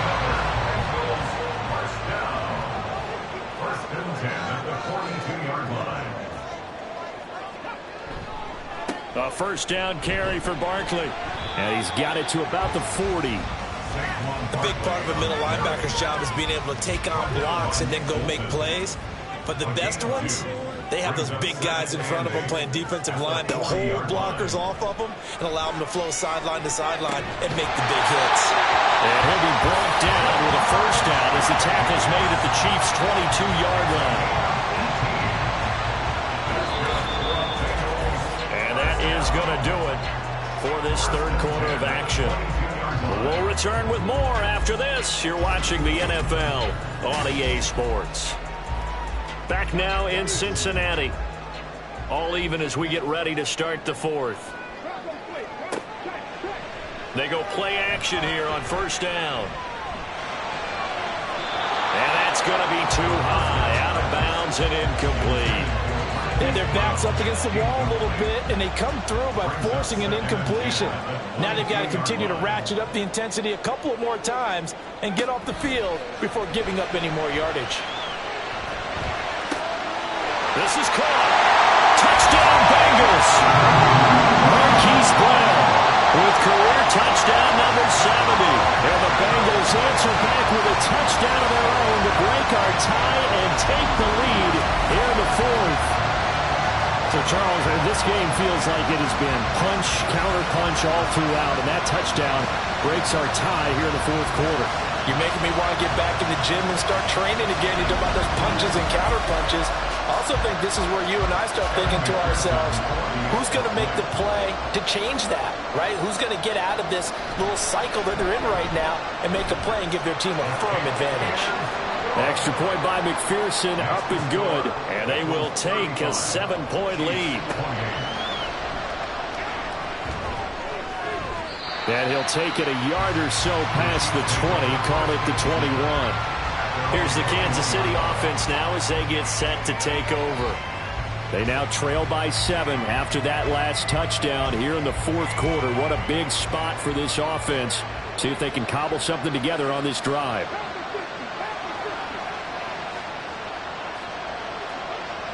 They'll try and start this drive in the air. That's caught left side by the tight end, Gray. And he'll be out of bounds at the 25-yard line. From the 25, here's 2nd and 6. 2nd and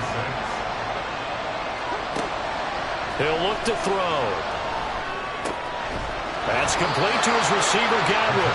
And this will be a gain of 5 as he gets it to the 30. This offense on 3rd down today, 6 conversions and 9 tries. They've done a great job of picking these up. They need just a yard here. It's 3rd and 1. Throwing there, but this pass is going to wind up incomplete.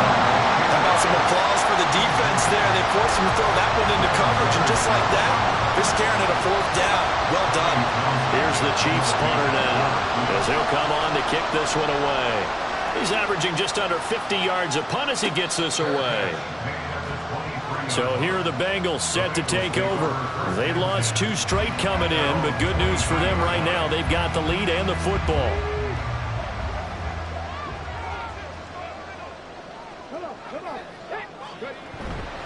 They'll start out on the ground. It's Saquon Barkley. And he'll take it forward for about 5 up to the 28-yard line. Well, with the fumble he had earlier, we know how key keeping the football is here. That fumble earlier probably at the forefront of his mind. Just hold on to this thing. It's also at the forefront of the mind of the guys who are trying to get the ball from him. And since they've seen him drop it on the ground before, they're doing everything possible to have him do it again. They need that turnover. They'll come up now 3rd and 3. They'll look to throw here. Work in the middle of the field, and he's got a man complete. And he's going to have the Bengals 1st down as they're able to get the 3rd down conversion. And that pickup on the 1st down, that's going to leave a mark because they really needed to stop them there, didn't they? So frustrating defensively. You're a play away from getting that football back here down late. Tough. Now they've got to find a way to create a turnover or takeaway. Otherwise, this one will probably get away from them. Now a play fake here on 1st down. And he's taken down. A Chiefs sack. Chris Jones gets him for a loss of 8. What great push up front. Tremendous read and reaction by the defensive tackle. And frankly, partner, it's not that often the DTs have that type of easy access back to the quarterback. Never brought the play action fake.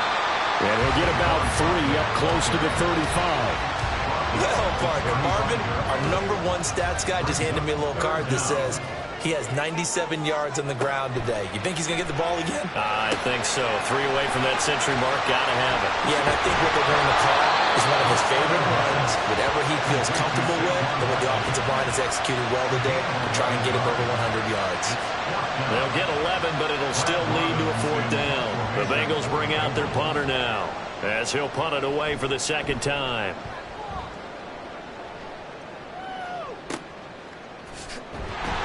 They'll score that a 36-yard punt. And it will be 1st and 10 as they take over. KC's offense ready to take over. And Charles, a very uninspired effort. The last time we saw them out there was a quick 3 and out, then they punted the football. Yeah, and you never want to get stopped so soundly during a series, but what would be even worse now is letting it happen again right here. They've got to get going. They'll come out throwing here on 1st down. On the throw, led him too much that time. It's incomplete.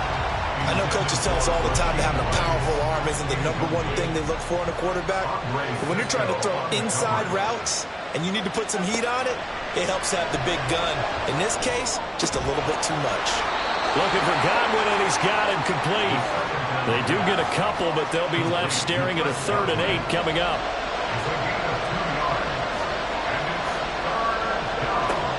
Looking to throw.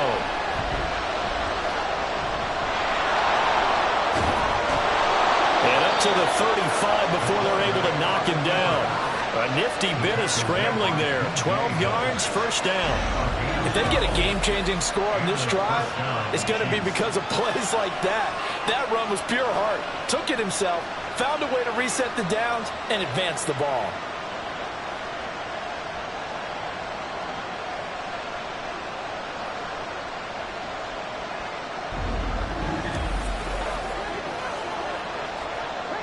Ball up to the 35 now as they come up on 1st and 10. Back to throw. Over the middle, complete. It's Blake. It'll be a gain of 5, and it'll be second down. A gain of 5 brings up 2nd and 5 at the 40-yard line.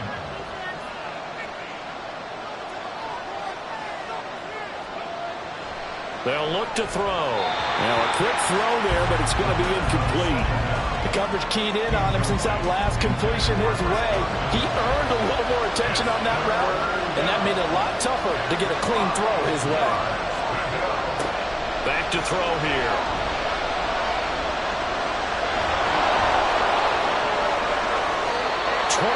yards on the tuck and run. So there you go. Save your best scramble of the day for a big-time situation in the fourth quarter, picking up the first. You don't want to use it up early, right? You want to make sure you save it for that exact moment, that key time, and that's what he did, although you and I both know it wasn't planned that way. But what a nice job using his eyes, scanning the field, and realizing when it was time to exit the pocket and go. So from the 37, here's a 2nd and 9. They're going to look to throw. Over the middle, that's caught by Rice. A good gain of 9 before he's brought down at the 28. So 3rd and inches, and this will be the 9th play of the drive. Now back to throw. And that went off the mark. A little weaker to throw. So 2 third down conversions on this drive, but not able to get a third, and now they deal with 4th down.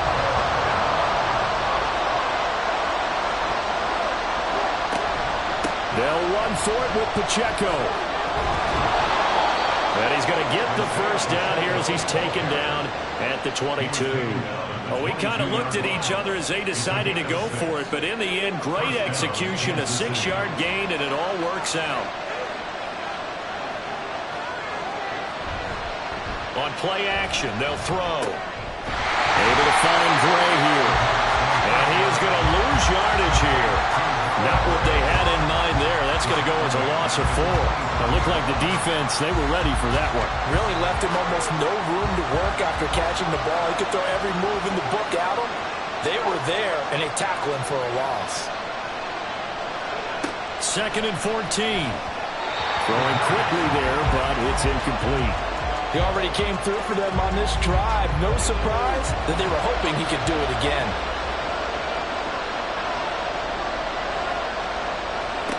Now on 3rd and long, they'll look to throw. That's going to be caught. And they are able to stop him, but he does take it all the way to the 2. They're able to convert on 3rd down, and that sets up a 1st and goal. I like the design that we're seeing right there. This is what they need. Down by a touchdown here in the 4th. They just need to keep working their way downfield. And when they see openings, take their shots. A looming decision to make on the conversion, down 7. But first things first, they need to score as they come up on 1st and goal. They'll run here with Pacheco. And he's going to bowl his way into the end zone for a Chiefs touchdown. Isaiah Pacheco taking it in from 2 yards out. And the Chiefs are an extra point away from tying this game here in the final minutes. What a game it's been for him in the backfield, Charles, as he pounds it into the end zone yet again. Yeah, and he hits the end zone one more time, and his blockers cleared all those lanes.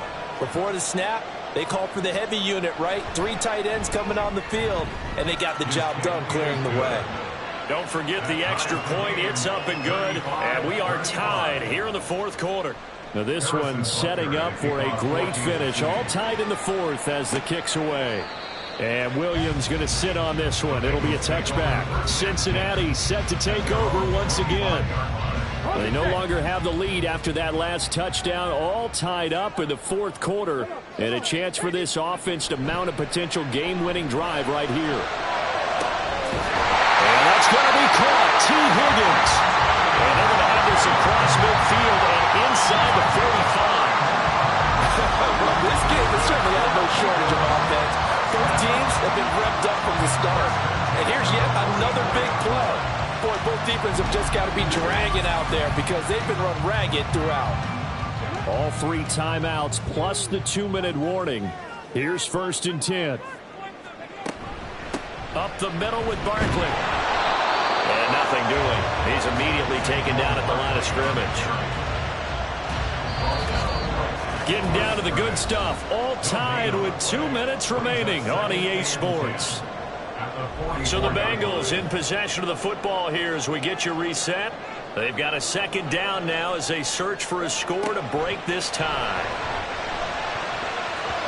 Now, meanwhile, a pass that should have been intercepted, but it winds up falling incomplete. Well, the elements, the crowd, the situation, this is NFL football at its best. Here's third down. Able to find Higgins. And whistles, and we're going to have another stoppage of play as they call the timeout on defense with 1:53 left. On fourth down, the punt team is on as this is sent away. And now here comes Kansas City. And they'll just simply be looking to build off the confidence of the last time out where they scored a touchdown. Then confidence is powerful, isn't it? When you've scored once, you feel like you can go back out there and get it done again. Doesn't matter what the defense throws at them. They feel like they're in a groove right now, and they want to get out there and show it. Yeah, hoping to stay in that groove here this go-around.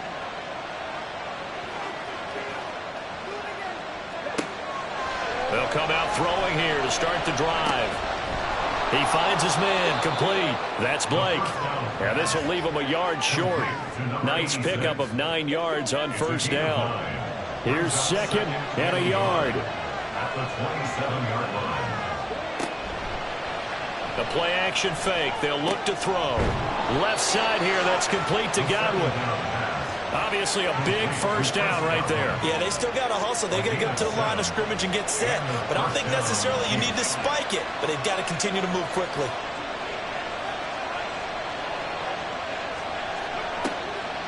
On first down, he'll drop to throw. This taken in by Kincaid. First down complete to Dalton Kincaid. Here's second down. Now another timeout called for by the offense as the clock will stop with 45 seconds left to go in the game. 45 ticks remain as they come up on a second down. Back to throw again. And he'll be taken down, but not before he works it past the 50. From here on, any score could be the winning one, and he is certainly aware of that. Look at the way he locked in on that marker and made a mad scramble to get to it for the first down. Now on first down, he'll drop to throw it. Got his man complete over the middle. That's Rice. And the clock will now stop as a timeout is called with 5 seconds left. Everything right now resting on the right foot of Harrison Butker. Now the Bengals going to use the first of their timeouts. That'll leave them with 2 remaining. We'll be back after this. And now it all rests on the right foot of their kicker. This from 52 and this for the win. And his kick is good. And it's celebration time on that sideline as they have taken the lead in the final seconds. So they hadn't called on him at all until this point, but he comes through here and buries one from long range. Yeah, that's awfully impressive because usually kickers like to get that first one out of their system in the first quarter, sort of get them into the flow of the game, but to come in this late and knock it down from long distance, give him a lot of credit. Well, this one, partner, was fun down to the very end. They got the points late, right before the whistle. Then the ensuing kickoff. They were hoping for magic on the other side, but couldn't get that spark. Fun if you won, and fun for us because we got to watch it and call it. That magic that you were talking about didn't occur at the end, but what a game all the way through. So for the Chiefs, hey, they finish a perfect month of September as they move to 4-0 on the new campaign. And they will head back home next week. Meanwhile, for Cincinnati, they'll drop down to 1-3. And they'll be on the road next week as they travel to Pittsburgh to take on the Steelers. And for Charles Davis and our entire crew, I'm Brandon Gaudin. You've been watching the NFL on EA Sports.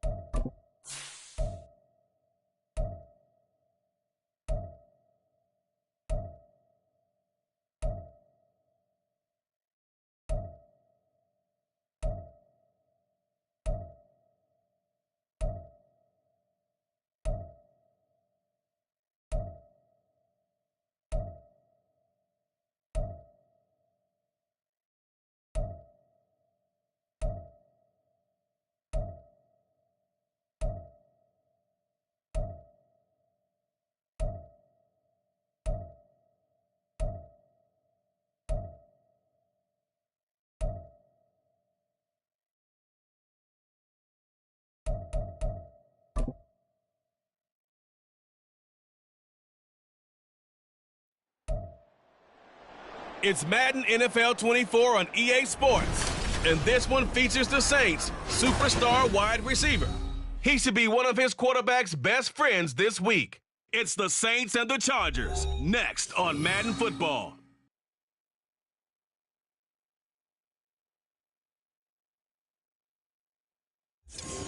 EA Sports coverage of the NFL brings us to the City of Angels, Los Angeles, California. Today it's week 4, and we've got what should be a great one here, as it'll be the New Orleans Saints taking on the LA Chargers.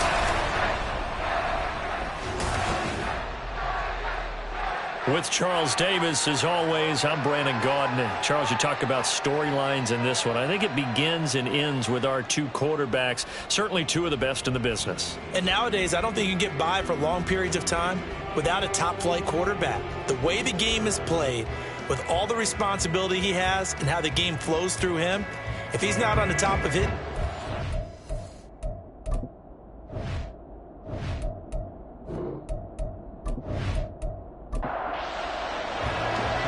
is in the air, and the NFL season is in full swing, and we're underway here in week 4. Run back here, so they'll bring it out to the 25. So here's the Charger offense making their way out. And they are led out there by their mobile quarterback. We're seeing it more and more in this league, how teams love to have athletes back there taking the snaps, guys who can throw it and move around and get yardage with their legs if needed. He's one of the best examples that we see out there right now. He can throw for hundreds of yards one week and then run for 100+ the next. He adds an extra dimension that really confounds defenses when he puts it all together. And they're able to get this one across the 35. 12 yards on the gain. A great start for this offense. Line of scrimmage, the 37 on 1st and 10. To Williams on a jet sweep. Oh, this one may need to go back to the drawing board. He's going to be swallowed up right away. 2 yards the loss, 2nd and 12.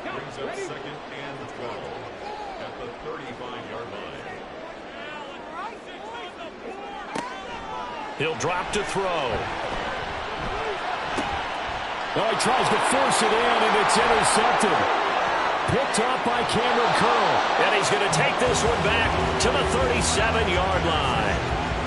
So far this season, this defense has had their issues against the pass, so that's a great sign for them to get the early pick. A confidence builder for them and an absolute shock for the quarterback because he went into it. He saw the numbers we saw. He watched them on tape.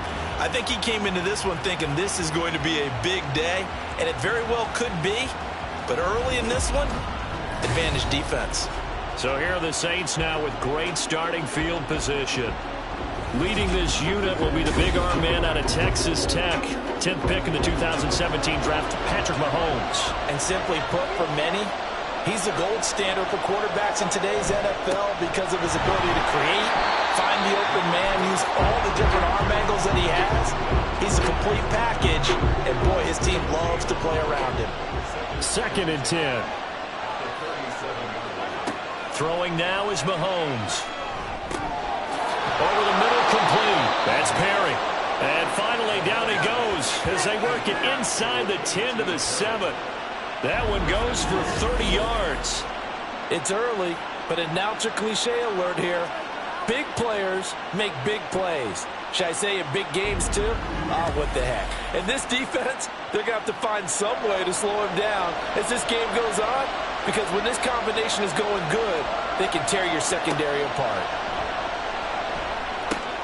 And he's got it. That's good for a gain of 6, 2nd and goal. And I like the idea here. Get the ball in his hands, even if it's in the passing game. 3 catches a week ago, and he does a nice job here to pick up yardage. Gibbs is into the end zone for a Saints touchdown. And this is where you're hoping you can catch the defense with too many men in the box. You line up in a jumbo set and pull people close to the line of scrimmage and in tight. And then it was all about closing off the angles of pursuit on the strong side and hoping your guy can win the race to the outside. And that time, he takes the toss and follows his lead blocker right into the end zone.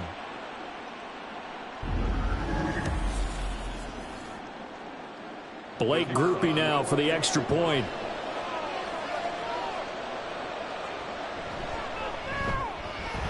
good as the Saints have a 7-0 lead. A drive there of just 4 plays. And it was all capped off by a touchdown run from Jahmyr Gibbs.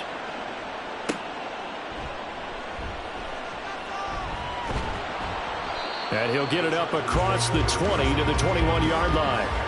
The Chargers get set to go here for their second drive. They threw an interception the first time they had the football, wound up leading to a touchdown the other way. How do you approach drive number 2? Going back to your game plan coming in, everyone has matchups that they like better than others. Where they think they have an advantage, dial up some of those plays. Try and go to those spots and get your offense moving. Nice way to start the drive, a gain of 12 and a first down. They'll set up to throw. Looking left side, and it's complete. And he'll be stopped right at midfield. It'll be a pickup of 16 and a Charger first. And that's how you shake off the interception you threw on the opening drive. Come back and throw another strike and gain nice yardage. And I give credit to 2 people on this one. The man throwing the ball and the person calling the plays. They're not shutting him down early in this game.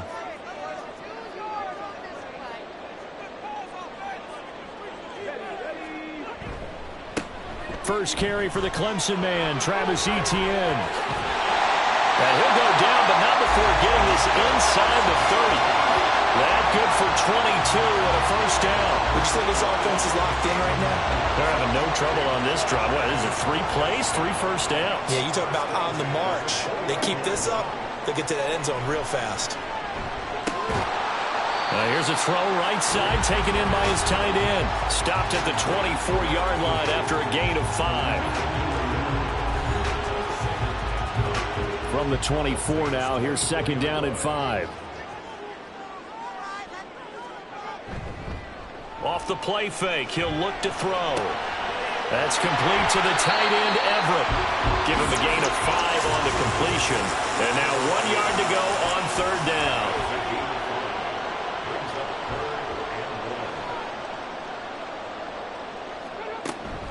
They'll run with Etienne. And he gets this down to the 18, good enough for a first down. Well, that was big right there because they're in the bottom 5 in the league and converting on third down. They needed that pickup in a big way. There were 2 things they said they wanted to win in this game. One, the turnover battle, and the second, third down conversions. So they got one there. And he's going to get a solid gain of 9 before being brought down. Second and right at a yard.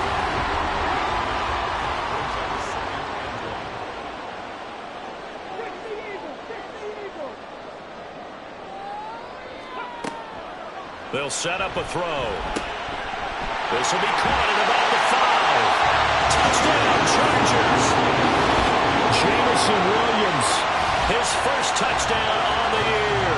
And the Chargers are an extra point away from evening this one up. Bouncing back nicely from that bad opening drive where he threw the interception. Drive number 2 leads him right down the field and into the end zone. So obviously his confidence was never lost, and that's a good thing to see. Great quality to have. You absolutely must maintain that as a quarterback. But I have to think that they're probably still on the script that they prepared for this game. Just the second drive. They've worked on these plays all week in practice. Put them to good use on that one.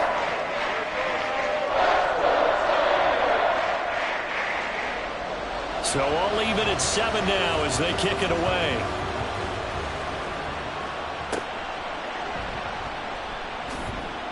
Escapes the defender. And he'll be brought down right on the chalk of the 20. New Orleans Saints, they get ready to set up shop for their second drive.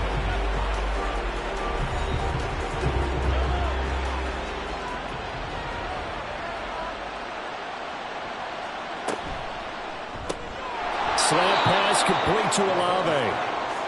They'll go for a gain of 7, and it's second down. A 7-yard pickup brings up second and 3 at the 28-yard line. They go play fake. Mahomes. That one complete. It's tanked down. And able to get this one across the 45 before he's brought down. The catch and run, good for 18 and a first down. Defensively going forward, they're going to have to watch out for him on plays just like that. It's a drag route across the field, and they're trying to free him up and let him run after the catch. That won't be the last time we see that play, and it works there to pick up a first down. On 1st and 10, here's Gibbs. And he's going to get across midfield and into Charger territory. 8 yards on the pickup, and now they'll have some options on 2nd and short.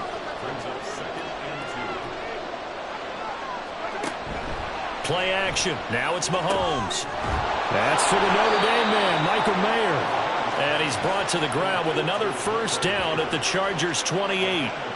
He goes for 18 there as the drive will continue. Mahomes now on first down. Forced out to his left. Give him a couple on the scramble. It's 2nd down. Brandon, once that one broke down, there were only so many options left for him to take. Fortunately, only first down, so he smartly got the yardage he could get and didn't worry about trying to turn it into a bigger play and end up taking a bigger loss. Here, they hope they can regroup and get something different going here on 2nd down. And they've got it inside the 10 at the 8. 19 yards on the pickup there, and now they'll have it 1st and goal. I tell you what, if this is any quarterback other than Patrick Mahomes, I'm telling you how this is an ill-advised throw. But 15 is so good on the move with all those different arm angles and releases that all I'm saying now is that's a gorgeous play. Mahomes now to throw. And he's got it. Got his man on the end route. Complete. They'll get this halfway home from the 8 to the 4 on a gain of 4. 2nd and goal from inside the 5. Now back to the ground. Here's Gibbs. And he's going to get this back to the 3-yard line and no further. Calling no gain that time, and now it's 3rd and goal. I don't know about you, Brandon, but I often think to myself, in these situations, I want a back who can create his own space, who can break tackles, and in a sense, become his... And he's got it! Touchdown, Saints! Michael Mayer. His 4th touchdown on the year. And the Saints have taken the lead. They went 5 wide in that offensive set, and racing going 3 wide's a big deal. To go 5, how about the way that they finish things off? Did you just fit a race car reference into the game? Zoom, zoom. How about the way that you play? When you go 5 wide, that means you're going fast now. Zoom, zoom indeed. The point after, good by Groupie. And that makes the score 14-7. After the touchdown, here's Groupie to kick this one away. And he'll elect not to return this one, so they'll bring it out to the 25 on the touchback. And the Chargers coming out on the field now. A lot of time for this unit to game plan on the sideline after that drive that they watched the other side just score. But remember, last time they were out, they scored as well. We'll see if they can seize that momentum right back. And they have had a lot of time to cool off from reaching the end zone the last time. So have they been able to keep themselves mentally sharp and into this game, even though they haven't been on the field? And you and I both know, one big play, though, gets them right back up to that level. They're backed up here with a 1st and 20 now after the holding penalty. Short pass caught by the tight end Gentry. So the completion good for 7 there. And it'll be 2nd down.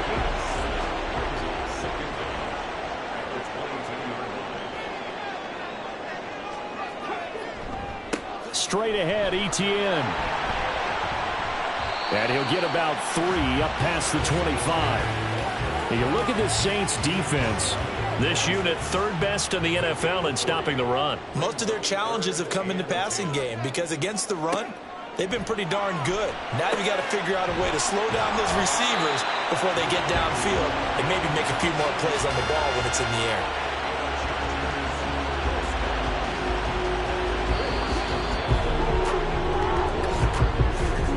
Through 1 quarter, 14-7 our score. Charger football to start quarter number 2. As they've got it with a 1st and 10. Back to throw. And he's got his man in stride, complete. And they'll get him inside the 40. Another big hitter there. This one good for 18. Well, he was a busy man on the backfield a week ago. They got the ball early and often. I have no doubt in my mind that he'll be a big part of the game plan here as well. So in Saints territory now. Here's 1st and 10 at the 38. They're going to look to throw. Oh, he's got a man wide open, complete. And inside the 20 before he's brought down. Another big gainer that time. This one goes for 19 yards. So from inside the 20, here's 1st and 10 at the 18. Again, he'll drop to throw. He's got it to Williams. And they'll bring him down at the 13-yard line. So 5 yards here, 5 on the play. And that will bring up 2nd down. They'll look to throw again. Open man here is Gentry. And he'll get this down inside the 5 to the 4 before he's out of bounds. Well, they've got 3 tight ends here on 1st and goal to add some extra mass.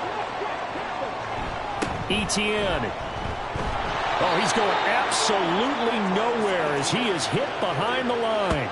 It's a loss of 4 there, bringing up 2nd down.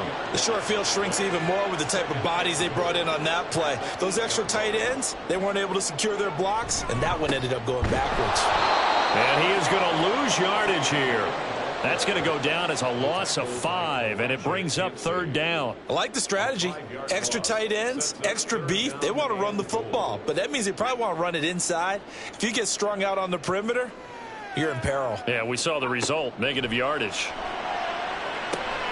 They'll try and set up the screen to Etienne. And he's able to work it here to the 8-yard line. 5 yards, not enough, and it'll be 4th down. Well, there certainly was a lot going on that play. Every option in the end zone covered. No place to go with the ball. Had to swing it out to the back. A good job running and getting him tackled in the open field. And his kick is good.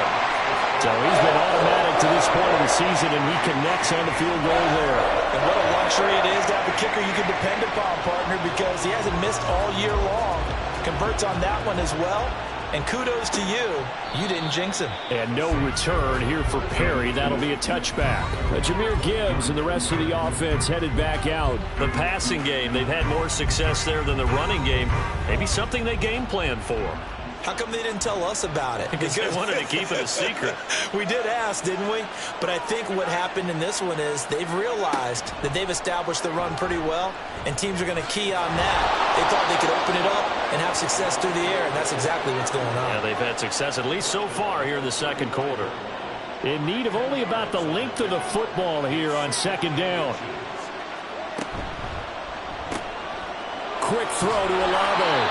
And they bring him to the ground just shy of midfield. 3rd catch of this first half for him, and this one is a 1st down. Quarterbacks love slant routes because the receivers are breaking right into their line of vision, and receivers love them as well because they're getting the ball on the move and able to catch it and try and get upfield and gain additional yardage. And he's out of bounds as he gets this down to the 45. Call it a gain of 6 on the play, and that'll bring up 2nd down. On play action, it's Mahomes. Oh, he'll want that one back. Incomplete. He doesn't drop too many in that department. 3rd down.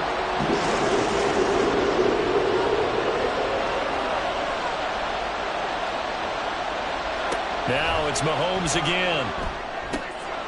Pass taken in by his big tight end. And he gets this one inside the 15, just a yard or 2 shy of the 10.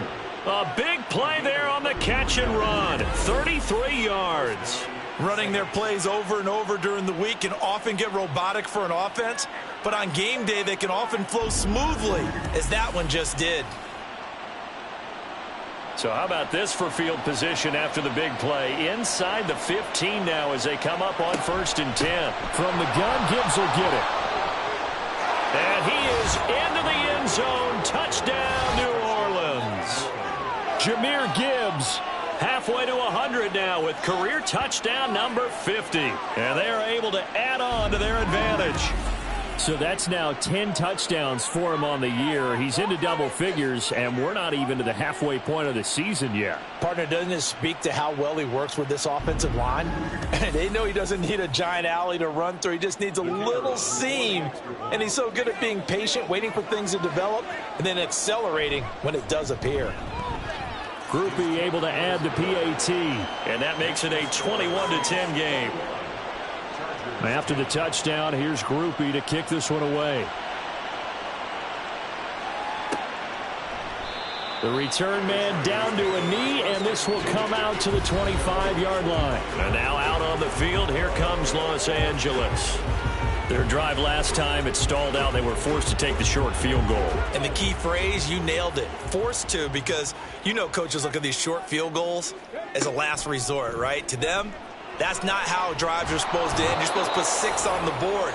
That's a consolation prize. Like going to the county fair, you don't get the big stuffed animal on that one, do you? No, you don't go top shelf. That's bottom shelf material. Coming up now on a 2nd and 15 following that sack. A throw over the middle, taken in. And he's going to get 7 out of this before being taken down at the 27.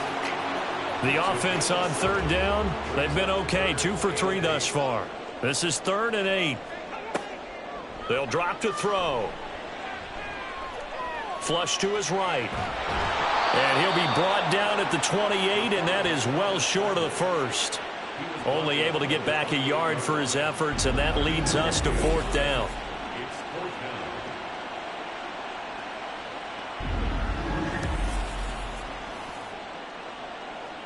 On 4th down, J.K. Scott ready to punt it away.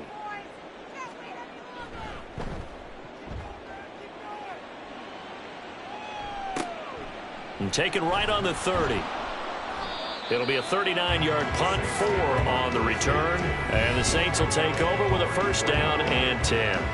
Jahmyr Gibbs and the rest of the offense headed back out. He's been good. His guys are winning. So far, the recipe working here in the 2nd quarter. And he doesn't like to just tote the rock. He wants to carry his team on his back. And that's what he's done throughout this game. Yeah, he's done that. He'll be hoping to continue that trend. And he'll be out of bounds just shy of the 40. 45 yards rushing for him now on just 6 carries to this point. So from Charger territory now, here's a 1st and 10 at the 41. Counter play, here's Gibbs. Oh, he put it on the carpet, a fumble. Wow, that ball gets knocked free, but a teammate comes along and scoops it up. It's almost like baseball. Guys at bat, people are on base in scoring position. One guy doesn't get him home. The next guy comes through and picks him up. And avoids the turnover. And he is going to be stopped cold behind the line of scrimmage. It'll go down as a 2-yard loss, and it brings up a 3rd down.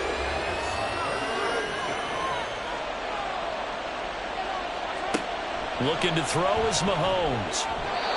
And that is incomplete. Just a little beyond the reach there of his receiver. That's probably one he wishes he had back. He wishes it had been 7-on-7 in practice, or maybe even routes versus air, because that's a completion he makes, 9.9 times out of 10? Just missed that one. So 3 points there, and they continue to build this first half lead. Yeah, every little bit helps, and the more that you can put together drives and start controlling the tempo, controlling possession, finishing with points, the better off you're going to be. This fielded right at the goal line. And he will make it to the 20-yard line and no further. The offense for Los Angeles returns to the field. The last series form a little disappointing, forced to punt. And now they'll try to do better here and come away with some points as they begin this drive, 1st and 10. They'll try and start this drive in the air. And a dangerous throw there, incomplete. He threw that into coverage. It was nearly intercepted. After the incompletion, they'll try once more from the 20-yard line on 2nd and 10. They'll look to throw. Short pass caught by the tight end Gentry. And he's brought down at the 24 after a gain of 4.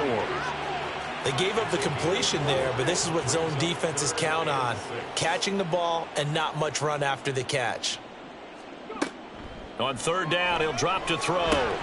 He rifles one, and that's going to be intercepted. Picked off by Cameron Curl. And they have possession, and they have it at the 38-yard line. So the yellow flag came out, and that leads to a new set of downs for this offense. 1st and 10. They'll look to throw here. And his throw is going to be incomplete.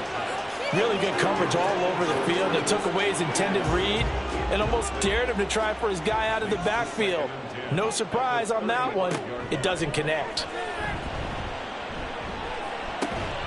Meanwhile, the throw here is complete. And he'll be brought down shy of the 40 at the 38-yard line.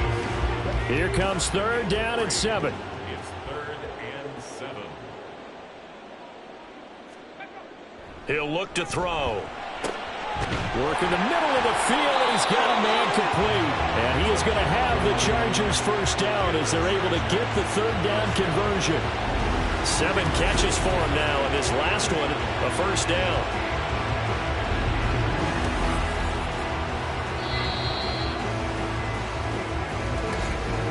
And we've hit the 2-minute mark in this first half of action.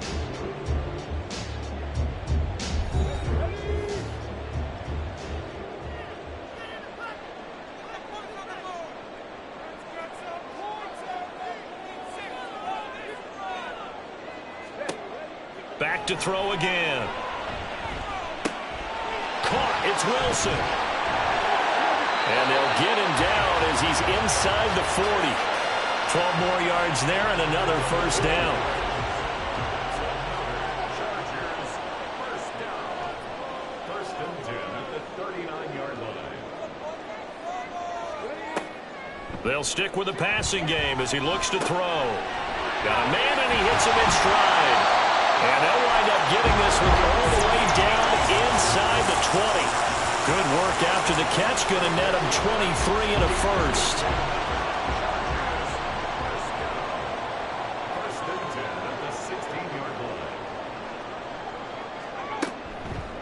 Here's a play fake as they set up to throw. To the end zone, but it's incomplete. I'm really liking what I'm seeing from this defense because their coverage has been playing at a shutdown level so far. Even backed up late, they're forcing incompletions and fighting to keep them out of the end zone as the first half winds down. Oh, there's that man again. It's complete. Now the Chargers going to signal for the first of their timeouts as they'll stop it with just over 40 seconds to go in the first half. That is caught at the 7-yard line. The Saints going to call the first of their timeouts as they stop it here with just under 40 ticks to go in this first half. He's got his man. It's caught. Touchdown, Chargers. Gerald Everett halfway to 100 now with career touchdown number 50. And the Chargers get a late score here in the final minute of the first half. They took a pretty big risk right there going for it on 4th down, but hey, not only did they get the first down, forget about that, they got in the end zone. Yeah, because normally you're just thinking, can I get enough yardage to get it past the sticks and pick up a first down? Instead, they go for the end zone and get it done with no margin for error. Remember, 4th down, they went for it. And no return here for Perry. That'll be a touchback. The Saints offense going to head out now late in this first half.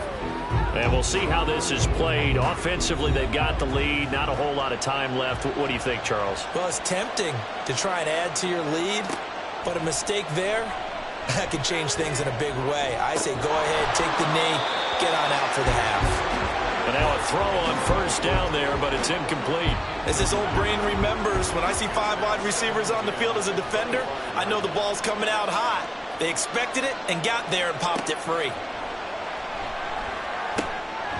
Meanwhile, Mahomes throw complete there to Perry. And he'll be taken down, but not before they work it across midfield. On 1st down, Mahomes. Completes it to Perry. This will be stopped about 2 yards shy of the marker. 8-yard gain, 2nd and 2. Now whistles and a timeout with 3 seconds left in the first half. When you see zone defense and you know you've got a drag route on as your primary call, you've got to be really careful as a passer about how far you let your guy go because he might wander into some tough coverage. And I tell you what, he got it from 58. That had lots of leg behind it. So we have reached halftime with the visiting Saints out on top. As we'll send you eastward to Orlando. Standing by with that EA Sports halftime report now is Jonathan Coachman. Take it away, Coach. All right, Brandon, we'll get back to you guys in a bit. But first, time for a trip around the league on this final weekend of September. We'll get started out in Denver. And it's the Broncos who are out in front. Marvin Mims, a touchdown reception. From there, we'll head east to check on the Panthers at home at Bank of America Stadium in Charlotte. And you can see, currently they trail in that ball game. Desmond Ridder has thrown a touchdown pass. Lastly, we head to Southern California to check on the Rams at home at SoFi Stadium. And at halftime, they trail the visiting Seahawks in that ball game. Christian McCaffrey has a touchdown there. In the first half, it was the Alabama man, Jahmyr Gibbs, who had it cooking. He chipped in a couple of touchdown runs as he was running with determination right from the word go. All right, Coach, thank you very much as we welcome you back for quarter number 3. Set now to go for the third quarter. The Saints have the lead and set to receive the kick. And he'll get it up past the 20 to about the 22. Now the Saints going to take over on offense to begin this third quarter. They're rocking and rolling, but the scoreboard doesn't show a big difference. You know, maybe it's one of those games where coaches say you can't miss your turn on offense. I like the way you phrased it, especially with that. I love that rocking and rolling because the explosions on offense are happening. So that's going to get the crowd going. They're loving that. But defensively, they just can't get it together to get the stops they've needed in order to help increase their margin. They've got to find a way, but you're not counting on it. It's exactly what you said. Can't miss your turn, can't miss your opportunity. Yeah, they're going for another opportunity now.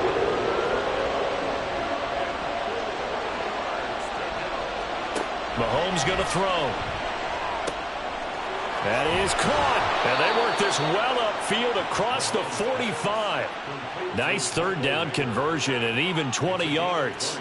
That's another beautiful throw right there. It gets it to his man right in stride. And I think that throw kind of exemplifies what we've seen from this offense throughout this game. They've been in rhythm. They've been sharp.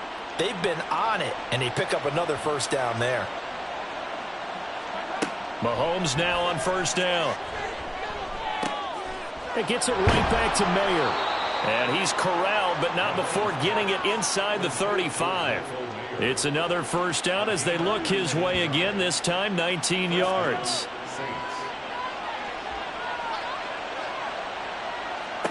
Again, they'll throw with Mahomes. And down he goes. They sack him back right around the 41-yard line. They'll wind up losing 8 on the sack there, and it's second down. Got to imagine the pass rush will be equally intense here on second down following the sack. It's 2nd and 18. Mahomes firing complete. So the completion good for 6 yards. And they'll be facing a 3rd and 12. We'll see what they have drawn up here. A little bit behind the line. 12 yards needed to gain a first down. Throwing is Mahomes on 3rd.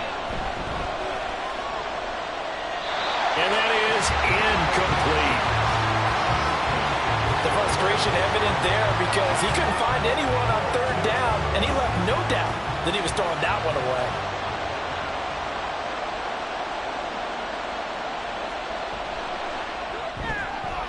And his kick here is good. And that will extend their lead even further.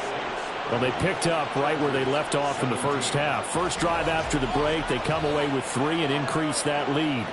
Yeah, and you just want to keep building on that lead, don't you? Whether 6 points or 3 points, take everything you can get, keep maneuvering, keep adding to it, keep making it difficult for them to come back. Now we'll look at the Chargers offense. They get ready for their first possession of the second half. And their deficit a little wider now than it was at halftime following the field goal a moment ago. But the goal is still the same because you know they want to come out, establish a rhythm in the second half, and get going. Make no mistake about it, the kicking field goals, not in their game plan. They need to get the ball in the end zone. Now a nice play defensively on first down as this is knocked away and incomplete. And 2nd and 10, he'll look to throw again. Open man here is Gentry. And he's brought down, getting this one up to about the 35. These two have hooked up 9 times now this afternoon as they pick up the first.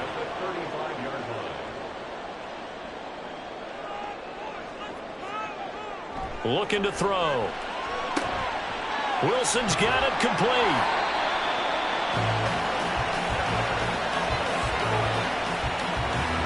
So not quite a first down just yet as they come up on 2nd and less than a yard.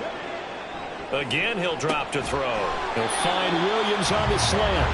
And he'll get it into enemy territory just across midfield at the 49. So on the other side of the field now, it's 1st and 10 as they've got things rolling on this drive. The throw over the middle taken in. So give them 5 yards there on the pitch and catch. And that's going to bring up 2nd down.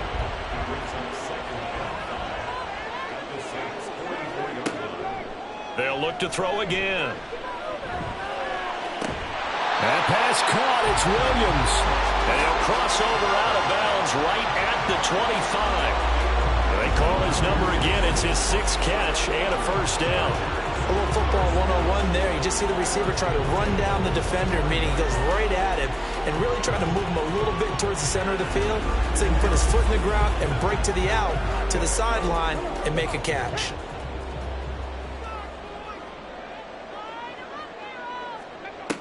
On first down, he'll drop to throw. And that incompletion breaks a string of 5 straight connections. And it's 2nd down.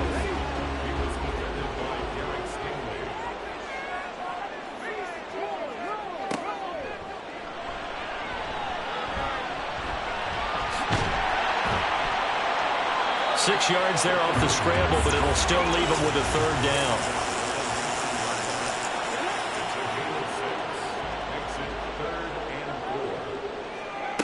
They'll set up a throw. He'll get that underneath ETN.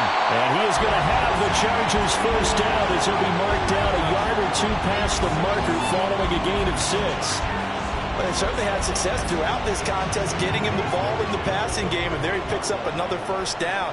Whatever they saw going into this one, they've been able to capitalize on it, and no adjustment has been made to take it away. Showing off the quick feet that time and getting forward for a pickup of 3 yards. 2nd and 7. Brings up 2nd and 7 at the 11-yard line. He'll look to throw. Oh, that's into double coverage and intercepted.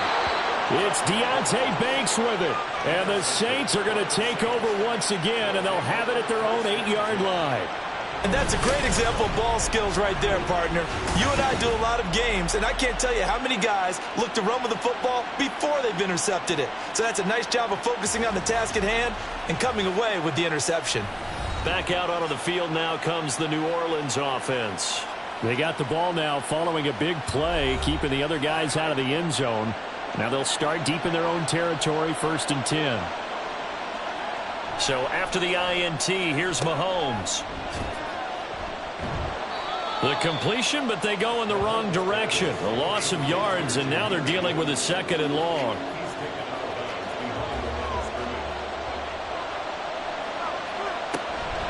They fake the give. Now Mahomes. He finds Mayer here. And they're going to get this beyond the 40 before he's taken down. A gain of right around 35 yards on a play that started back inside their 10.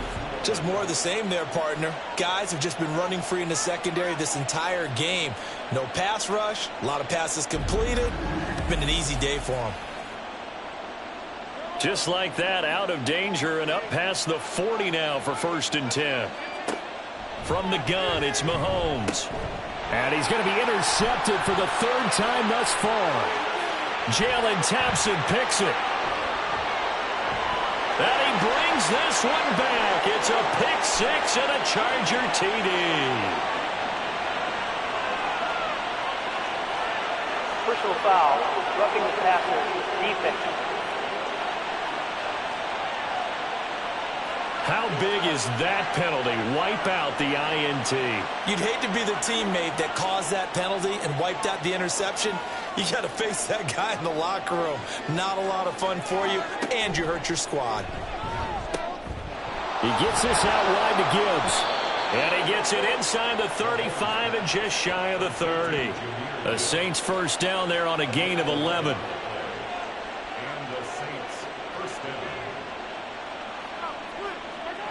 Mahomes now to throw. And that's off the mark, incomplete. And a smart play there. He's probably saying, I wish I would have done that on the last drive instead of throwing the interception. Mahomes will try again on second down. And his throw is incomplete.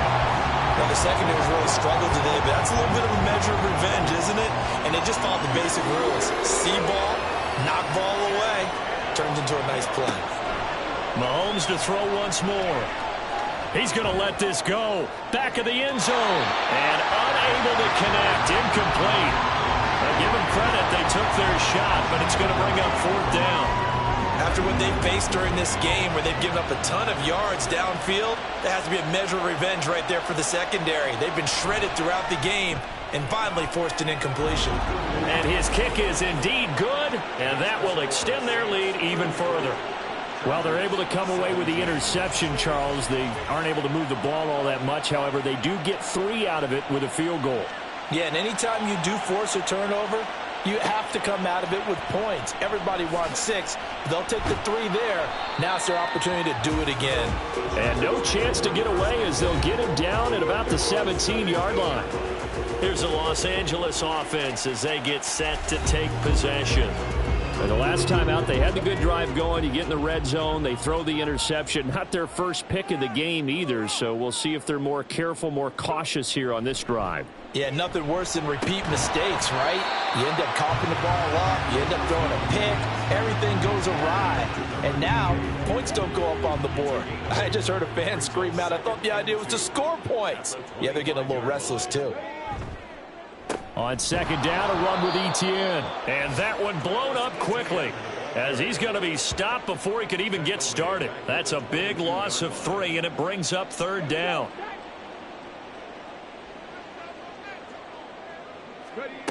Back to throw. He's got it to Williams. And he's going to be taken down here still a couple yards short of the first. So just 3 yards on the completion there. And that's going to bring up a fourth down. Here's J.K. Scott now as he'll kick it away for the second time.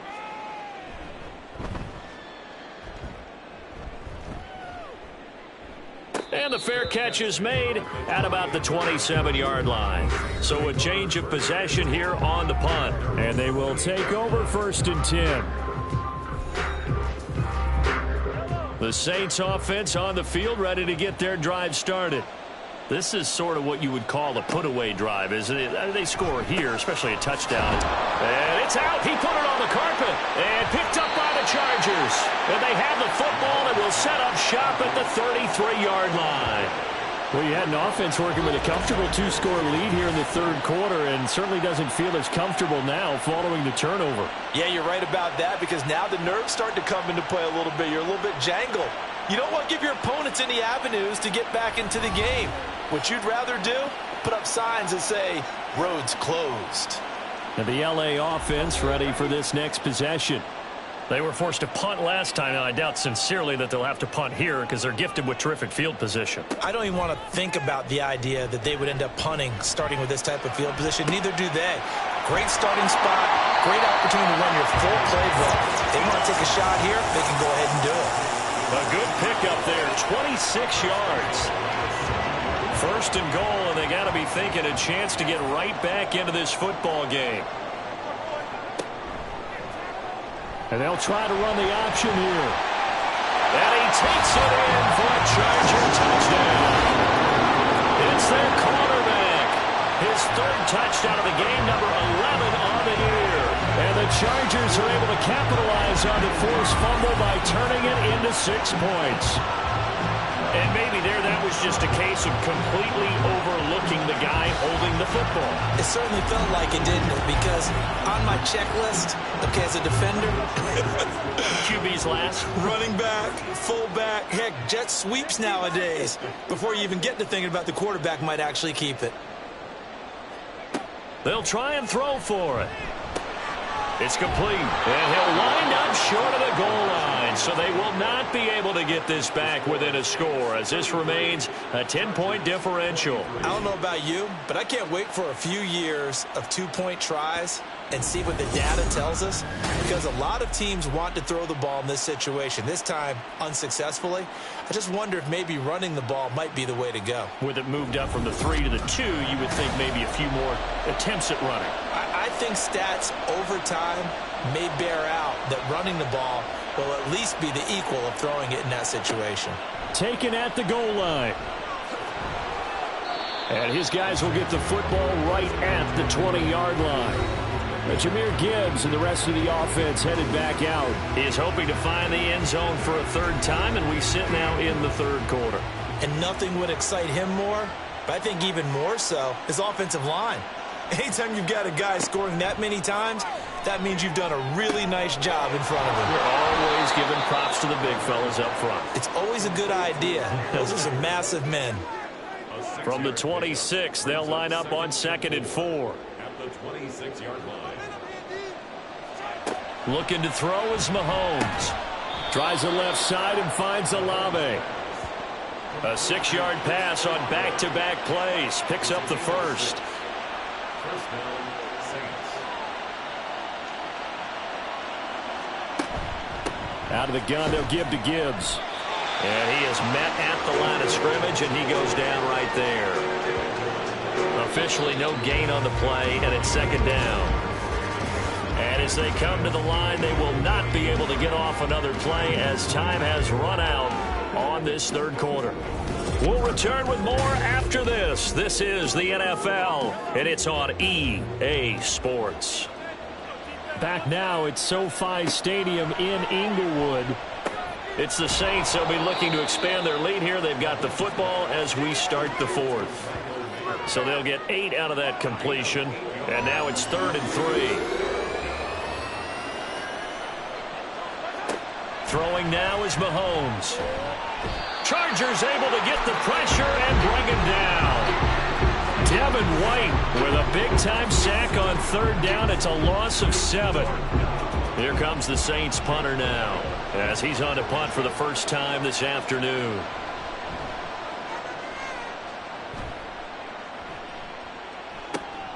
Taken in at the 22. 44-yard punt, return of 9. And it'll be Charger football here as they take over. And now out on the field, here comes Los Angeles. Well, still a long way to go, but trending upward. They scored the last time out, you remember. Then their defense forced the punt. Now they try to inch closer, but still ultimately down 2 scores in the final quarter. He'll lose a yard there, and it's 2nd and 11. There's no question that coming into this game, this defense was pretty vocal about its desire to take this running back out of his game. And all that pregame whooping has turned into results.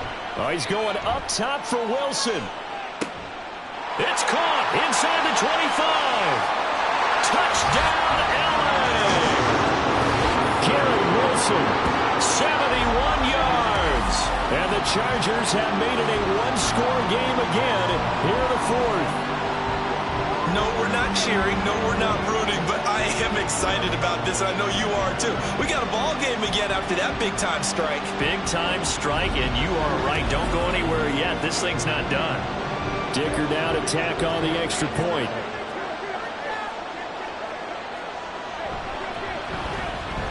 And the lead is down to a field goal now. Pretty clean and simple there. Just 2 plays. The long pass resulting in the touchdown on play number 2. And no return here for Perry. That'll be a touchback. So here are the Saints to take over. They're on a 3-game winning streak, and right now looking good in this one as well. On first down, Mahomes. He's got it complete to Gibbs. And this will be a gain of 5 as he gets it to the 30. Ball on the 30. They'll come up with a 2nd and 5. Straight ahead with Gibbs here. And he'll fight for a couple as the tackle is made at about the 32. This defense starting to buckle down when they need to. And right now they're winning this fourth quarter, losing the game, but they're winning in the fourth quarter. And what a fine line it is about what they're trying to get done, because they're down, so they obviously need the football, need a score, but they can't be so aggressive as to give up their edge, their gaps, and have the offense hit them with a big play. Here comes the Saints punter now as he's on here to punt it away. 46 on his first kick. This one in that neighborhood as well. And a fair catch called for and made at the 12-yard line. Now this offense and Garrett Wilson headed back out. They might want to mix something up defensively because he's been shredding them a bit, hasn't he? That he has, and even with all the changes that you know are going on the defensive side of the ball, he's still finding ways to get open, finding the right spots, and the delivery's been pretty good too. He's over 100 yards, has the 1 touchdown score to this point. 2 yards to go, 2nd down. They'll try the left side with ETN. And he'll be corralled right around the 34. A gain there of 12 yards and a first down L.A. We use the word relentless a lot with guys who are aggressive on the field. In this case, it really fits, doesn't it? How about his ability to break tackles and his feet never stop moving? On first down, right back to ETN. And he's going to take this ahead for right around 3 yards, but no more than that. 2nd down. This a 2nd and 7 from the 37. And they'll go again with ETN. And the hole closes quickly there. He gets maybe a couple up to the 38. The Chargers on 3rd down. They're at 50%, 4 for 8. This will be 3rd and 5. He'll look to throw. He's got his target. That's complete. And he is going to have the Chargers first down as they're able to get the 3rd down conversion. And here we are in the fourth quarter, partner, and we watch them drive for what would be a go-ahead touchdown. And you and I both know this is where you need a quarterback who can keep his cool back there. Not just for himself, but to keep the rest of the team relaxed too. So in Saints territory now. Here's 1st and 10 at the 49-yard line. Throwing there, but this pass is going to wind up incomplete. Nice progress down the field was halted by that incompletion. They could try for some safe yards here to get things moving again, or keep throwing it and pushing it downfield to try and pick up bigger yardage. Now a throw here, hauled in. And this is going to be another first down as the tackle's made at the Saints' 24-yard line. A really nice gain of 25 yards. I love the drive they're working on here because they know they can take the lead with a touchdown. And so far on this drive, so good. They moved the ball down the field with very little resistance defensively, but they better be prepared for some adjustments to come their way now. Now a throw to the end zone on first down, but it winds up incomplete. Just because you got the lead in the fourth, it doesn't mean you have to play it safe.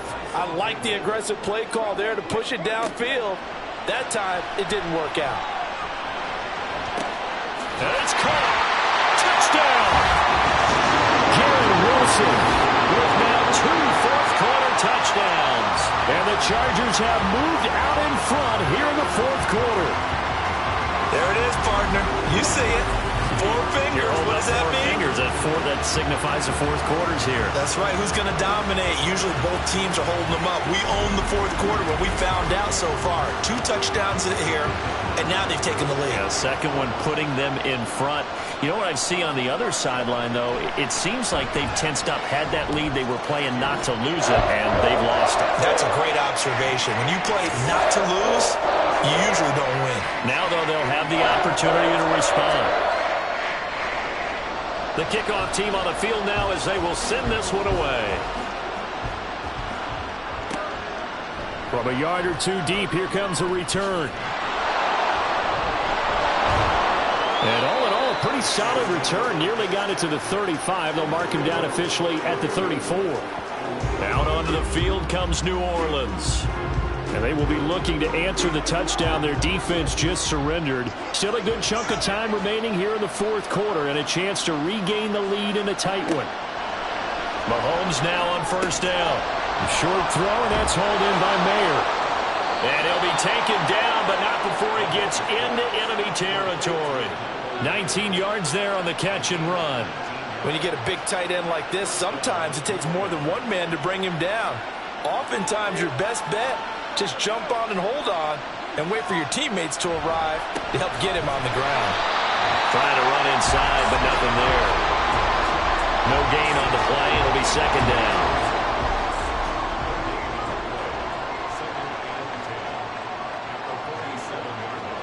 Here's Mahomes to throw.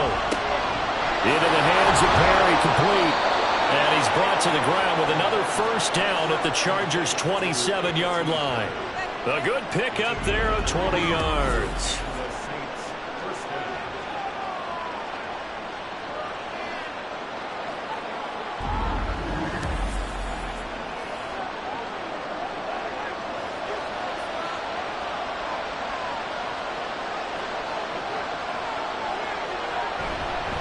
Gibbs straight ahead.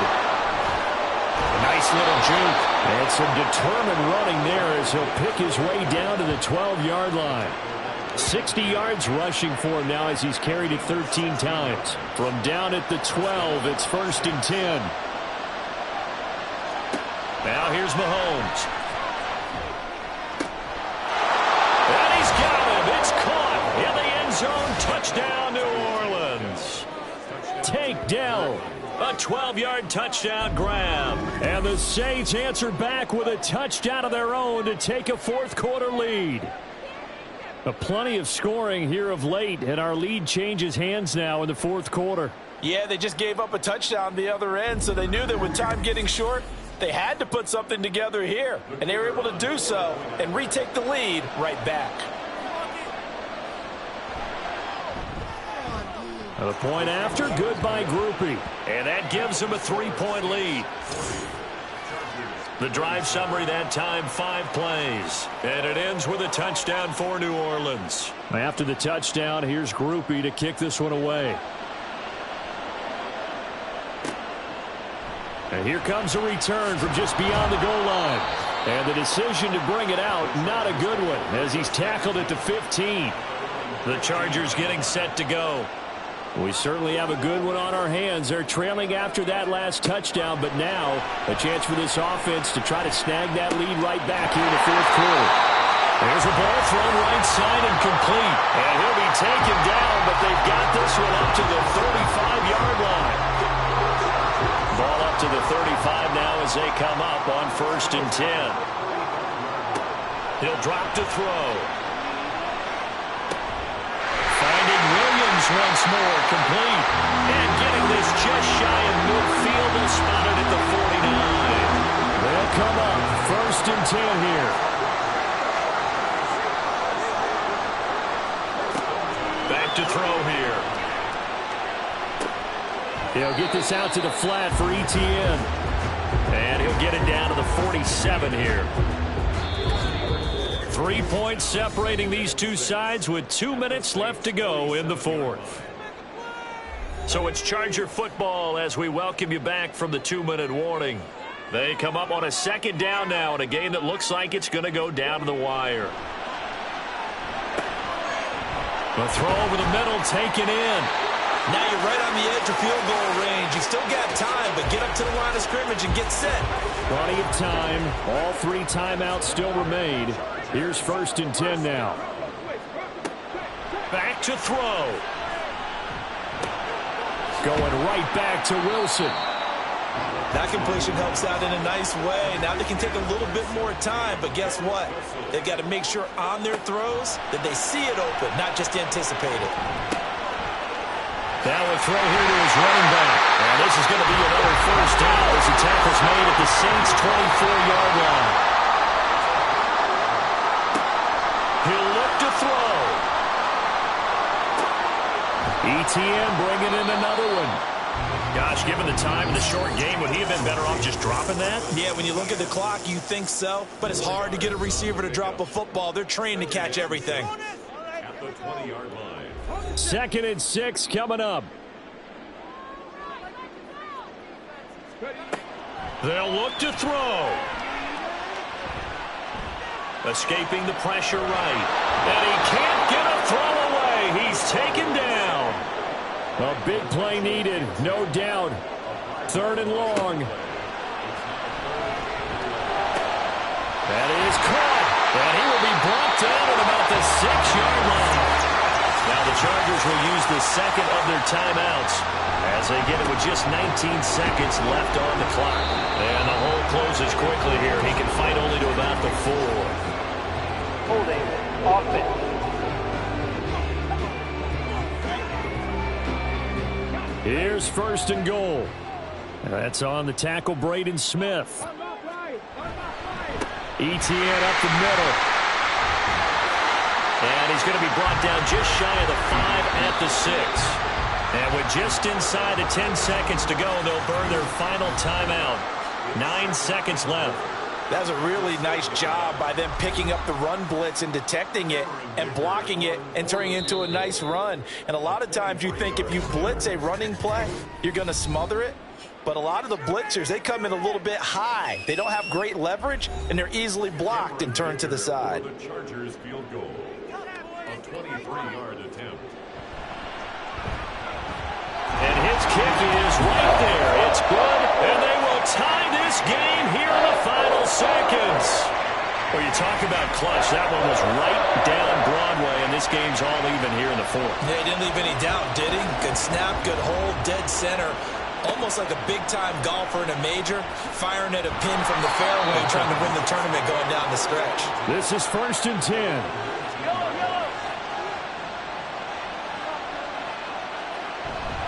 They'll start this drive out on the ground. And he'll be taken down at the 20 after a gain of just 1. And we need overtime to decide this one after 4 quarters of play. We're all even. The extra session in a moment. This is the NFL on EA Sports. It's a little teaching moment here. Overtime rules. Remind us how this goes, partner. Okay, so in the past, we had sudden death. First team to score wins, but no longer. Now, if the team receives the ball, scores a touchdown, they win the game. If they kick a field goal, though, or don't score, the other team gets a possession. And after both teams get a possession, then we're into sudden death. First team to score wins the game. From a couple yards deep, he'll bring it out of the end zone. And he had no room to run as he's tackled down inside the 20. Now the Saints, they trot their offense out here. Well, they fought hard to reach this point, Charles, and now what an opportunity. They've got the ball first, a chance to take this overtime win away from the hostile crowd. And you know, as the quarterback steps into the huddle, the first thing he's telling his team is, remember, we need 6, not 3. So we don't need a good drive. We need a great drive. And this is what they've been planning for. It's time to execute and take it downfield, even against all these odds. We'll play only the 1 overtime here. If time runs out, it'll be a tie as they come up on 2nd down. And he'll be brought down right at the 30 here. Personal foul. Face mask. Defense. In overtime, you have to be smarter than that. A personal foul just can't happen. Have to have Automatic poise. first down. So the penalty yards marched off on the face mask. Here's 1st and 10. The give right side for Gibbs. Just a yard on the first down carry, so it's 2nd and 9. We talk about defenders, specifically linebackers, keeping their eyes in the right spot. He had that eye down the entire time. And you know that's not easily done because they throw a lot of misdirection at you. They try and fool you and get your eyes in the wrong place. But you're right about that one. He correctly figured that one out and made a really nice play. 2nd down, and they go back to Gibbs. And he'll be taken down just shy of midfield. 70 yards rushing for him now as he is just trying to will his guys to an overtime victory. Opening drive of overtime. overtime and now facing a 3rd down and 6. Big play coming up. Pass taken in by his big tight end. They're able to convert on 3rd down, and that sets up a 1st and goal. Defensively now, the ultimate challenge. Of course, the ball gets in the end zone, this thing's over. And I remember my coach has always talked about in goal line situations, and now you're in overtime where they have to keep them to 3 points. Otherwise, this thing is done. Win your individual battle within the framework of the team defense. Beat that guy across from you and make a play. I expect them to attack on defense and not sit back. To throw, it's Mahomes. And this will be caught. It's a touchdown. And absolute stunned silence here as they have come in and stolen this one in overtime.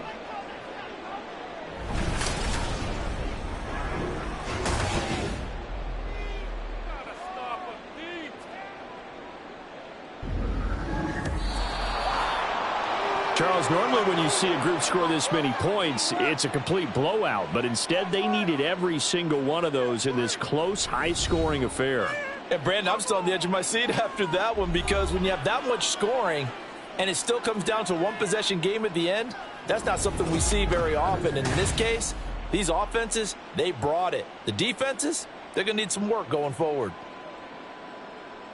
So for New Orleans, hey, they finish a perfect month of September as they move to 4-0 on the new campaign. So that's a wrap for Charles Davis. I'm Brandon Gaudin, and this has been a presentation of the NFL on EA Sports. For more, check us out at easports.com. From Southern California, so long, everybody.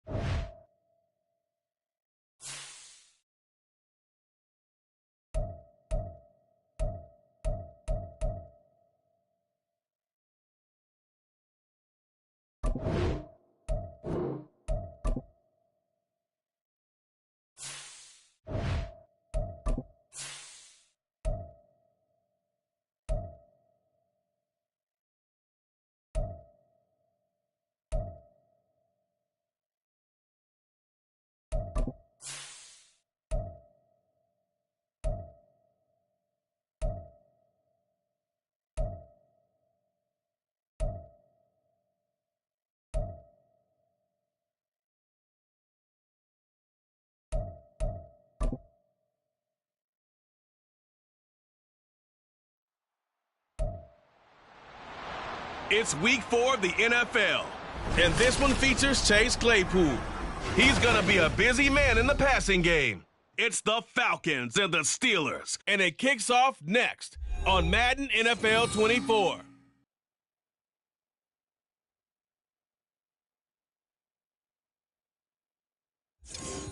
But not far from where the Steelers' former homes at Three River Stadium, Forbes Field once stood, we are at Pittsburgh's Acrisure Stadium.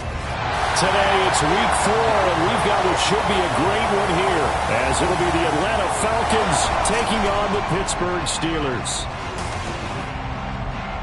With Charles Davis, I'm Brandon Gaudin. Charles, we look at this Steeler ball club entering play. They were winners last time out, so they'll be looking... Fall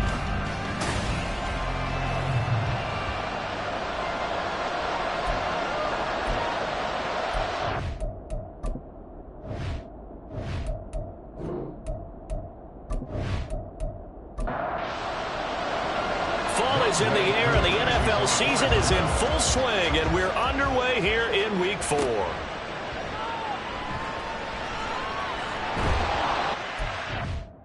Past the 20 to the 22-yard line. So out come the Steelers now for their first drive. And leading them out is their fifth-year quarterback. And it felt like in watching the game tape, he got everyone involved last week. He was a manager. He really was. That's a great way to put it, because they ran the ball some, they threw it accurately. One touchdown pass, so he didn't, break the bank doing that, but he didn't throw any interceptions. That's the bottom line. That's why a defense loves a quarterback like that. Doesn't put them in bad situations.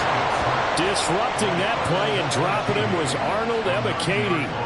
Well, we knew coming in it was going to be a long afternoon if they weren't able to hold up against this pass rush, huh? What we didn't know was that protection was going to spring a leak on the first play from scrimmage. Got after him right out of the gate. That one caught by Tyreek Hill. And he'll take this across the 25 before going out of bounds. Third play here, this opening drive, as they're up against a 3rd and 5. Now Pickett. He's got his running back out of the backfield. And he'll be taken down, but not before they reach the 50. That's a 3rd down conversion to 24 yards there. Nice play. Oh, that's a big let-off there on 3rd down, because you've got to account for the running back coming out of the backfield. They didn't, and they got burned, not just for a first down, but for big yardage as well.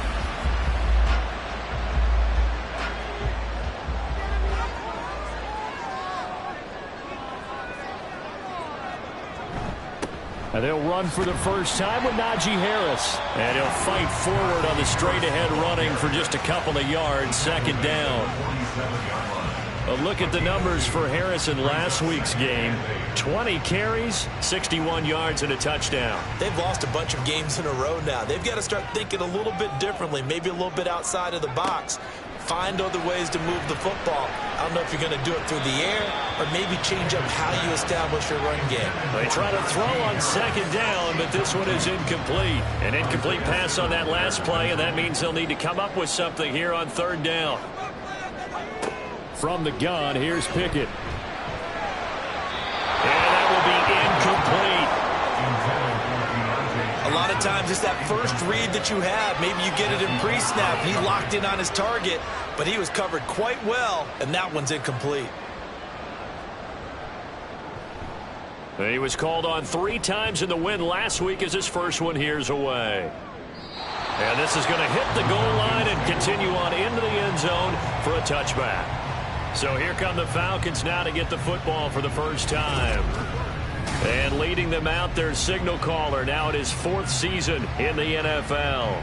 And it's funny how we always talk about how analytics are starting to creep into the game. One analytic that's been there for a long time, teams that start 0-3 usually don't make the playoffs. So we know one quarterback today that's determined to end that slide right now. It's not impossible, but this is a must-win for him and his team. And they're able to get this one across the 35. This drive starting off on the right foot, 18 yards. This is an offense that's near the bottom of the league in rushing, so defensively coming in, you've got to know you're going to see the ball in the air a lot.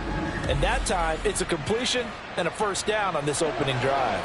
From all the way up at the 38 now after a good start to the drive. Back to throw. Here's Stroud. That's caught by Gabriel Davis. And he'll be taken down across the 50 at the 45 in enemy territory. Back-to-back good plays have him on the move on first down. A run for the first time with Bijan Robinson. And here he'll be brought down a little shy of the 35 at the 36. That one good for 10 yards. And that'll bring up a second and just about a few inches here. Throwing now is Stroud. Got this complete to the tight end Pitts. And he's brought down, but not before he reaches the 8-yard line. A very solid gain of 27. But when you hit him on the move like that, and he's able to get into open field with a full head of steam, oh, boy, it's going to be tough to get him down. Yeah, there was a big window. They're lucky they did get him down. Here we go now on 1st and goal.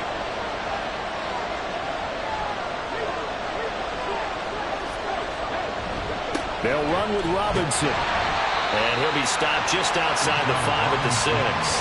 It's a gain of a couple, and it'll be 2nd and goal. The 6-yard line, the line of scrimmage on 2nd and goal. On the bootleg, Stroud.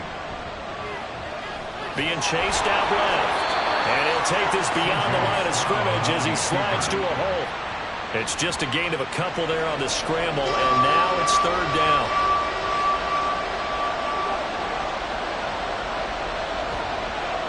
Stroud looking to throw.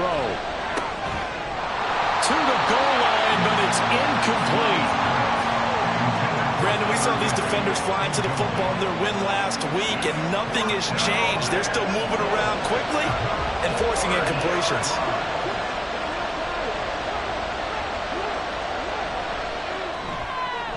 Koo knocks this one through the post. So a long drive gets him down inside the 5, but ultimately they settle for just the field goal. And I have to think that if maybe they were a yard closer, that would have made their decision tougher, and I think they likely would have gone for it. But in this situation, they just decided to take the 3, and I think it was a smart move. And he'll be brought down right on the chalk of the 20. So Pittsburgh retakes the field for their 2nd offensive possession. Defense got the better of them last series, forcing a punt. See if they make a few changes in the game plan here and try to get points out of this drive. 1st and 10. They turn to Harris to begin the drive. And they'll get 8 out of this before being stopped at the 28. Well, you often say that sort of opens the playbook now, 2nd and short. What do you think, early shot here? I like where you're going. Obviously, we've been together for a while because you know me. I want to take that shot early and loosen things up. And brought down, but not before reaching the 45-yard line. The Steelers able to pick up 18 yards there. That's pretty much meat and potatoes right there, wasn't it? Just go right at them and let your big horse charge up the middle. Not too fancy there, was it? Nothing fancy at all, challenging that defense. And on that pressure brought in, and the Falcons get there for the sack. Grady Jarrett. It'll go as a loss of about 8 as he gets in there to drop him. Hindsight is 20/20, partner. Maybe they should have kept it on the ground again. Well, it almost looked like the O-line was run blocking again. I mean, they opened up a big hole last time. This time they opened up a hole, and the quarterback got sacked. So that complicates things a bit here. 18 yards to go now on 2nd down. Harris running straight ahead. And this winds up a pickup of 2, maybe 2.5 to about the 39.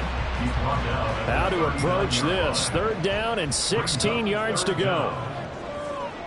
Back to throw. Pickett. And that will be incomplete. Well, they weren't scared to let it fly, but it falls to the ground and brings up 4th down. That looks like it's going to be 2 empty possessions now to start this football game. I think they're going to have to sit down and talk about what worked for them last week in their win. Sometimes you over-game plan, overthink things. Get back to what works. There he goes, left side. Touchdown, Falcons. Covered a lot of ground there, 81 yards on the punt return. And the Falcons are able to strike quickly to add on to their lead. When you've got a guy that fast back there to receive punts, that's a nightmare for the guy game planning, the special teams coach, but it's also a nightmare for the punter. Sometimes they get so nervous that they mishit the ball and kick it right to him. An extra point forthcoming.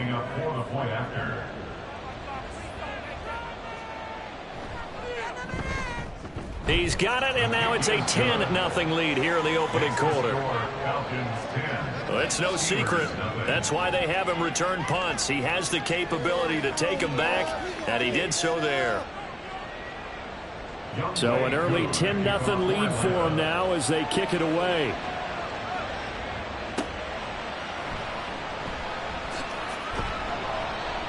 And he won't get this to the 20-yard line as he's down at the 19. And Pittsburgh getting set to take the field. They'll look to get something started. They need to, down 10-0 early as they've got it 1st and 10.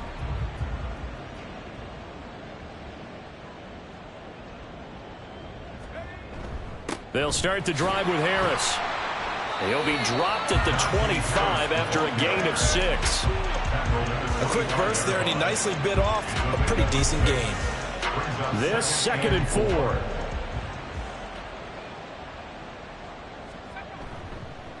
They stay on the ground. Again, it's Harris. And he'll get to the 29-yard line, brought down there. 4 yards the pickup, 1st down. That's good for us Steelers. 1st down. Looking to throw, Pickett.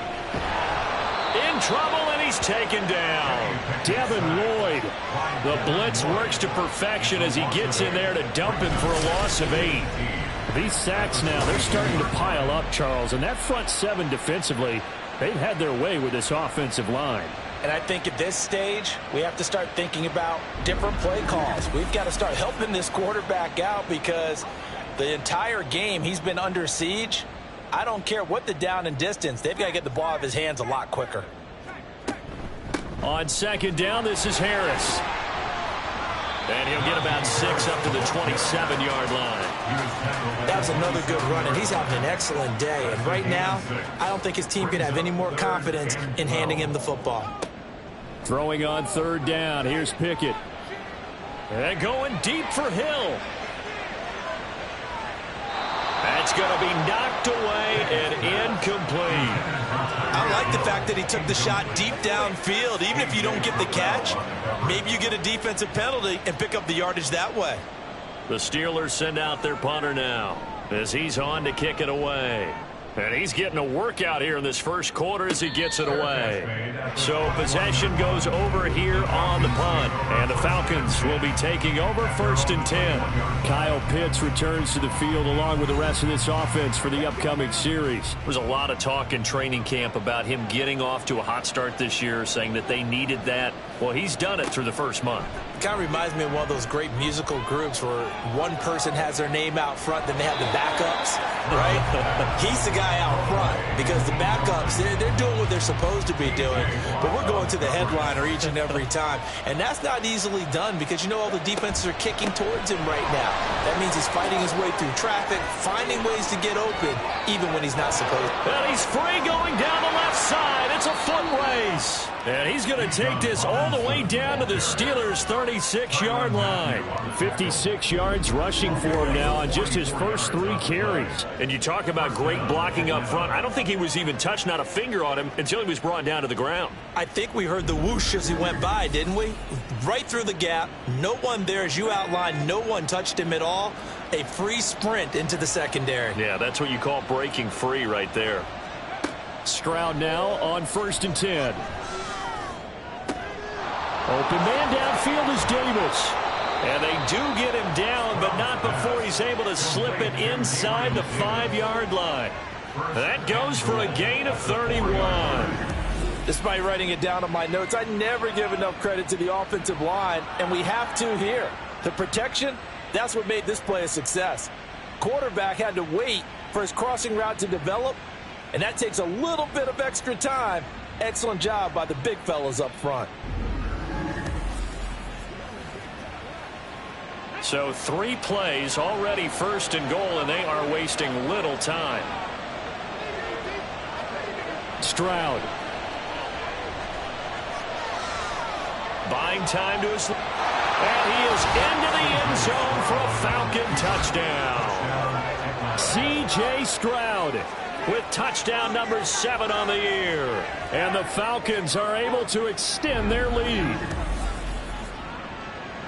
Well, the big play prior to this one got them down there, and they're able to stick it in on the very next snap. And I think those last 2 plays, that's what you're talking about, balance, right? Big pass play, puts them in position, turn right around and hand it off, and you've got a running play that finishes it off in the end zone. Koo able to connect on the extra point, and that makes our score 17-0. So an early advantage now, and a good one. 17-0 our score as they kick this one away.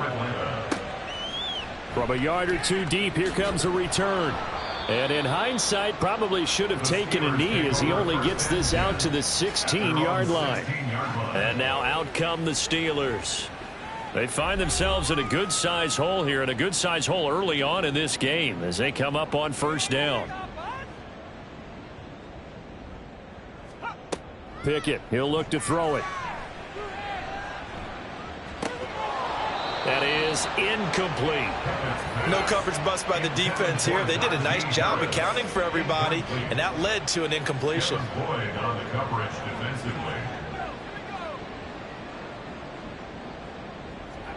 Here's Pickett. It's brought in by Harris. He'll get only 3 there, so it leaves him with a 3rd and 7 ahead. That's a gain of 3. It's 3rd and 7. Working out of the gun, it's Pickett. Dancing to his left. Dances by him. And he will have a Steelers first down as they're able to get the 3rd down conversion. 17-0 our score after 1. Steelers nothing. Second quarter action from Pittsburgh. It is the Steelers in control of the football as they've got it with a 1st and 10. They hand this off to Harris. And he's going to be stacked up right at the line of scrimmage. Nothing there for him. 2nd down. No gain on the play. Brings up 2nd and 10. At the 27-yard line. Pickett back to throw. A short throw to Conklin, the tight end. 4 yards the gain, and it'll bring up a 3rd down. That was an okay hook up there with his tight end, but unfortunately, they didn't get the kind of yards they had hoped for. That's going to bring up 3rd down. From the gun on 3rd down, Pickett. And he will slide to a stop. He does have the first down. Give him 10 yards on that one, and that earns him a fresh set of downs. This offense finding its legs now. Here's another 1st and 10. A run with Harris out of the shotgun. And he'll power ahead, but only for about 3 yards. 2nd down coming up. They'll come up 2nd and 7. Brings up 2nd and 7 at the 44-yard line. Pickett now from the gun here. And the Falcons get there. The Falcons get the sack. Down he goes. Devin Lloyd. That is now 2 sacks for him here in this first half. Pickett and the Steelers in need of a big play here. 3rd and long after the sack. Now they'll throw here out of the gun. And that is incomplete. The passing game not in sync here early. And now it's 4th down. It's going to be another frustrating end to a drive here. This offense, they've not been able to get anything going in this first half. And now it's going to be time to gather on the sidelines and try and figure out what's going wrong. Who has an idea? Who has a plan? Time to implement it. A 41-yard punt there with no return. And it will be Falcon football. The Atlanta offense out there for their next drive. They try and run on first down, but to no avail. Tackled for a 2-yard loss in the backfield. How about that, partner? That happened in a hurry. Sudden, explosive, gets into the backfield and spills the play. And he was AFC Defensive Player of the Week last week because of plays just like that. Brandon, one thing about blitzes, they really confuse offensive linemen at times, and what you have to do is lock in on the guy right in front of you. If you don't, you saw the end result. Defensive tackle ended up making the play. Stroud on 3rd down now. And they will stop him short. They get him to the ground at the 27. No first down.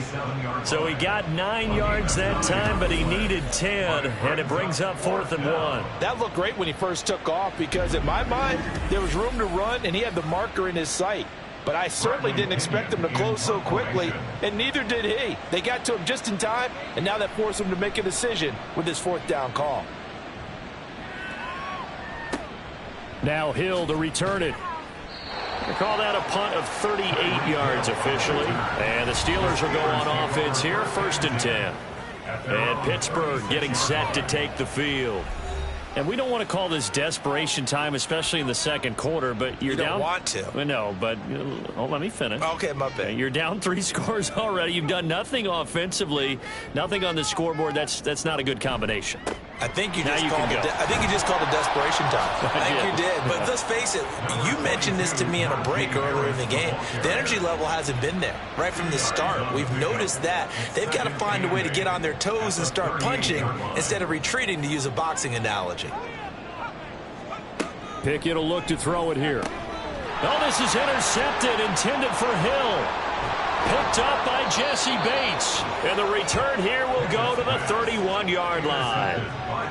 Boy, we've seen a lot of mistakes here in this first half, and another there on the interception. Yeah, they're certainly starting to pile up, aren't they? Because, let's face it, we expect a miscue here and there, but they're already down 3 scores and still giving the ball away.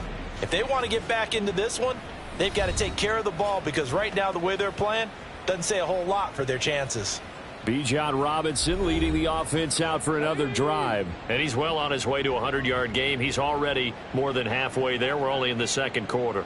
And what I've always loved about running backs is they'll tell you, I had no idea how many yards I had. Right. Those guys have an innate sense of where they are in a ball game and how many yards they've accumulated, because you know they're always working towards 100. He's been working well towards 100 here. 2nd and 10. Here's Stroud. Over the middle. That's caught by Claypool. 9 yards. Not quite enough. And they'll be left now with 3rd and 1. A gain of 9 brings up 3rd down. Robinson will try to pick it up.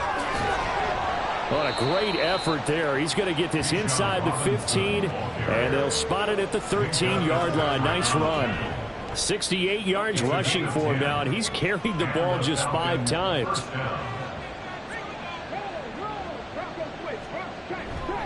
Back to Robinson now on 1st down. And here he'll get it down to the 7. It's a 6-yard pickup, and it gets him to 2nd and 4. 7-yard line. A 6-yard pickup brings up 2nd and 4. Robinson with another carry. And he's brought down right at the 5-yard line. Give him 2 on the play. Well, that's all about doing the dirty work right there defensively. 2nd and short yardage, that's all about plugging those gaps, not giving a running back a crease to run through, and has a nice job to hold him just a couple on 4th.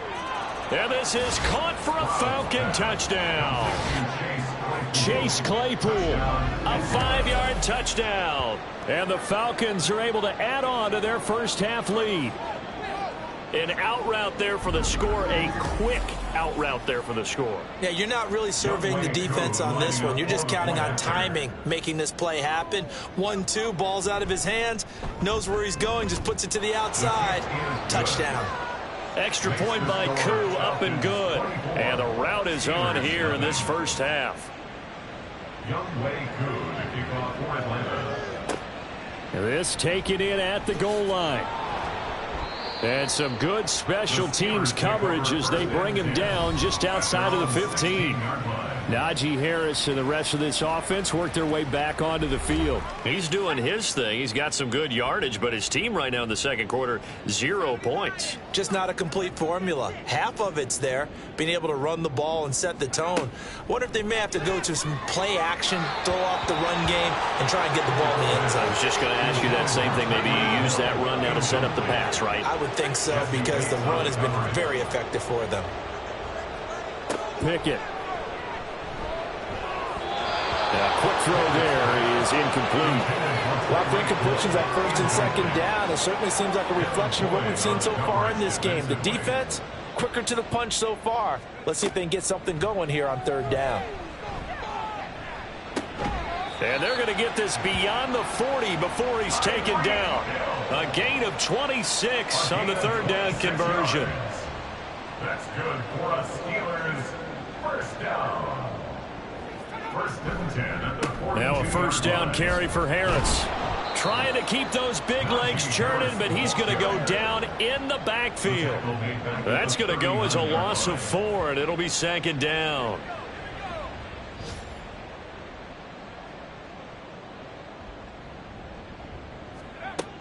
Back to throw.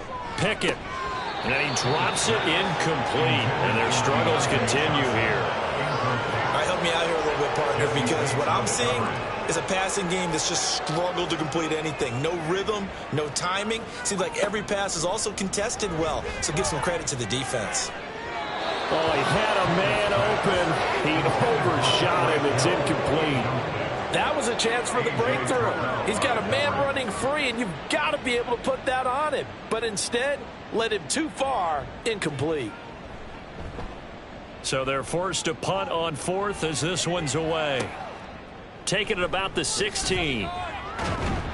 That'll be a 43-yard punt, but a net of just 33 following a 10-yard return. And it will be first and 10 as they take over.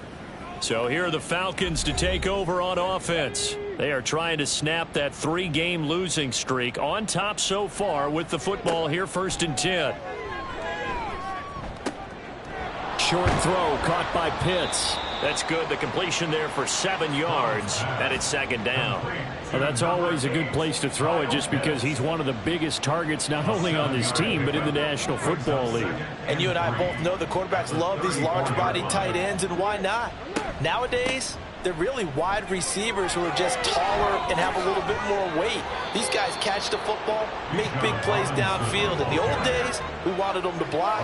Now coaches want them to catch the football first. 91 yards rushing now on 8 carries for him so far.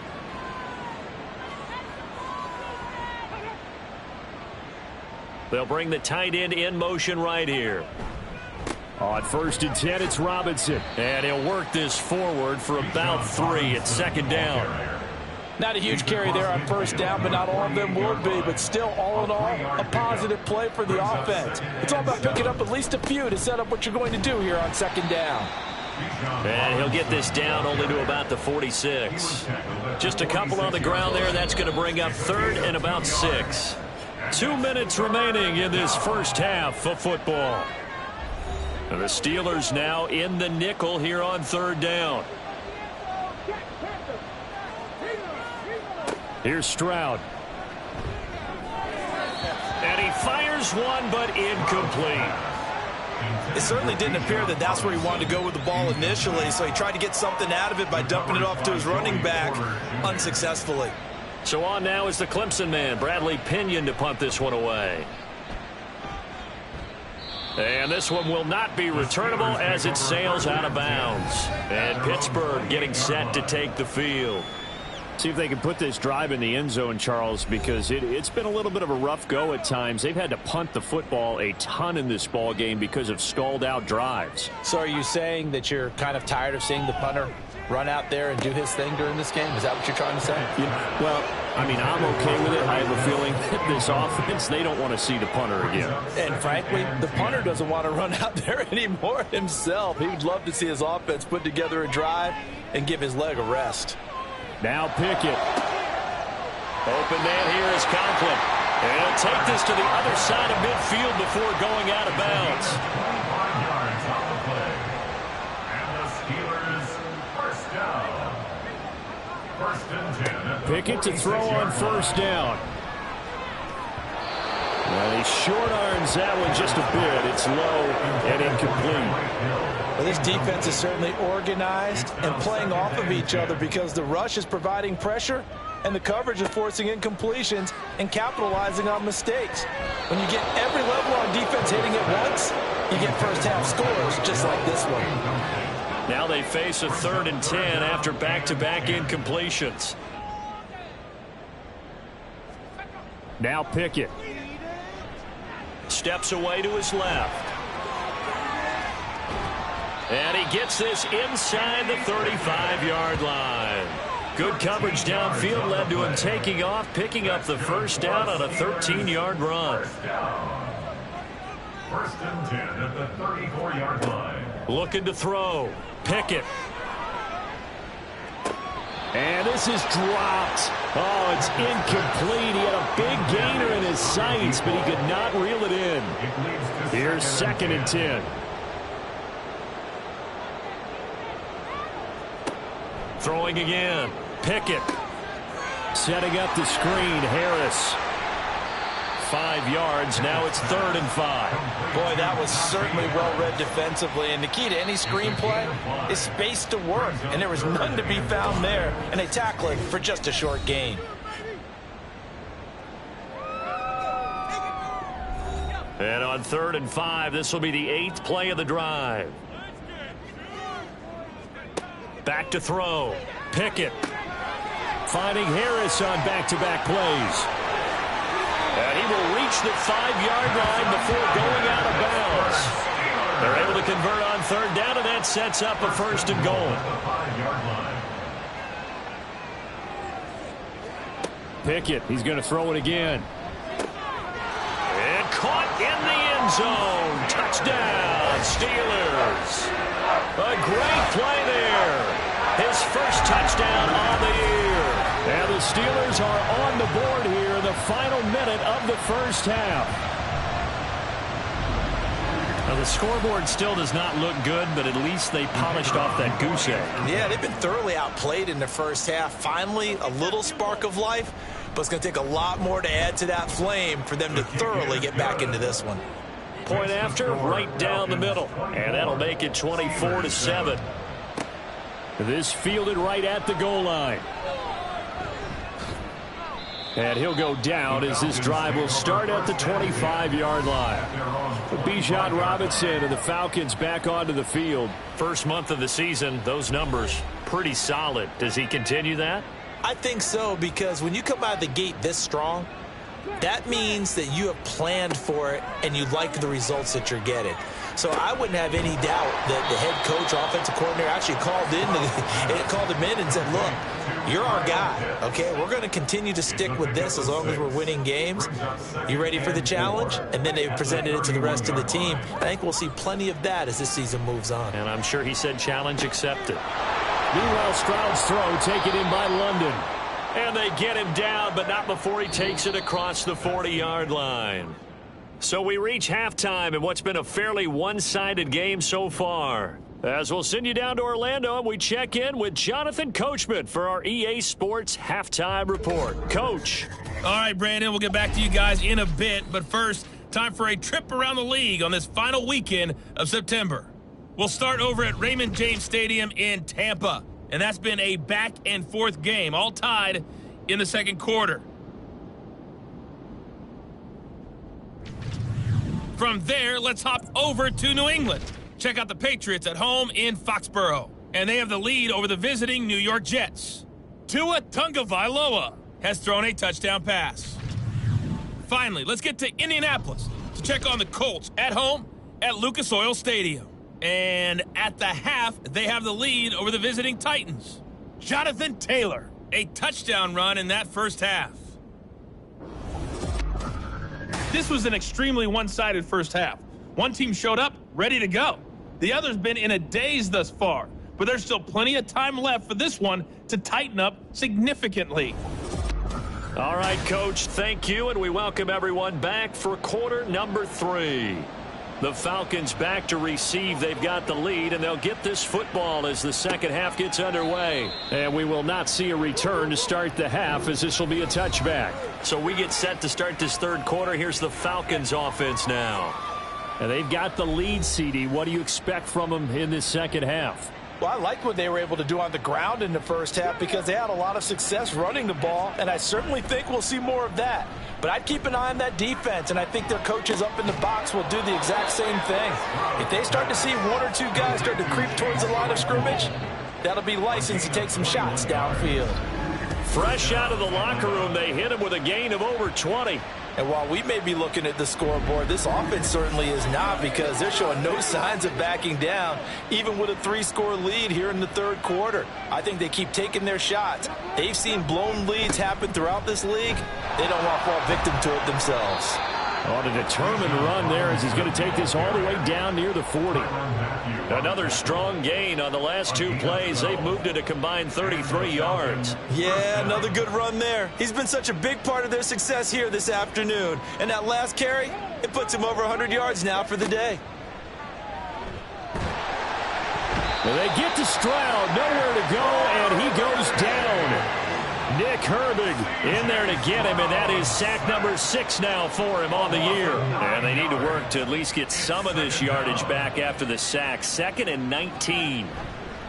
Robinson on a give right side. And he'll get this one across midfield and down into Steeler territory. Give him 4 yards there, but still in a big hole. 3rd and long. Now the terrible towels in full force now as the Steelers get set to defend this 3rd and long. And the Steeler pressure too much here. He's going down. Nick Herbig picks up his 2nd sack of the afternoon. Here's Bradley Pinion now as he's on to punt for Atlanta. This is away, but boy, headed straight for the sidelines. Yeah, this punt will go out of bounds. I think it'll be inside the 25, and it will. Right at the 24-yard line is where they'll spot it. Time for the Steelers offense now to get set for their first possession of half number 2.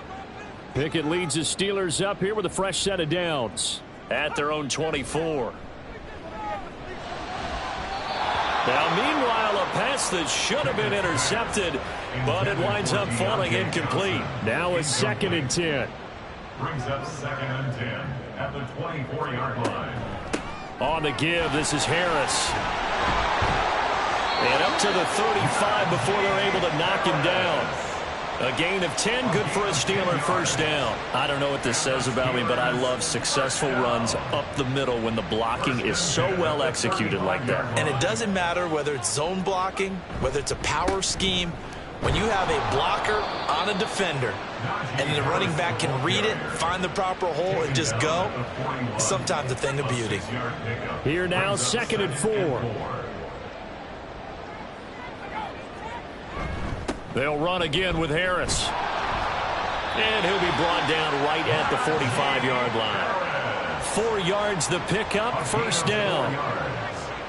That's good for a Steelers first down. Now Pickett will look to pass it. Throw left side complete. That's Johnson. They'll wind up getting 7 on the play, and it'll be 2nd down. It's a gain of 7. Brings up 2nd and 3.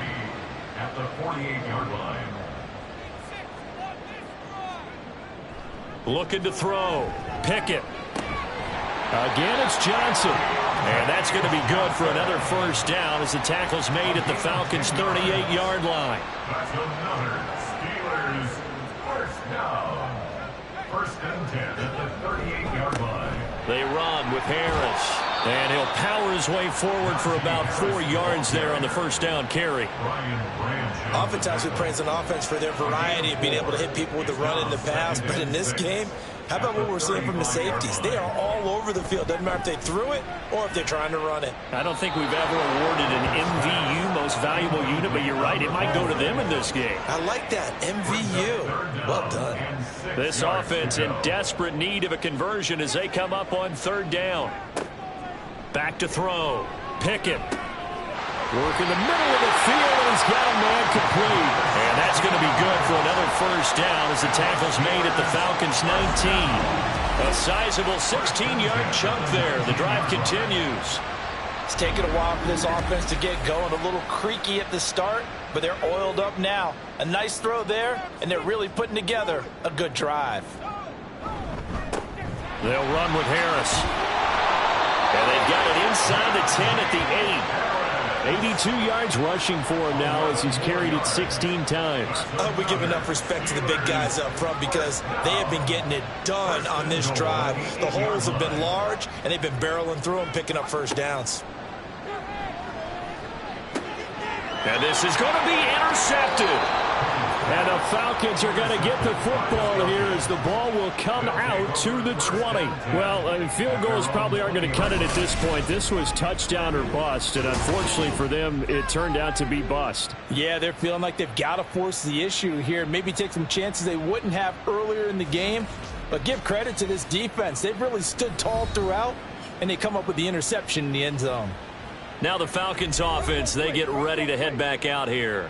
Obviously not the intended goal last drive. They had to punt the football, but still they've got the lead here, and now a chance to add on to that lead if they can get points on this drive. 1st and 10 upcoming. Give him 5 on the carry there, and it'll be 2nd down. Brings up 2nd and 5. Stroud out of the gun here. Throwing over the middle, and it's incomplete. Anytime a ball's thrown in the middle of the field that's popped up in the air, I expect someone to catch. It doesn't matter whether it's offense or defense, because there's usually a great amount of bodies in that part of the field.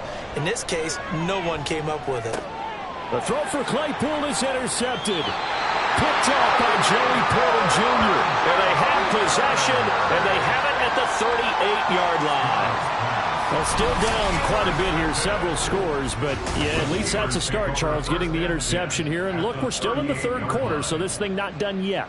You're right about that, Brandon. This defense, they haven't quit on this game. They stayed with it and got an interception and handed the ball back to their offense. And what you wonder about is the team that just threw that interception, they've got to be careful about developing a sense of complacency and thinking this game is over.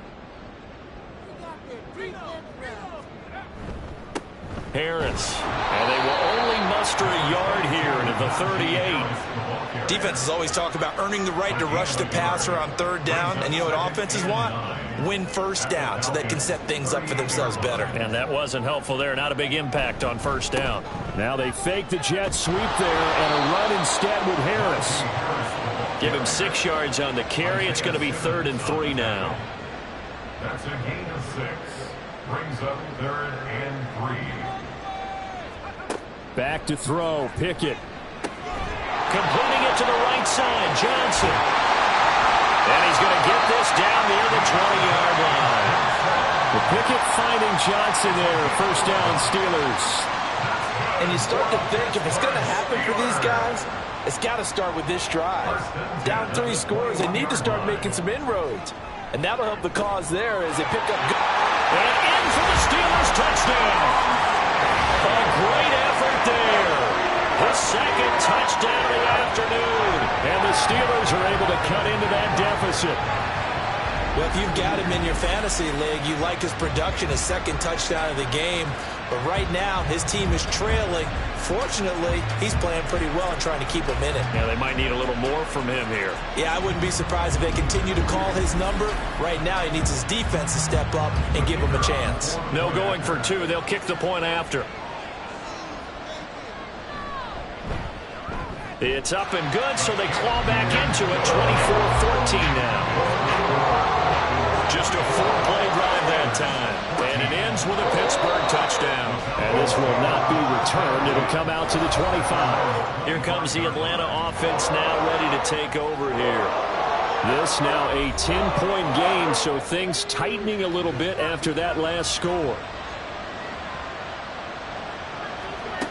They go back to the air here after the INT on the last drive. That's out wide here for Robinson.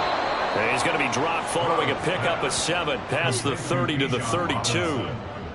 They'll operate from the 32-yard line here, 2nd and 3. At the 32-yard line. Play action. Stroud now. And that one too far in front. He couldn't reel it in. It's incomplete. That incompletion certainly makes this upcoming 3rd down a little bit more crucial. They need to find the right play to convert here and maybe start to tamp down a little bit of momentum. The other side is starting to gain. And now the 3rd down throw incomplete as well. I think it's safe to say he's made some questionable decisions out there so far. Forced some throws into tight coverage. He's already been picked off in this game. 4th down now, but he was fortunate on that one not to have another turnover on his ledger. And the fair catch is made at about the 27-yard line. 36 yards on the punt with no return. And out will come the offense as they take over. The Steeler offense here about ready for their next drive. A strong showing their last time out. They scored the touchdown, but Charles, they look up and they're still down double digits, so you feel like just to keep pace, this drive probably needs to end in the end zone as well. Yeah, and I think the best move for them is to not worry about how far they are down on the scoreboard, but to just remember the last drive and how it ended. Go ahead and try and repeat that. Then you can look at the scoreboard and see where this game is.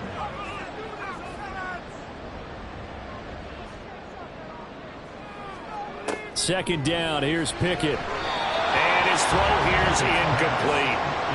That ball was tipped in the air, and while it ultimately fell incomplete, it caused a few anxious moments for the guy slinging it, who's had quite a day. He knows how to get it into the end zone. He's throwing it really, really well. And maybe Lady Luck is on his side because he avoided his first interception of the contest. Just a 1-yard gain on the play, and that'll mean a call to the punt team as it's fourth down.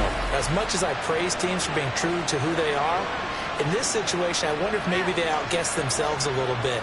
Third down seemed like an obvious passing situation. They chose to run it and didn't get anywhere close to the first down. The Steelers send out their punter now as they're forced to kick for the 6th time today.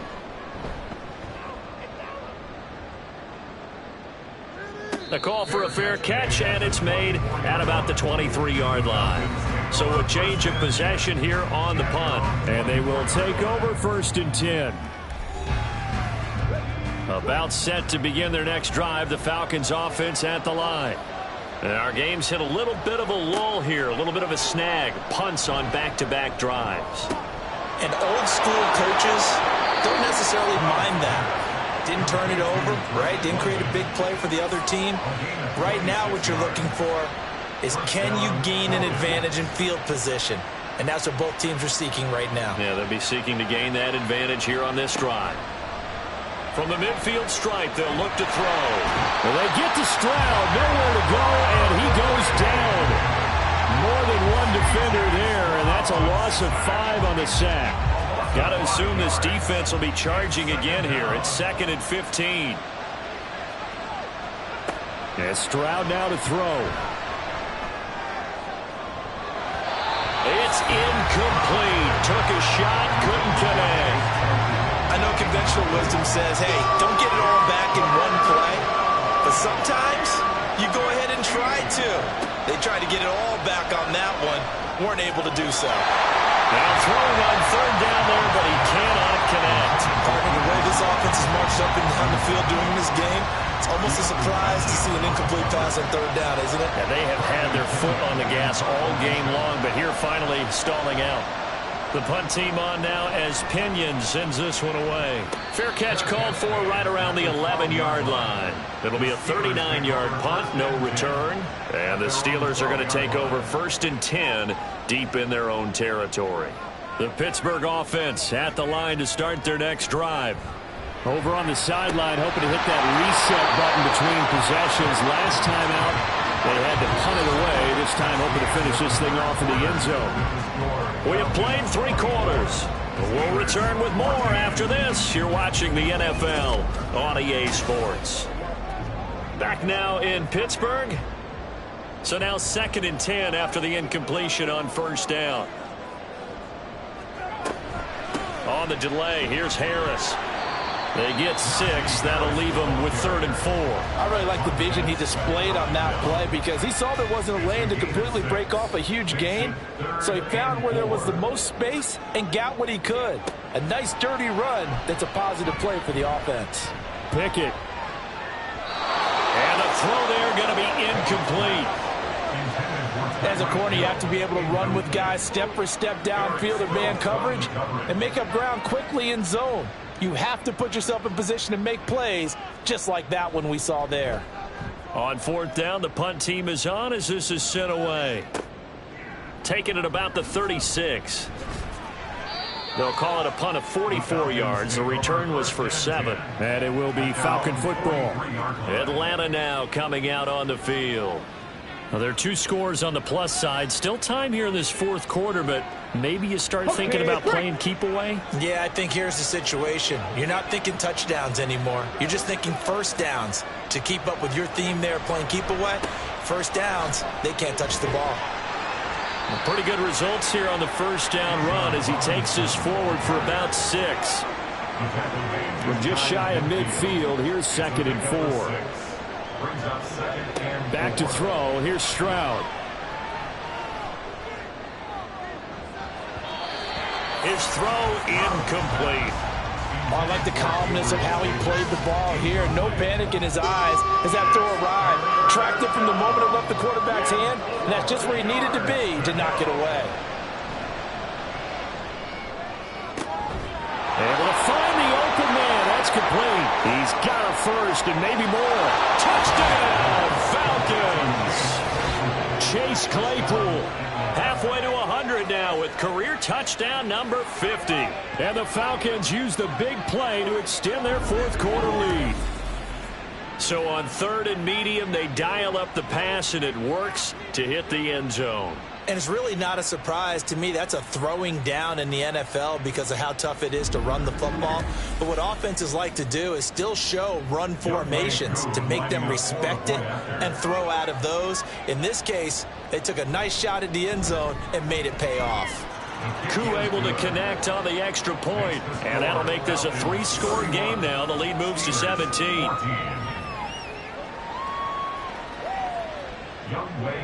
Following the touchdown, here's Koo to kick off. Taken at the goal line. And beyond the 20, but not by much. In fact, just a yard pass there to the 21. The Steelers offense now, they get ready to head back on the field. We said it at halftime that they would need a nearly perfect second half to erase that deficit that they were facing, CD. But unfortunately, the second half has pretty much been a carbon copy of the first. Yeah, that early lead was almost insurmountable the way their opponent was playing. And, partner, they do have some good news, though.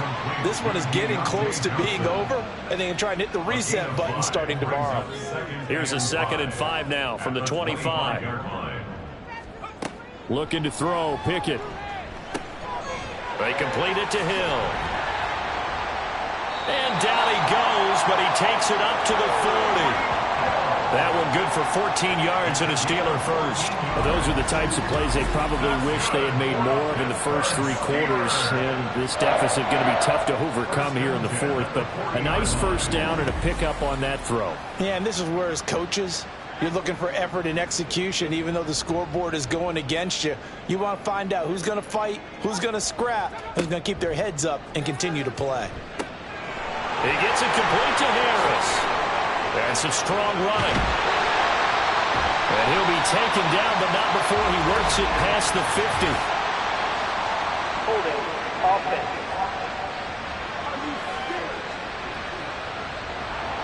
They're backed up here with a 1st and 20 now after the holding penalty. This is Harris on the draw. And he stopped immediately there. No gain on the play there. 2nd down. No gain on the play. Brings up 2nd down at the 30-yard line. Pickett, he'll look to throw it. And an off-balance throw there, and it's going to wind up incomplete. He started out having some troubles back in the first half connecting with his receivers. Really hasn't gotten a whole lot better. Yeah, he's at less than 50%, and you and I both know that just won't do. So I would think about spreading things out, putting it on the receivers, make them win those one-on-one battles on the perimeter and find their way open. Now the throw on 3rd down, knocked away and incomplete. That's coverage you'd expect to see in a tie game late. Not in a lopsided game like this. They are not letting up. Pickett, 4th down, desperation time. He's got his target. That's complete. And he is going to have the Steelers first down, and he'll have it by plenty as it turns out to be a big gainer there on 4th down. Well, give them credit. They're going to stay and fight this out to the end. 4th down, you've got to go for it. And they not only convert, but pick up some good yardage as well. So how about that for a chain mover? They're all the way down inside the 40 now for 1st and 10. Dialing up another pass here. Pickett. A short throw to Conklin, the tight end. And they'll get him down after a pickup of 8. 2nd and 2. Ball on the 30 now. Here's 2nd and 2. At the Falcons' 30-yard line. It's a short one here, complete to the tight end. And they just keep marching right along. First down on a pickup of 8 there.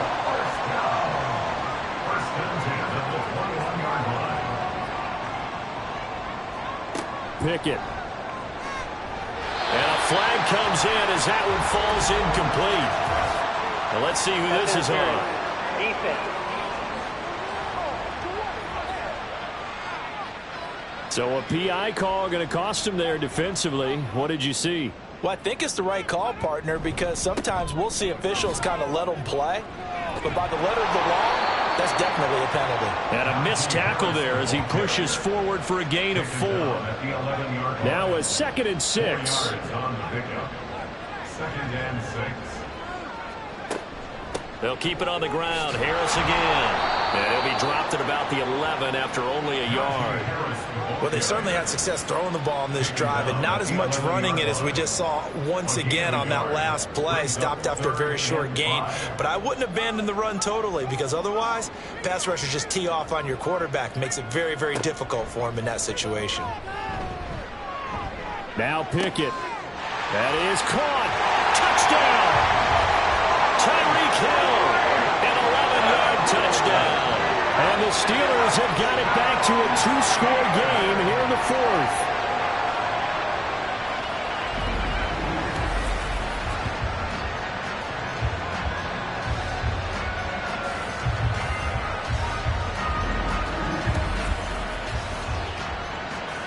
Now for the point after.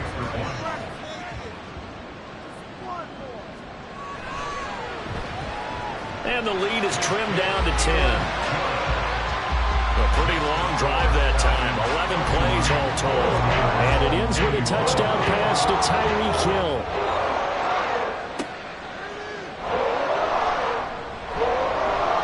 And he'll be tackled just shy of the 25. The Falcons' offense set to go. If they can score here, they have a chance to make this a 3-possession game and all but put things to bed.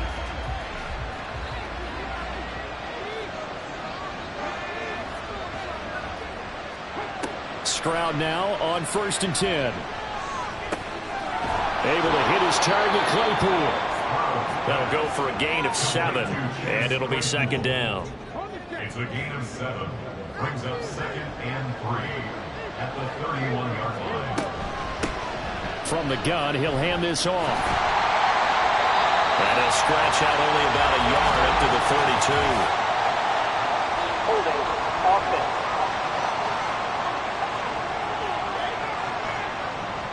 They'll come up now on a 2nd and long after the hold.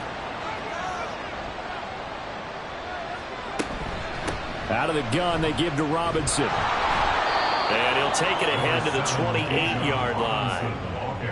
The recipe's pretty simple, I think, right? Just give your superstar the ball, continue to feed him. Yeah, don't overthink this one, right? Make sure he's touching the football, but you're also counting on his intelligence in playing the game as well. If it's not there, don't force the run. Just make sure you hang on to the football and keep the clock ticking. A throw there, but that's going to wind up incomplete.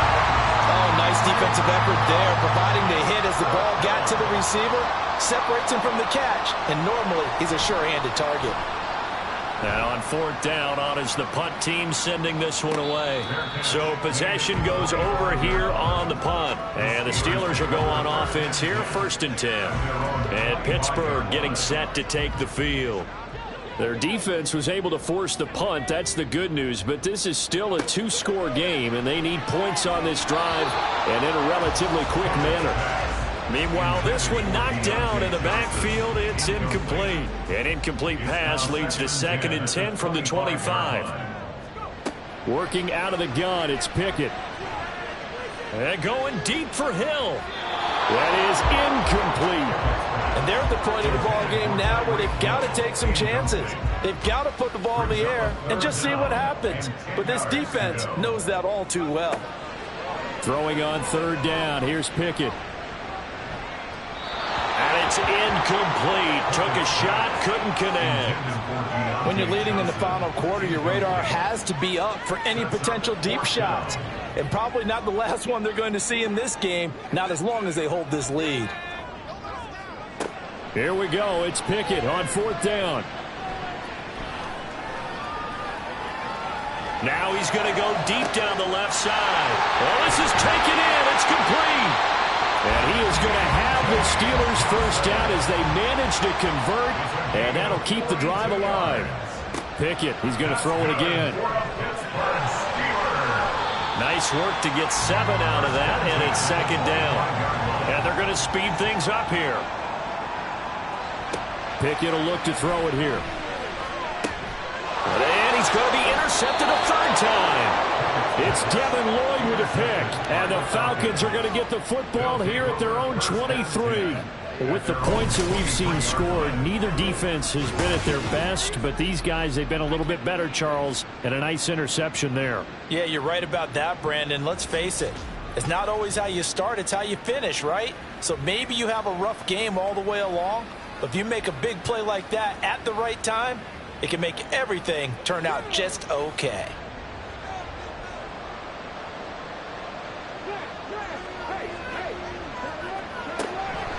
Now a handoff to start it out. Robinson. And he maneuvers up the middle for 3, and it's 2nd down. Got to figure now, after getting that turnover, they're just going to be happy to keep the ball on the ground, right? This is where covering the football, taking care of the ball, all the ball security terms that have ever been used, they come into play for the guys on offense right now. Just take care of it, and they've got a good chance of ending up winning this game. Only a couple there as he'll be brought down about the 28. And this is an absolutely big 3rd down that's been set up here, partner, and there's no other way to put it. The defense has to get a stop here if they have any hopes of winning this game. Has to. You said big 3rd down. I'd put the word big in capital letters here. On 3rd down, Robinson. Yeah, this won't be enough. Stopped a yard short after a gain of 3. 4th down. And now right out of the 2-minute break, we'll get a timeout used defensively with 1:56 to go. Here's Hill on the return. So here's Pickett and the Steelers. Down by 10. A little under 1:50 remaining. How will this thing pan out? We'll watch as they come up on 1st down.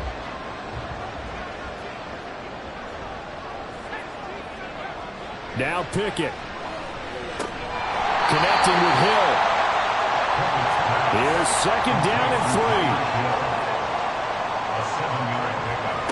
3. Looking to throw here. Pickett. He's got Johnson. And Johnson going to have a Steelers first down as he's up past the 45-yard line. Pickett to throw. Open man here is Conklin. And he is tackled inside the 40, not quite to the 35. 2 timeouts remaining, but time is of the essence. Down 2 scores. It's 1st and 10. Pickett. And this one too low. Limited time left on the clock after that incompletion, so I think both sides are going to savor every second to prepare before the next snap. Because once the ball's in motion, it may be a non-stop push to finish this drive off. Everyone better be on the same page right now, because I think they're going to try and get several plays off in quick succession if they can. Now the Steelers use the 2nd of their 3 timeouts as they'll stop it with just over 40 seconds to go in the game. Now Pickett. Looking end zone, but it's incomplete. That's certainly not the worst thing. It stops the clock and lets your offense catch its breath and lets us exhale a little bit. Now I expect them to call a couple plays in the huddle, so they're ready if a tackle happens inbounds. Pickett. To the end zone, but it's incomplete. Late game situation, things seem to be unraveling just a little bit, and that's when you start forcing the football, mainly out of necessity. Fortunate that one wound up incomplete, nearly picked off. And this is intercepted, and that should do it. And the Falcons are going to take possession here. It's a touchback, and they'll take over at the 20-yard line. So a good drive with a bad ending, Charles. They move it down the field well. Cannot finish it off, though, as it's intercepted in the end zone. Deflating, that has got to be the word here, because they were sharp in moving it down the field, but sometimes you start thinking like a touchdown is a given, and it doesn't always work out that way as we saw there. Here comes the Atlanta offense now ready to take over here.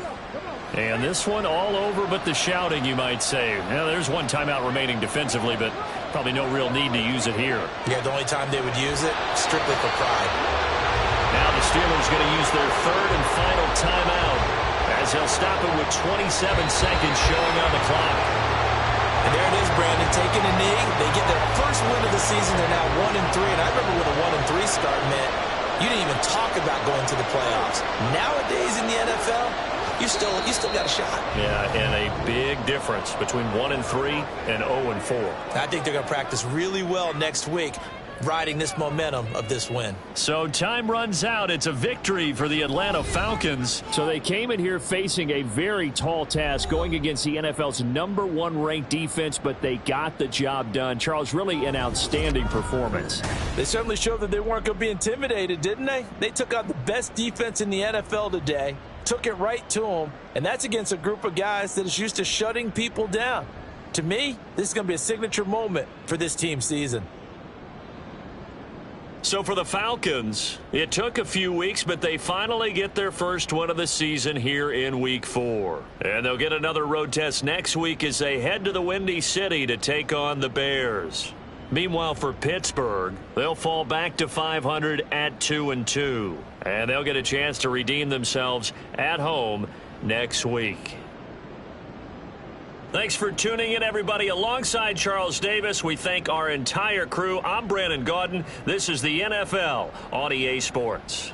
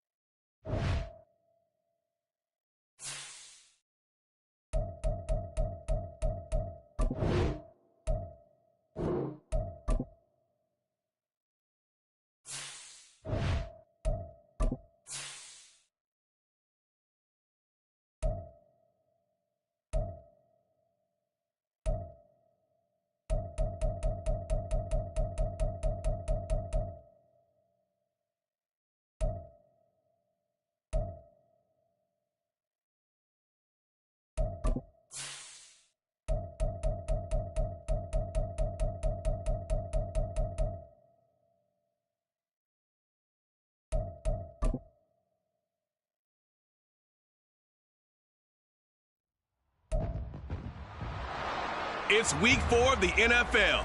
And coming up next, we'll see Kenneth Walker. He's coming off a historic game, topping Adrian Peterson's 2007 mark of 296 rushing yards. It's the 49ers and the Cardinals on Sunday night. It is a part of the country that could definitely use the rain, but it's also going to make for a very wet track tonight here at Levi's Stadium in Santa Clara, California. Tonight we've got a great Sunday night matchup on tap, as it'll be the Arizona Cardinals taking on the San Francisco 49ers. With Charles Davis, as always, I'm Brandon Gaudin. Charles, you talk about storylines in this one. I think it begins and ends with our two quarterbacks, certainly two of the best in the business. And nowadays, I don't think you can get by for long periods of time without a top-flight quarterback. The way the game is played, with all the responsibility he has and how the game flows through him, if he's not on the top of his game, your team's not.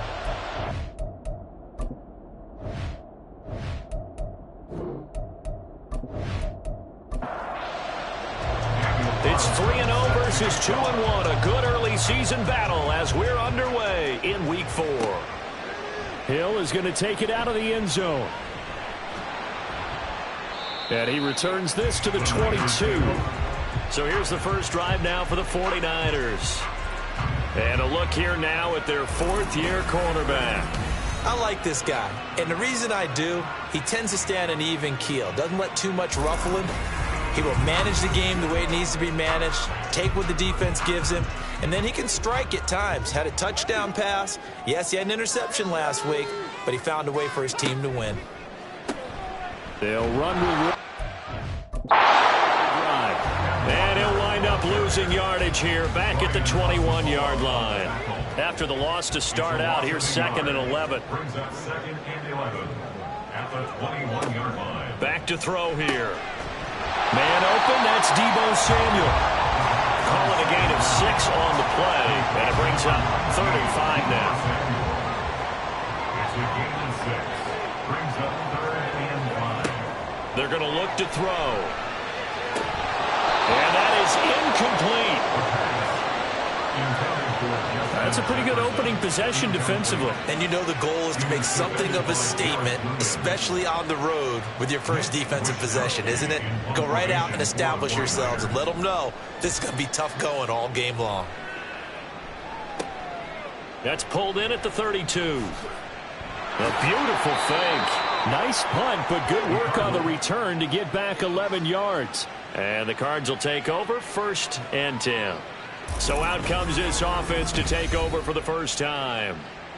They will be led out by the Heisman Trophy winner from 2018, drafted #1 overall the subsequent year, Kyler Murray. And when you have a guy like Kyler Murray under center, it not only opens up your playbook, it allows you to draw up even more plays because he's among the best dual-threat quarterbacks in the league and a true playmaker.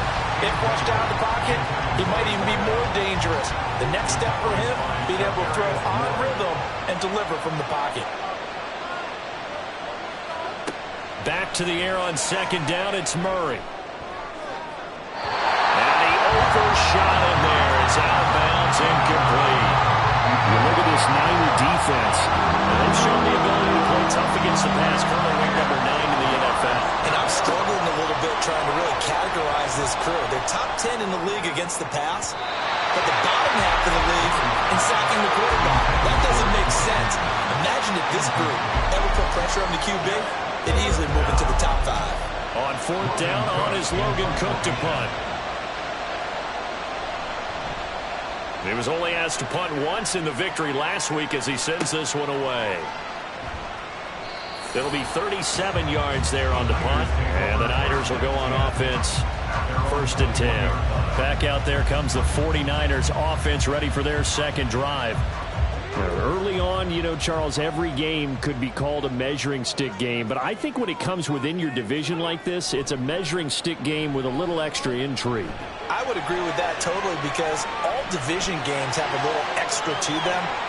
But I like where this game is situated because at this stage of the season, it has that little extra juice, but at the same time, it's not a make or break if this were, let's say, week 15, 16, somewhere in that neighborhood. Now a play fake here on 1st down.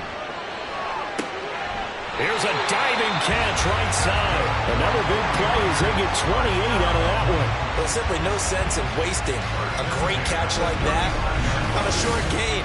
Get downfield like you just did there and use it up that way. No dink and dunk.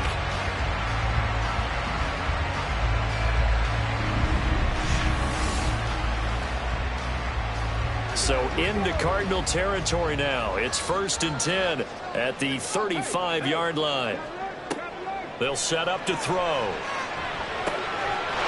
Another one on this play for Justin Jefferson. And he's got this down almost to the 20 before he's dropped.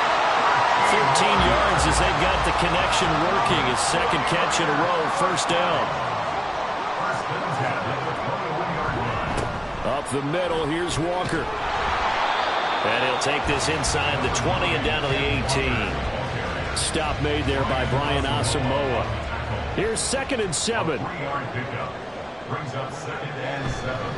Sticking with Walker on 2nd down. And he'll get it here to the 10-yard line. 9 yards on the play there, and it'll set him up 1st and goal. That's how you pick up a 1st down. You know where the sticks are, you know where the 1st down marker is, and you find a way to get there. That's called having vision. He had a lot of vision last week, didn't he? NFC Offensive Player of the Week, he was dominant. Complete to the tight end, Kittle, over the middle of the field. That'll bring up 2nd and goal after the gain of 5.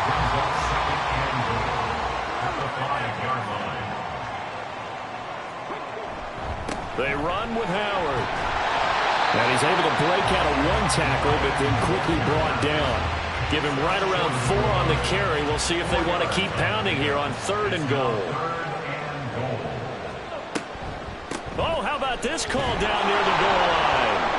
Well, they hit him in the backfield, and he will not escape. And that is not going to get it done. A loss of a yard, and it brings up 4. This defense is a difficult one to prepare for, one of the best in the league. They'll come at you from all angles, and they did a nice job there stopping him for a loss. Jake Moody now on for the field goal. This is less than an extra point, just a 19-yard attempt. And this one is right through. So 3 points on the board, as easy a field goal as you're going to get, but I can see you shaking your head. I love that peripheral vision of yours, partner, because to me, if it's the 4th quarter and you're up 6, I get it.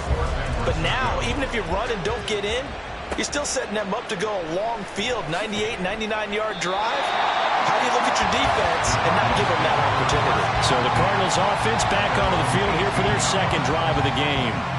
And on the first drive, 3 and out. And I know that these are professional athletes, but I would imagine sometimes you get the nerves at the beginning of a game still, don't you? Those don't ever go away.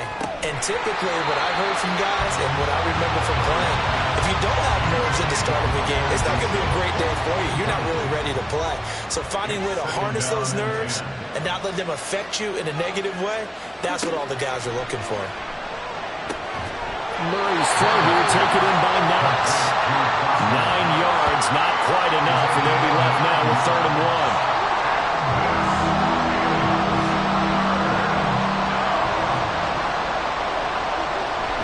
Play action.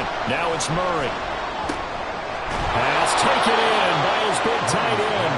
And he is going to have a Cardinals 1st down as they're able to convert by plenty there on 3rd and 1. Many different ways to create space, but on that play, he did it with that big, wide body of his. Didn't get a whole lot of yardage on the play, but it did what it was supposed to. Pick up a 1st down. They try and run on first down, but to no avail. Tackle for a 2-yard loss in the backfield. Part of the thinking when you bring in extra tight ends, you're hoping that each of your guys gets those one-on-one blocks and creates a crease for your runner. You know what the converse is, though? You've got to win those one-on-one blocks, and when you don't, that's the result you end up with. Found a little room there as he's up to about the 37. Well, this defense for the Niners, they were terrific a week ago in the win over Washington. I have to admit, I was extremely impressed by what I saw on tape because they stayed in the face of the quarterback the entire game, ended up getting 4 sacks total, and made it difficult for him to step up and find receivers downfield. Also made it hard for him to escape the pocket and run. Big yardage there on the scramble. It gets him a first down. On third down, he obviously wants to throw the football, but there's nowhere to go with it, so he takes off and goes. And nowadays, to get to the first down marker, he blows right past it and picks up big yardage. Partner, that's a great bit of improvisation. So the big play changes the complexion of things. Here's 1st and 10 just outside the 30. From the gun, they'll try to run it. Oh, look at the juke. And he's going to take this one down to the 25. The numbers for him from a week ago: 19 carries, 69 yards. Just an all-right day from him last week. He really didn't break out for the huge yardage he had hoped going in. I talked to him before the game, though, and he knows this is a new, fresh opportunity. He's put last week behind him, and his focus, getting some extra yardage with every carry he receives this week. And he'll be a couple yards shy of the red zone here at the 22-yard line. A gain of 4 yards. First down, Cardinals. Throwing on first down is Murray. Oh, it's intercepted. A drive killer there. And the 49ers are going to get the football here at their own 23. So a first interception thrown for him there, and that really not the best decision either. Not at all. That's something he did not do in their victory last week. No interceptions in that game, but this defense, they're able to take advantage of an early mistake. Now let's see if they're going to turn it into points. San Francisco's offense returns to the field. They've got a 3-0 lead and the football as they start 1st and 10. Here's Walker to start the drive. And he'll get this just across the 25-yard line. The numbers for Walker from last week's effort, just downright unbelievable. I mean, when you amass that many yards, I don't know what else to say. Personally, I thought it was a game for the ages for him. Ripped off some long runs in that contest, didn't he? He did indeed. Some very long runs, and that total, scary.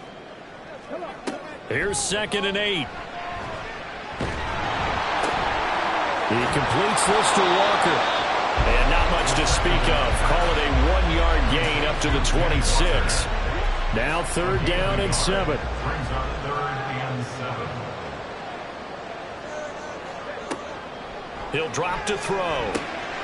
He's got his target. That's complete. And he's going to have a Niners first down as they're able to get the 3rd down conversion. The Niners at 3-0 here in the month of September. And they come in on a pretty good roll here. Winners of 3 straight. And the offense last week, they certainly have things humming because if you can run up 40-plus points a game, you certainly take a lot of pressure off of your defense, and you're not going to lose very often. And he slips up past the 45 before being tackled. The Niners have the first down on a gain of 11.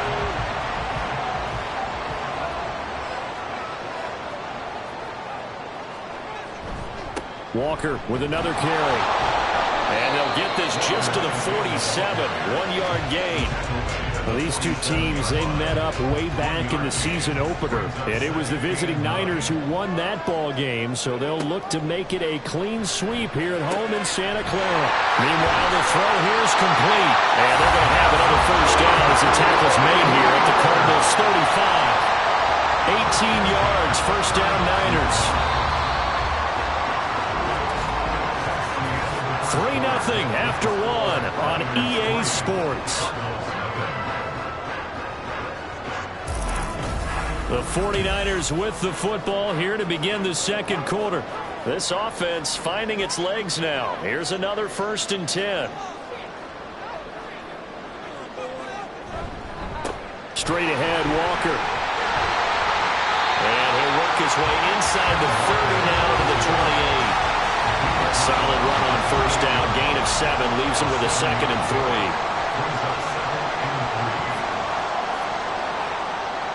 He'll look to throw.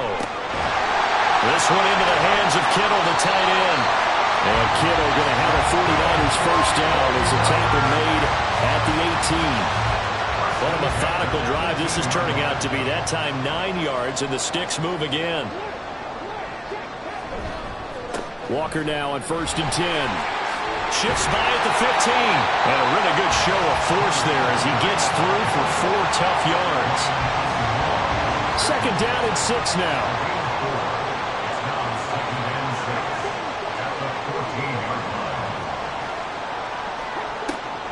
They'll set up a throw. And he's got his man in stride, complete. That leads us to a 1st and goal. It's a pickup of 8. And the tight end is certainly a position built to move the chains because they can control space underneath. If they've got good hands, then of course they're a dynamic target. But one other thing is they're right in the sight lines of a quarterback on just about every play. And that makes it easier for the quarterback to pick him out and deliver. Give him 4 on the carry there at 2nd and goal. The 2-yard line. Mitchell. Diving for the end zone, and he'll get there. Touchdown. And Charles, he's able to dive in there in a short yardage situation. Just find a place to get to the end zone. Didn't matter where it was, but once he did, used his nose for the end zone and dove in.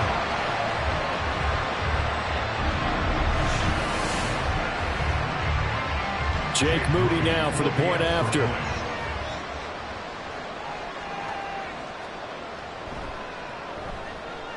It's up and good, and that'll increase their lead to 10-zip. That one in the books as a 12-play drive, and it's culminated by a 2-yard touchdown run.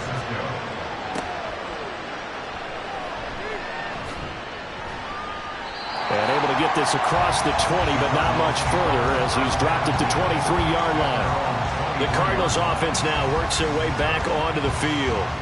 And this not an easy situation. You're down early, in the elements, you're on the road. How do you get the mojo back? Well, one thing is to remember that as an offensive player, you have a much better idea of what you're trying to accomplish and where you're trying to go than the defender. So in this case, because you know it, you can make your cuts with a little more decisiveness. Maybe a second fake, some double moves, things of that nature to go ahead and try and put some pressure on the defense. Now Murray off play action. And this one taken in on the right sideline, but not in the field of play. They say it's incomplete. The throw led him a little too far. It brings up 3rd down. Here's Murray as he sets to throw it. Now they set up the screen. That's complete. And he'll be stopped at the 27-yard line, well short of the 1st down marker. They do get 7 out of that, but not enough to prevent a 4th down. Here's Logan Cook now to punt this one away.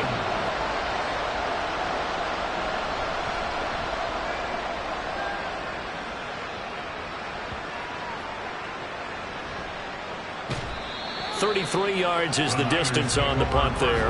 And out will come the offense as they take over. San Francisco set to go on offense once more. That last drive, it was a good mix. Run, pass, defense on their toes. And what really helps out in a big way is when you're doing the run-pass mix and everything's working, that means that they're guessing wrong every time on defense. They think you're going to pass when you run and vice versa. I would continue that, and when they finally draw a beat on you, maybe you mix it up a little bit, a little play action and throw the ball. And will they maintain that balance? Time to find out. The throw over the middle taken in, and he'll only get a yard to bring up 3rd and 1. The Niners on 3rd down, just 1 for 3 thus far. They're up against a 3rd and 1 situation. They'll try for the first with Walker. And he'll get up to the 43-yard line. They only get 2 there, but on 3rd and 1, that's all they needed to keep the drive alive. I like this focus there because he wasn't thinking about breaking that one big. All he thought about was, I need 1. Let's go get that. Ended up picking up 2. In motion left here, one of their tight ends. Back to Walker on 1st down. And able to break 1 one tackle, but then quickly brought down for a nice little gain. 44 yards rushing for him now to this point. Second down and 4.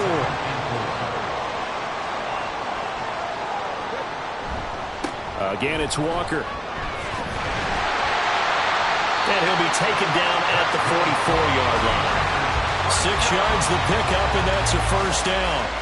Well, you know they had a third down play on standby just in case, but he says no need with that carry. Runs like that will continually earn him more work in this and future contests.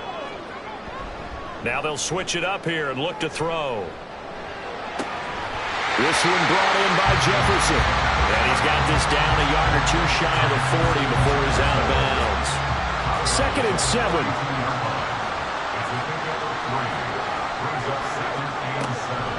A shotgun handoff to Mitchell. Oh,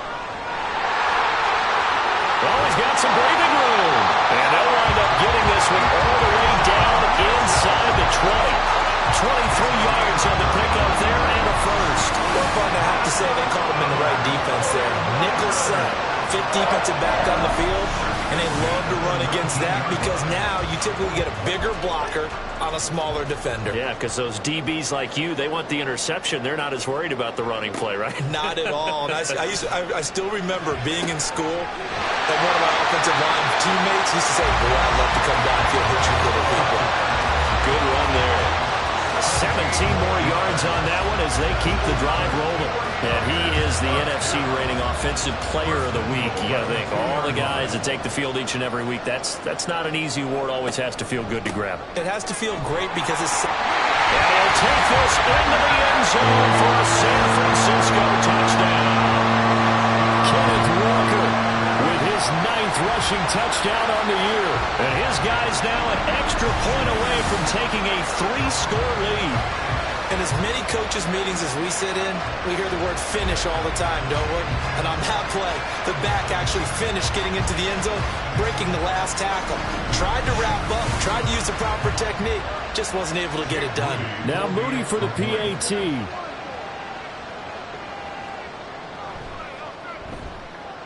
He's got it, and it's 17-0.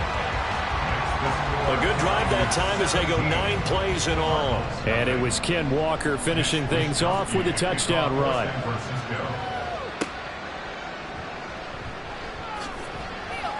And makes it across the 20 as his guys will set up shop at the 23-yard line. Arizona getting ready to go as they take the field. It hasn't gone particularly well for them, that's obvious. In these conditions, no points so far. They've got to get that offense on track. The question, how do they do it? It is the age-old question, isn't it? And to me, finding a way to make sure your playmakers touch the ball without it being too exotic. Meaning you don't have to go deep down the field. Maybe you hit them on those short passes on the perimeter. Make sure you just turn around and hand it to your best runner and get out of the way. Don't cause any extra stress on your offense. Now a deep ball there on 2nd down, but it'll wind up incomplete. An incomplete pass on that last play, and that means they'll need to come up with something here on 3rd down. Here's Murray. Able to find the open man. That's complete. And they get him down, but not before he takes it across the 40-yard line.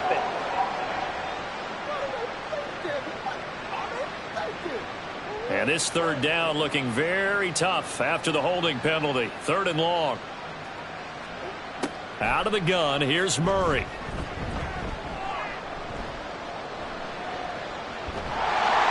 And he's taken down, trying to do a little too much, getting outside of the pocket, and it results in a sack. Multiple defenders there to drop him for a loss of 4. Here's Logan Cook now as the drive goes backwards, so he's on to punt it away.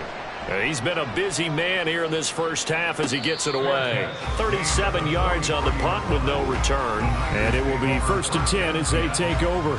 Kenneth Walker headed back out there. And it may just be the 2nd quarter, but he's in his zone, well on his way to eclipsing that 100-yard mark. And when a back has a game, as we're witnessing right now, his name's going to be in the books, but it's really a collective deal, isn't it? Because that means he's getting plenty of blocking, a lot of help from his teammates, but he's making the most of it. Yeah, he's made the most of it to this point. They don't need to run another play here before the 2-minute warning. Let's see if they do it anyway. Sticking with Walker on second down. And a good push there defensively as they stop him at the 48. Gain of just 1. They had 3 yards on first down, just 1 yard there. Second quarter action with 1:59 remaining. The Cards going nickel. An extra defensive back out there now on third down. Now back to throw. Setting up the screen here. This is Walker. That he won't quite make it. He needed 6. He got about 5. Fourth down. The key to any screen play is all in the deception. That means everyone on the offensive side of the ball. But someone gave it up because that one wasn't very well concealed. And the defense able to rally to him and hold him for just a short gain. And this will be out of bounds. Now it's a question of where they'll mark it. And they'll say it crosses at the 11-yard line. Here's the Arizona offense now as they get set to take over. Charles, we'll see what they can do here. Not a ton of time left, but enough certainly to get points out of this drive, and they need them right now because they're trailing. Yeah, this is exactly why you practice a 2-minute drill all through camp and at least one practice each week before a game. A minute left, more than enough time to string a few completions together, reach the end zone, and then make that walk back to the locker room just a little more animated. They'll try and set up the screen. It's complete. And they're able to bring him down at the 20. They're going to need to get up and set in a hurry. Murray to throw on 3rd and 1. Now he'll dump it underneath to his running back, complete. The Cardinals going to use the first of their timeouts as they get the stoppage with just under 50 seconds remaining in half number 1. Got a man, and he hits him in stride. And he's brought down, getting this one up to about the 35. First down, Murray. Forced out to his left. And he'll be out of bounds up near the 45 at the 44. He'll wind up getting 9 after tucking it and running, so it'll leave him with 2nd and a yard. On play action, it's Murray. And he will slide to a stop. He does have the first down. Now the Cards going to call another timeout, their second, as they'll stop it with 17 seconds to go in this first half of action. Going to look deep for Wilson. And this is caught inside the 5. A big play there just before halftime. 47 yards. Now here's a timeout as they're going to get it with 8 seconds remaining here in the first half. This is 1st and goal and a golden chance to get a score back here before halftime. Throwing now is Murray. Looking end zone, but it's incomplete. This defense is going to have to finish the job. There's still a second half that they have to play. But so far, an absolute total effort. They've disrupted the passing game, stressed the pocket for the quarterback. They forced him into errant throws. Everything they're doing has been executed well. So a conservative decision there, but it does put him on the board. And I know the players hate it and the coaches hate it, but sometimes you just got to take the points when they're there. Sometimes a field goal is pretty darn good.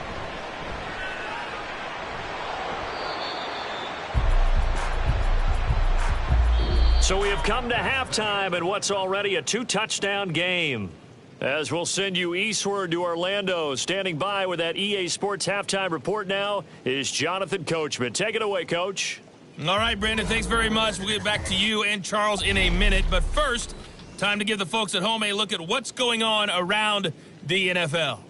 We'll get started up at Lucas Oil Stadium in the capital city of Indianapolis, where it was definitely a game with some intrigue, as you can see by the scoreline. The Titans get back to 500 at 2-2 with the victory. From there, we head to Foxborough to check on the Patriots at home at Gillette Stadium. And they were winners in their ball game as they were able to handle the visiting New York Jets. Tua Tagovailoa sharp in the victory as his guys bounced back from a tough start to the year to claim victory number 1. And then finally, a good one on Monday Night Football to wrap up the week between the Buffalo Bills and the Miami Dolphins.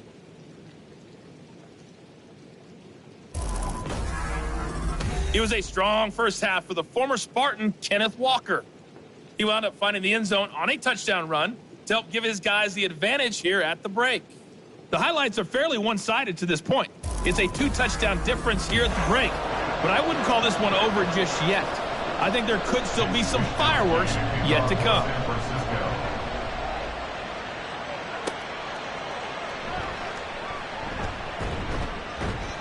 And not much happening on the return as he'll get this to about the 23. So here's the Cardinals offense now as they get set to start this third quarter. And right out of the gate, they face what you think could be a pretty important drive. I would say so. You know, they're down 2 scores. That's not the end of the world. It wasn't the strongest of first halves, but for them to start calling back, they've got to start putting more pressure on that defense, start cutting into this deficit. You can't have 3 and outs and expect to get that done. Back to the air on second down, it's Murray. Looking left side, and he's got a man. That's Higgins. And he'll get this up past the 25 before he's out of bounds.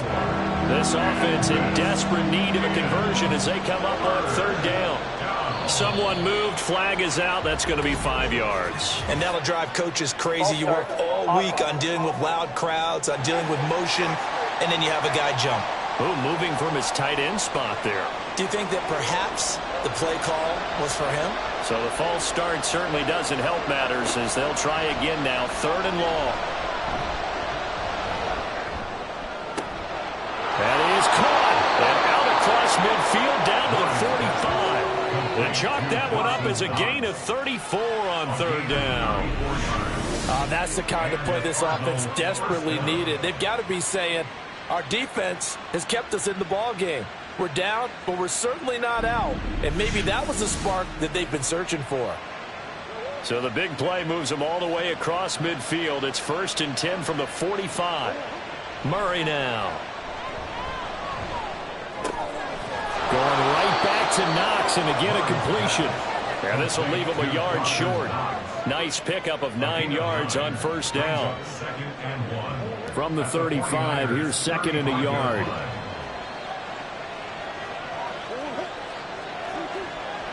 Play fake. Murray. And he can't get rid of it. He's taken down. That is Nick Bosa from out on the edge who worked his way in for the sack. This now a 3rd and 4.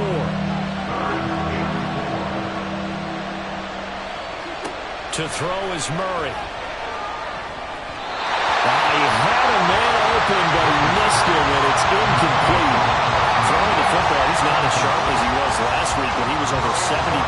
Right now, he's under 50%. Well, that comes from extra game film, extra time. You know those guys watched him all week, saw how precise he was, and constructed a defense to try to chip away at that, and thus far they've been successful. Yeah, 55 yards is anything but a gimme. You've got to really concentrate on your leg swing and proper technique. This time, though, he's unable to convert. Here's a look at the 49ers offense as they make their way out for their first possession of the second half. Now they're set up nicely at the 45-yard line after the missed field goal from 55. They'll start on the ground here on first down. And he'll be brought down at the 50 after a gain of about 5. If you're a coach, you'll absolutely take that run every time on first down because it really sets you up to go in a number of directions here on second. At the 50-yard line. From the midfield stripe, they'll look to throw. And he's able to take it across midfield before going out of bounds. Calling a gain of 3 on the play. And it makes it 3rd down and 2 yards to go. 3rd and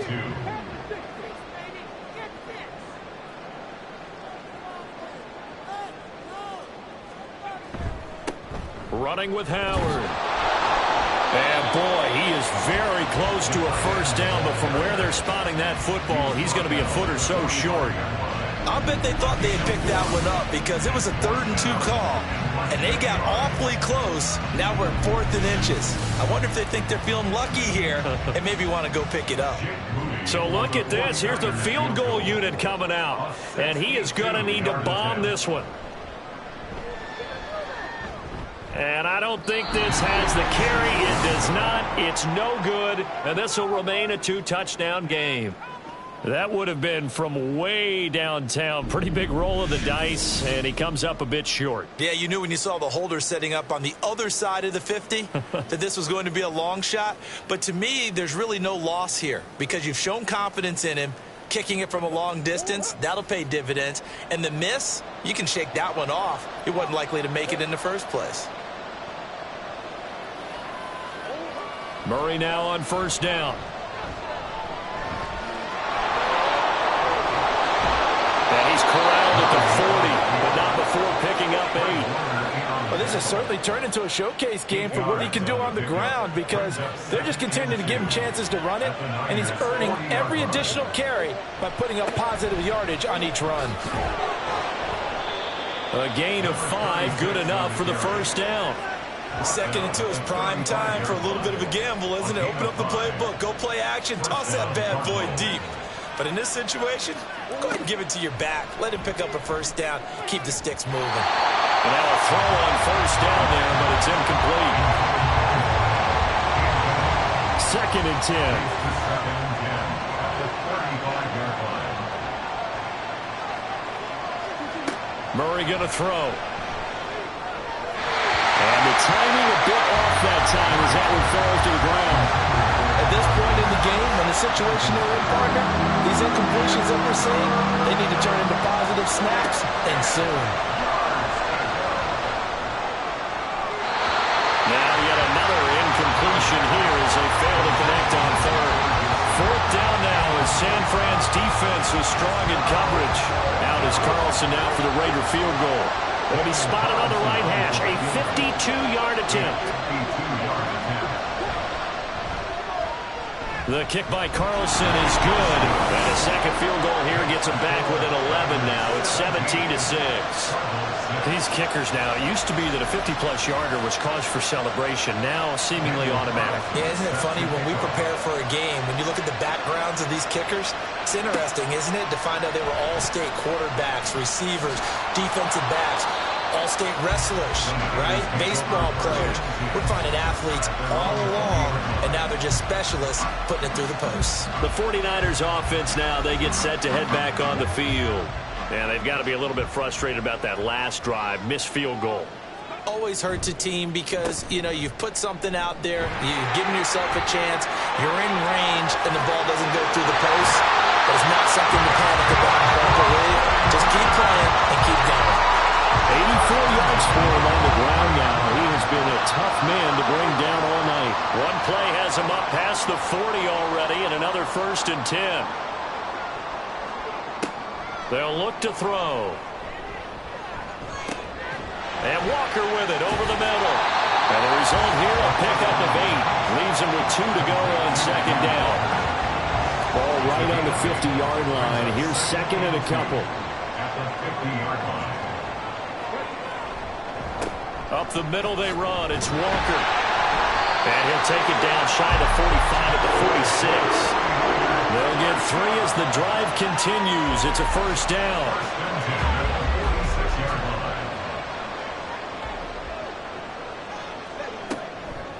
Running left, here's Mitchell. And that play goes nowhere. Taken down, losing yardage at the 50, right at midfield. It's a loss of 4 there, bringing up 2nd down. And that's exactly what you're looking for at the inside linebacker spot. Versatility. He can drop into coverage, or as he did on that last play, use his speed to get to the perimeter and knock the ball carrier for a loss.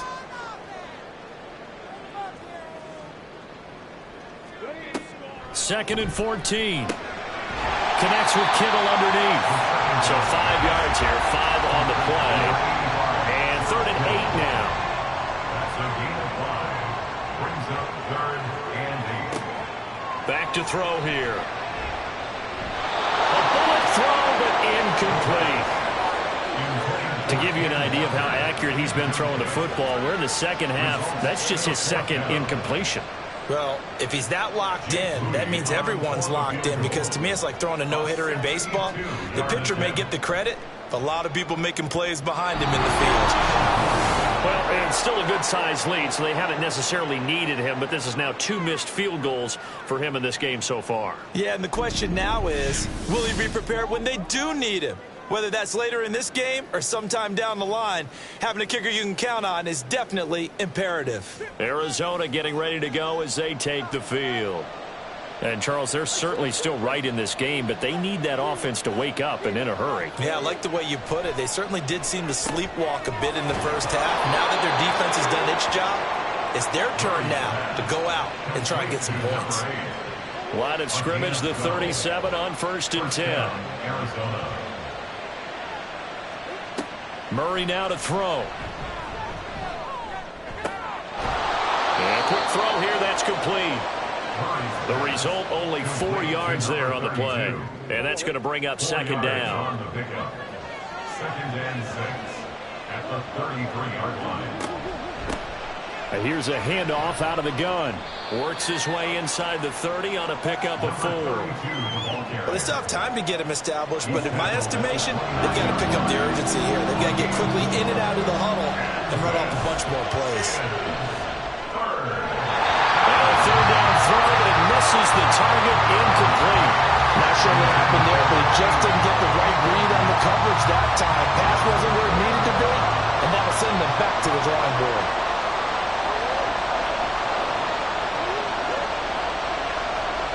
Murray and company going for it on 4th. And he's brought down. Can't do anything with a football. It's a sack and a turnover on downs.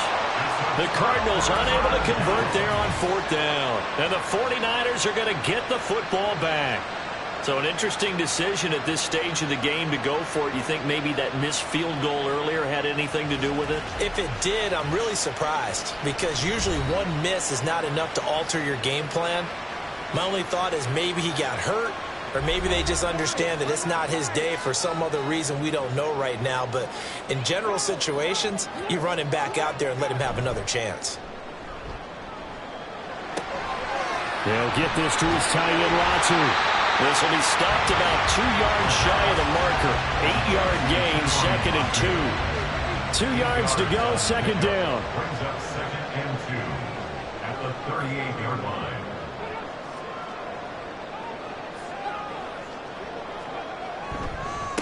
On the handoff, this is Walker. And nothing doing. He's immediately taken down at the line of scrimmage.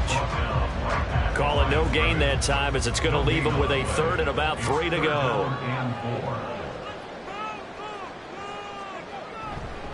Now Howard. And he's got the first down yardage as he brings this up to the 47. And that gain of 9 buys them a new set of downs. How about that there? No frills, no additives, right? Nothing crazy. Just find a way to pick up the first down. A nice run right there. Now a run with Walker. And he is met in his tracks behind the line of scrimmage. That's going to wind up a loss of a full 3 yards on 1st down.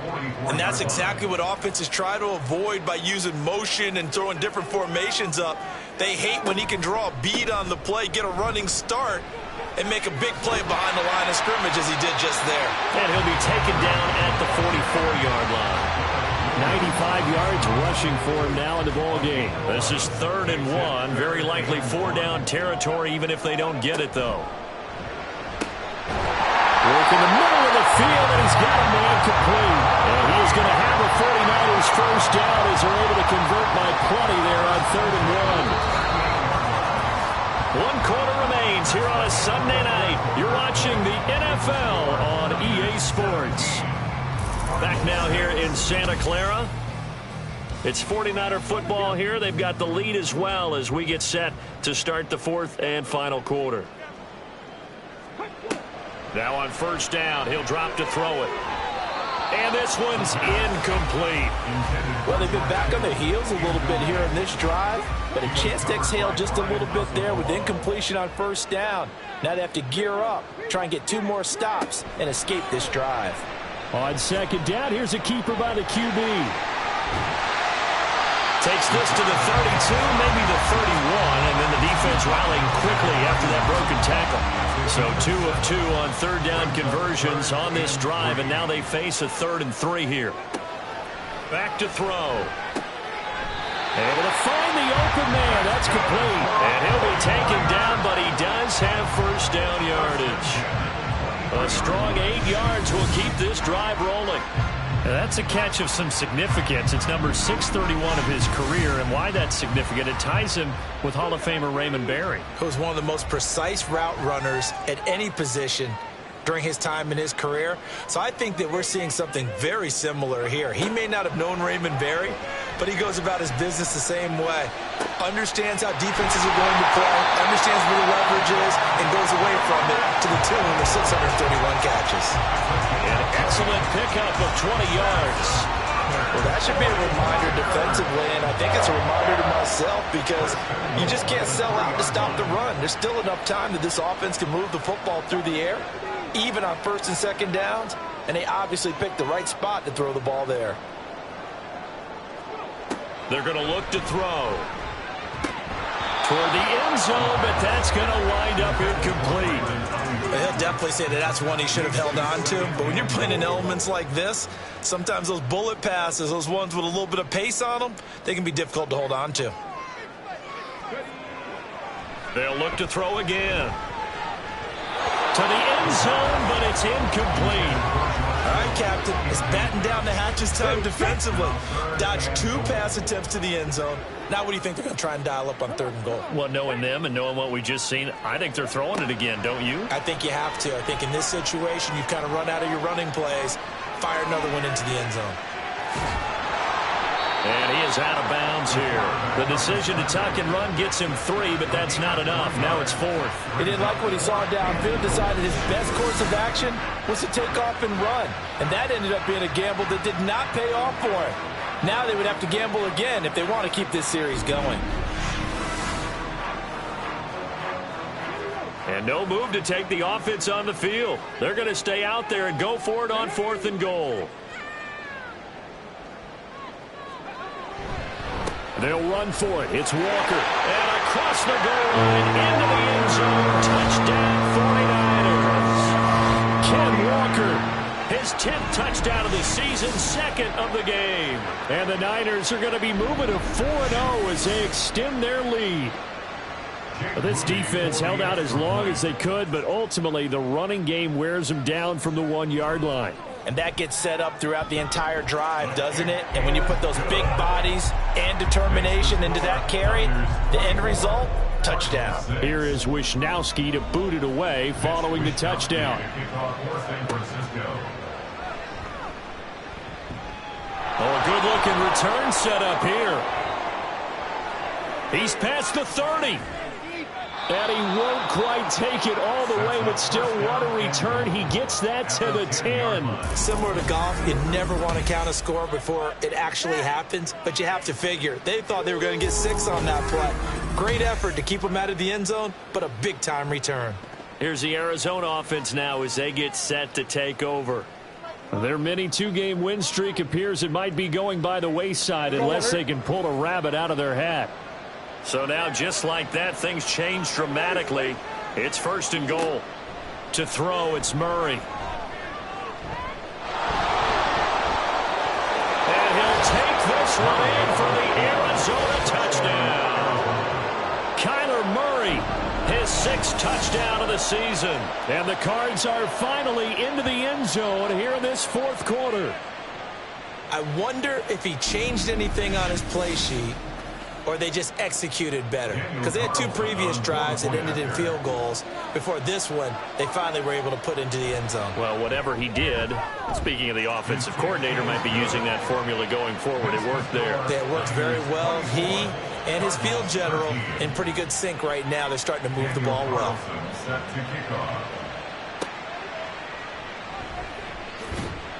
And running with power here. And taken down just past the 20 at about the 21-yard line. The 49ers offense making its way back out there. And that last drive was very, very balanced, pretty methodical. You think they go that route again? I'm always of the school that until they stop me from doing something, I'm going to continue. And I think that that's exactly what they'll look to do. But the beauty is the balance that they've created sets up opportunities for big plays. Looks like a run, turn into a play action, and throw one deep. Ball at the 23, second and 8. Sticking with Walker on second down. Takes this to the 27, give him 4 yards. Well, if you're a football guy, that's a pretty run because everyone is in sync right there. Obviously, the guy carrying the ball, but how about the people up front? Leverage, athleticism, they created some nice space for him. He's got his target. That's complete. And he's going to have a Niners first down as he'll be marked down a yard or 2 past the marker following a gain of 6. Would it be safe to say that as precise as routes are supposed to be run in the NFL, maybe they're not quite as precise in college ball? That's accurate, yeah.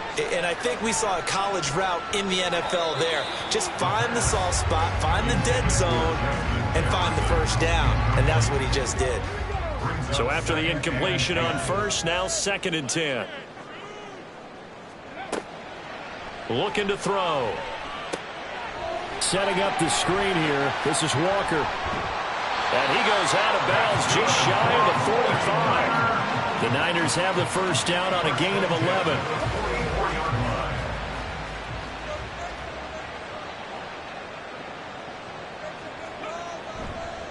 On play action, they'll throw. And incomplete on the deep ball. Oh, that's some good closing speed there defensively because that looked open for a minute. But that's great work with the ball in the air. Never gave up, converged on his man, and broke the play up.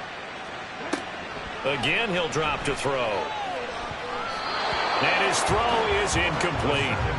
Give them credit for excellent coverage, tight coverage. They're doing a lot of things that we talk about in basketball. They're causing disruptions in the passing game. And as long as that continues, it'll be tough for them to gain any momentum throwing the ball downfield. That is caught. And they're going to have another first down as the tackle's made here at the Cardinals' 32-yard line. That one goes for 24 yards. Partner, I like that they're staying aggressive on offense because to me, this drive is what is known as a put-away drive. You score here, that might put this one to bed. I like the fact that they're playing with confidence and not playing with fear.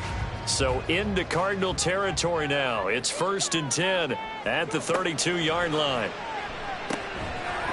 The throw over the middle taken in. So just 3 yards on the completion there. And that will bring up second down. It's a pickup of 3. Brings up second and 7. Back to throw again. And oh, he coughed it up. But it looks like one of the DBs has it. And his guys are going to take over at the 31-yard line. Partner, that one looked like it was over. I mean, they had control, had the football, and the defense had to make a play in order to keep them in the game. That's exactly what they did. And now that door ajar, 2-score game, so hold on here, not done in the fourth. Arizona getting ready to go as they take the field. They trail by 2 scores in the fourth, and their defense did its job getting the fumble recovery.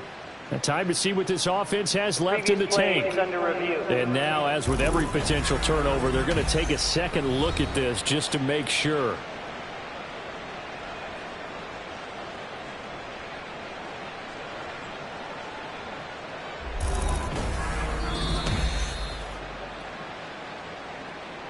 So that one overturned. They say the knee was down, and that will not be ruled a fumble. They'll stick with the passing game as he looks to throw. Again to the big tight end, George Kittle. And he is going to have a 49ers first down. They needed 4. He doubled that. He wound up getting 8. When the offense reads blitz, doesn't matter where it's coming from, tight ends know that they become a big part of the passing game because they should be an easy outlet when all those extra bodies are trying to get to the quarterback. A hot route, so to speak. On first down, he'll drop to throw. That's caught by Deebo Samuel. Touchdown, San Francisco. From 17 yards out. And the Niners are about to make it 4 straight as they add to this fourth quarter advantage. I've heard you use the term put-away drive, and that right there seemed like the definition of a put-away drive. Yeah, it certainly just pops right up out of the book, doesn't it? Because up 2 scores already, just wanted to possess the football, keep converting and picking up first downs. And if the drive ends in 3 points, that's terrific. If it ends in a touchdown, fantastic. Here is Wisnowski to boot it away following the touchdown.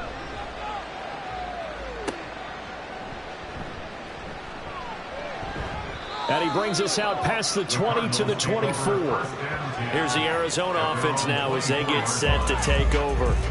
As this offense comes back out here, Charles, they're trailing in this ball game. And they've been on the sideline for a while. They did score their last time out, but they just had to watch that long, sustained drive. So we'll see if they can shake the rust off. Yeah, and that's always a question that you have when you have to come off the bench after having sat there for a long time. Are you ready to go? Are you loosened up? But even more so, are you mentally alert and ready to put your best product out there? Murray looks to throw again, 2nd and 10. Now they go screen. It's complete. And he's able to get out to the 32, brought down there. That'll leave them with a 3rd and 2 coming up. They got 8 yards there.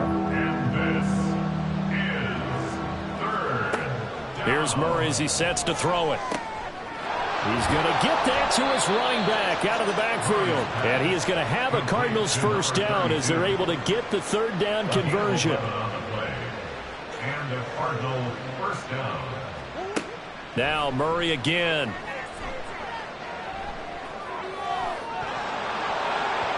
And a penalty flag comes in as that one winds up incomplete, but the contact is going to move the ball well downfield.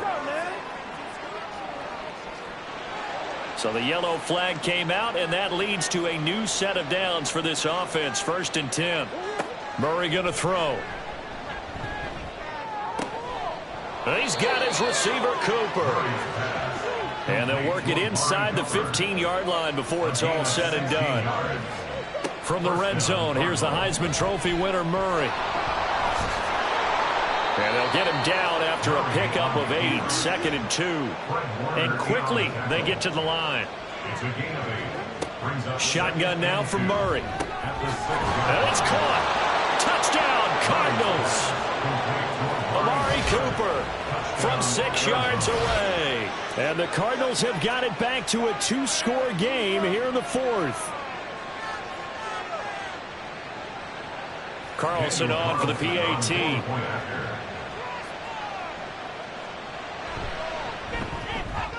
And that one makes this an 11-point deficit now. That time a 6-play drive. 2 scores down, 3 timeouts left. Still a chance if they can somehow get this one back. And the 49er hands team does its job. The risk reward of the onside kick. When you don't get it, the risk comes out to play. And here they gave up great field position. And that's the key to everything, because you're trying your best to press advantages when you have them, and field position leads you to that type of play calling. And whether you want to blitz or whether you want to throw the ball deep, those types of things, now that they've given up that type of field position, the advantage is switched to their opponent. I'll tell you, far from ideal conditions to play in, but neither offense has had much trouble. Plenty of points to go around. 1st and 10. Out of the gun, Walker with it. And he picks up about 6 as he gets this down to the 41. And when do they start thinking about burning these timeouts? They've got all 3 still defensively. To me, you have to start right now. Here's the time, and that means you've got to stop them on defense, not give up the yardage, use your timeouts in order to get the ball back and try and score yourself. But now is the time to start using those timeouts. And keep in mind, it'll also stop the clock at the 2-minute warning. In order to play really good run defense, when you're playing a 3-4, those 3 guys up front, the nose tackle and the guys they call the defensive ends, they're usually big, big people, because they're going to have to eat up a lot of blockers, because it's usually 5 on 3. And when they do their job well, guys who play on the inside, those inside linebackers, they're able to just roam and hit. Got an open man finding Jefferson. So fresh out of the 2-minute warning, and here's another timeout taken with 1:55 remaining. 5 points of contact necessary at this stage as they'll run on 1st down. Now the Cards going to call another timeout, their 2nd. That'll leave them with just 1 remaining in this 4th quarter of play. He's going to get it again. Just looking to get forward and protect the ball. The Cardinals forced to burn their third and final timeout as they'll head to the sideline and talk over what to do next. On third down, here's Walker. And he will have a Niners first down, and that ought to be the one that seals the victory. It's an 8-yard pickup and leads to a new set of downs.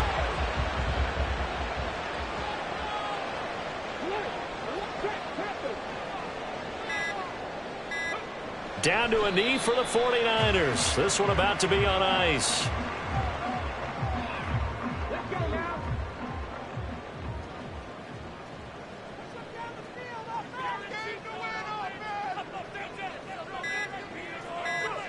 Down to a knee one more time, and that should just about do it. And the clock will roll down to zeros. 4 weeks in, 4-0. I don't think anybody needs to alert the 72 Dolphins just yet, but great start to the season. Great start. How about him taking a knee at the end? And there's no better feeling for a team than to do that, to close out a victory. But you're right, at 4-0, they're sending a message to the rest of the league. They're going to be tough to deal with. So the victory here for San Francisco. And to be frank, Charles, probably not too many people surprised at how this one turned out. Yeah, I don't think so at all. I mean, they're such a good football team. They were at home. You know, you walked in and you looked at the advantages and you saw that they had most of them. It'd take a lot to try and even it up. I just thought 2 words for this ball game: methodical and predictable. And both of them came together. So for the Niners, hey, they finish a perfect month of September as they move to 4-0 on the new campaign. And they'll get to stay home again next week. Meanwhile, for Arizona, they'll fall back to 500 at 2-2. And they'll get a chance to redeem themselves at home next week. And for Charles Davis and our entire crew, I'm Brandon Gaudin. You've been watching the NFL on EA Sports.